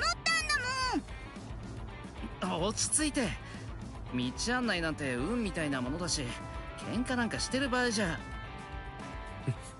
隊長ああこそこそしやがってみっともねえ連中だ出てこいよ冷圧消して隠れるなんざ隊長格のすることじゃねえだろうが随分な口の利きようだな自分が何をしているか分かっているのか旅館を連れてどこへ逃げる敗れて誇りまで失ったかザラキ駒村隊長当選隊長今さ潔隊長格が4人だが数ではまだこっちが有利だわめくな誰がてめえらに戦わせてやるなんて言ったよ4対1か試し切りにはちっと物足んねえがな4対1だとわしら4人を貴公一人で相手にするというのか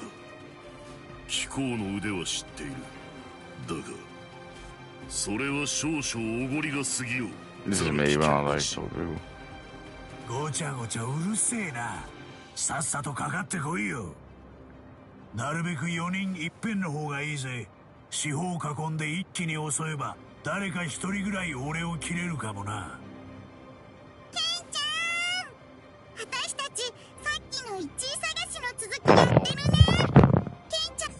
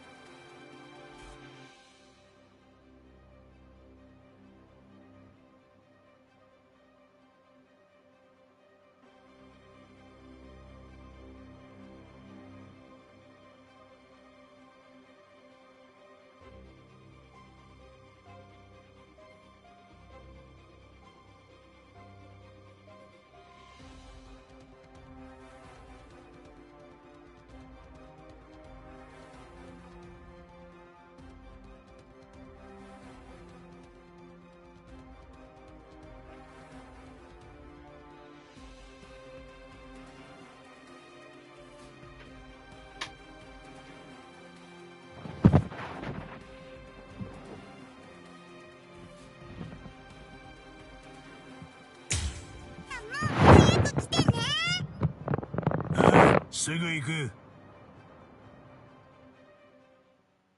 チルちゃん、待って、ヤチルちゃん。本当にこれでよかったの？ザラキさん一人置いてきちゃって。Mr. Zaraki. As his name is. 相手が誰でもケンちゃんが負けるわけないもん。ヤチルちゃん。Didn't he lose this guy? すぐ行くか。挑発のつもりか、それとも本気で言っているのか。どちらにしても君はどうやら誇りだけでなく正気まで失ってしまったようだな、ザラキ。正気かよ。あいにくそんな面倒なもんは鼻から持ってた覚えはねえな。隊長、ここは。Look at this. まずは俺たちに行かせてください。Are you kidding me? 4人まとめて来いって言ってんだろうが。やっぱりそうきたが、なめやがって。そうなるとこちらも。俺らが行くしかないっすよね、隊長。待て、お前らなんで連中と一緒に行ってねえんだ。おい、よく聞け。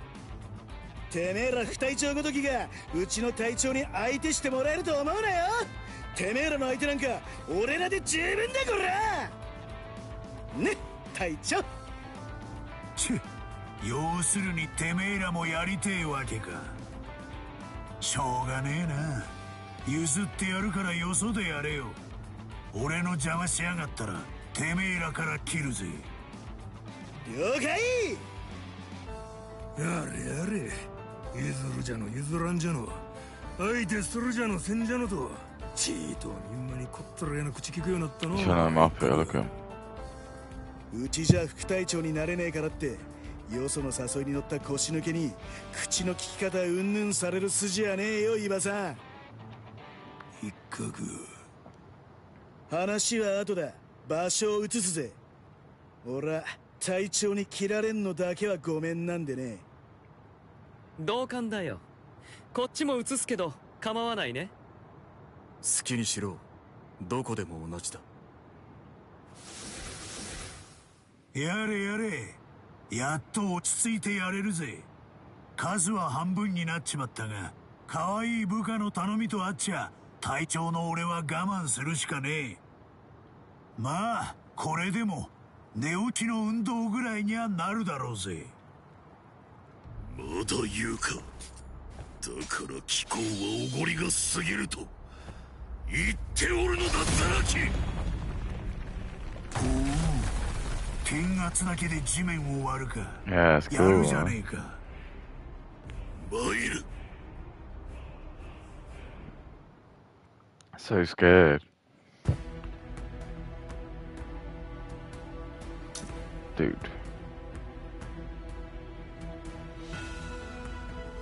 Ten can.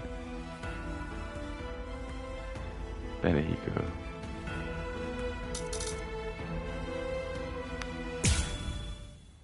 Ooh, let's do this.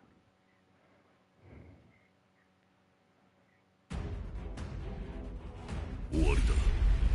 いかにザラキケンパチといえど、これでは影も残るまい。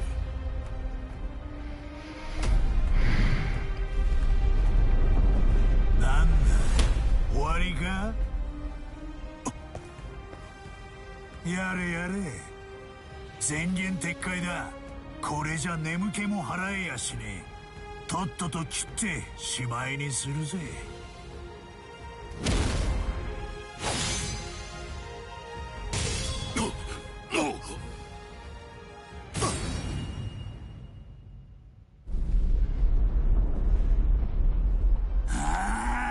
話になんねえな。この程度でよく平気で体調ずらしてられんな。立てよ、まだ死んじゃいねえだろう。死ぬなら隊長らしく俺に挽回の一つでも見せてから死ねえ。うぬぼれるな。貴公のような裏切り者に挽回など。待て、駒村。私がやろう。5艇13隊の隊長の座につく方法は3つある。一つ目は総隊長を含む隊長3名以上の立ち会いのもと行われる隊首試験に合格すること。二つ目は隊長6名以上の推薦を受け、残る7名のうち3名以上にそれを承認されること。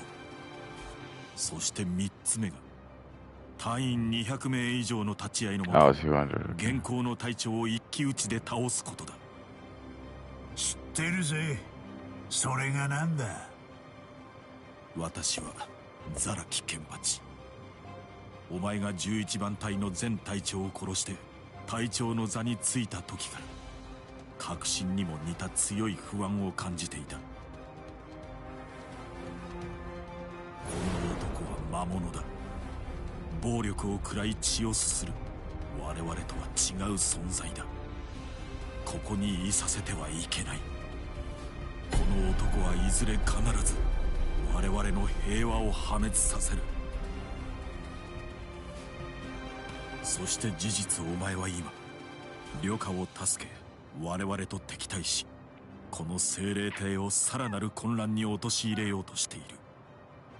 おそらくはお前自身がたださらなる戦いを欲するがゆえに。違うかザラキ。ごちゃごちゃうるせえよ。要はてめえが正義の味方だって言いてえだけだろ。I'm gonna fucking kill you, dude.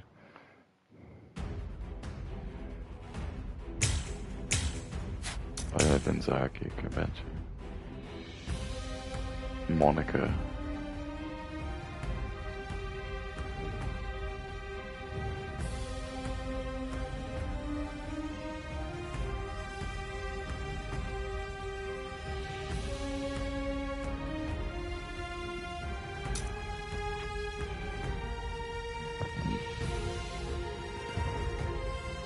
Bisect!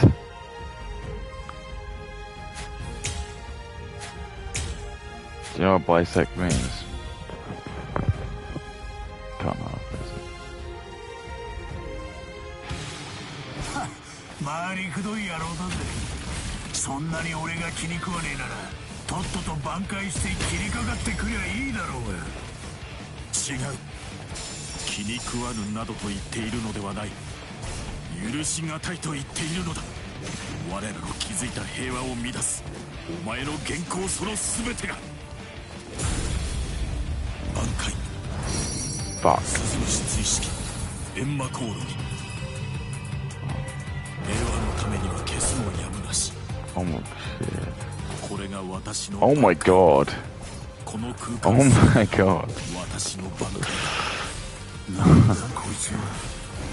何も見えねえ。何も聞こえねえ。 I love it. この閻魔航路、中にいるものすべて冷圧知覚と視覚、聴覚、嗅覚を奪い無名の地獄を作り出す。地獄から逃れられるのはただ一人、この鈴虫本体を握る者だけだ。Oh, I'm gonna be sick. 挽回か。面倒なこったな。潰されたのは冷圧知覚と目と耳。おっと鼻もか。こそこそしやがって。残ってる触覚を使っても決定打にはならねえ。くそ、もっと気分よく切り合いさせろってんだ。待てよ、あるじゃねえか。中に奴の位置を知る方法。また笑っている。ここまで来てまだ戦いを楽しむか。危険だザラキケンパチ。やはりお前は生かしておくには危険すぎる。かわさなかった。いや、かわせなかったのか。殺し合いを楽しむなどという歪んだ心が一瞬の油断を生んだのだ。よう、久しぶりだな。僕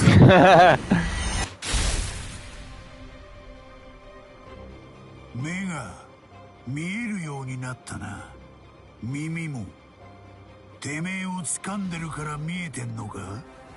それともてめえの剣に触れてるから見えてんのか。まあどっちでもいいがな。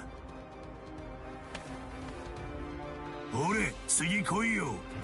コツは掴んだ。次は体を貫通する前にてめえの腕を掴めるぜ。Insane. 奴は今目も耳も鼻も使えない。 Dude, 冷圧すらも感じ取れない。 I told you, I don't want to play any more shitty Batman games. 攻撃をかわした後の斬撃も徐々に正確さを増してきている。奴は本当に魔物か。くだらねえ。切らせてやるよ。この程度で。それよ。惜しい。そう気負うなよ。邪魔だ。制する力を手に入れたきゃ剣を取って敵を切れ。なかったのだ。反抗する。まだまだだな。私の信念こそ正義だ。がっかりさせんな。うせろ。突っ込んでろ。突っ込んでろ。楽しめよ。捕らえることなど悪くねえ。ここで止める。ほら、置いてろ。まだまだだな。止まれ。耐えろよ。それよ。棒が深い。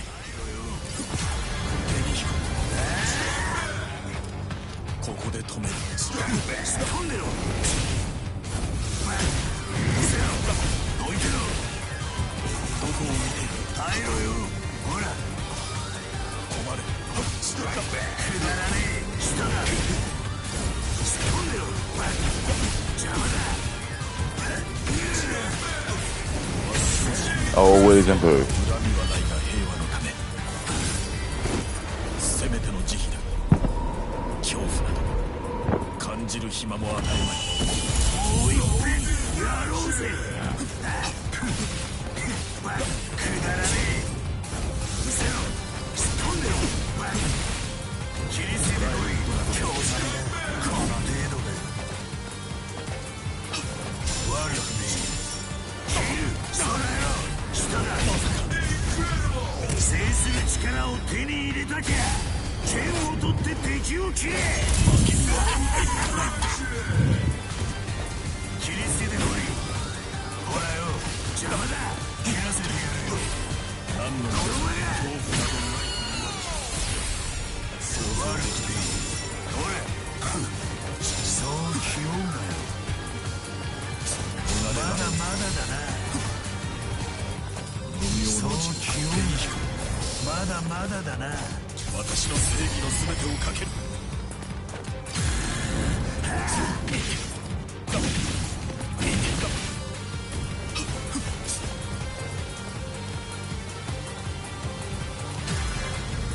そう気負うなよ。置いてろ。邪魔だ。がっかりさせんな。光は戻る。まだまだだな。ここで止める。悪くねえ。恐怖などない。んでろ。トロトロしやがって。もっとよく狙え。 Oh yeah.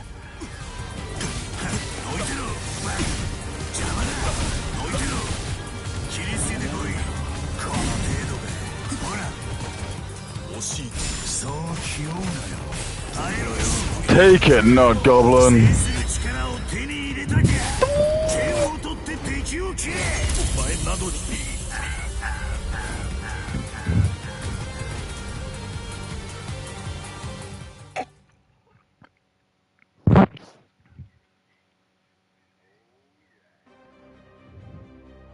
くそ。負けるわけにはいかないんだ。私はお前などに負けるわけには。まだだ。まだ終わらない。お前などに負けるわけには。やめだ。飽きた。半死人の相手なんかやってられるか。俺は行くぜ。死んだらつまんねえぞ。何しろ死んだらもう誰も切れなくなっちまうんだからな。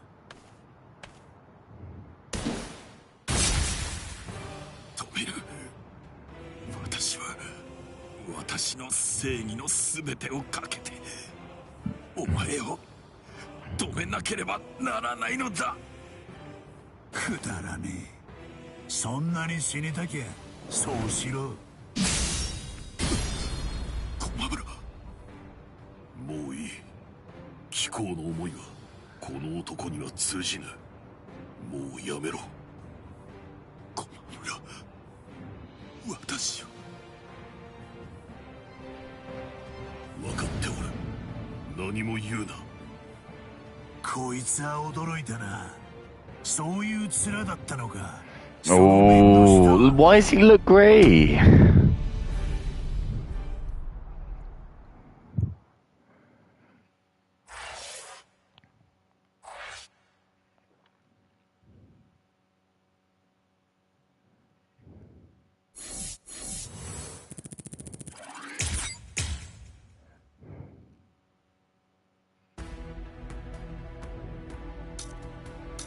Well, that's it, guys. I'm gonna quit.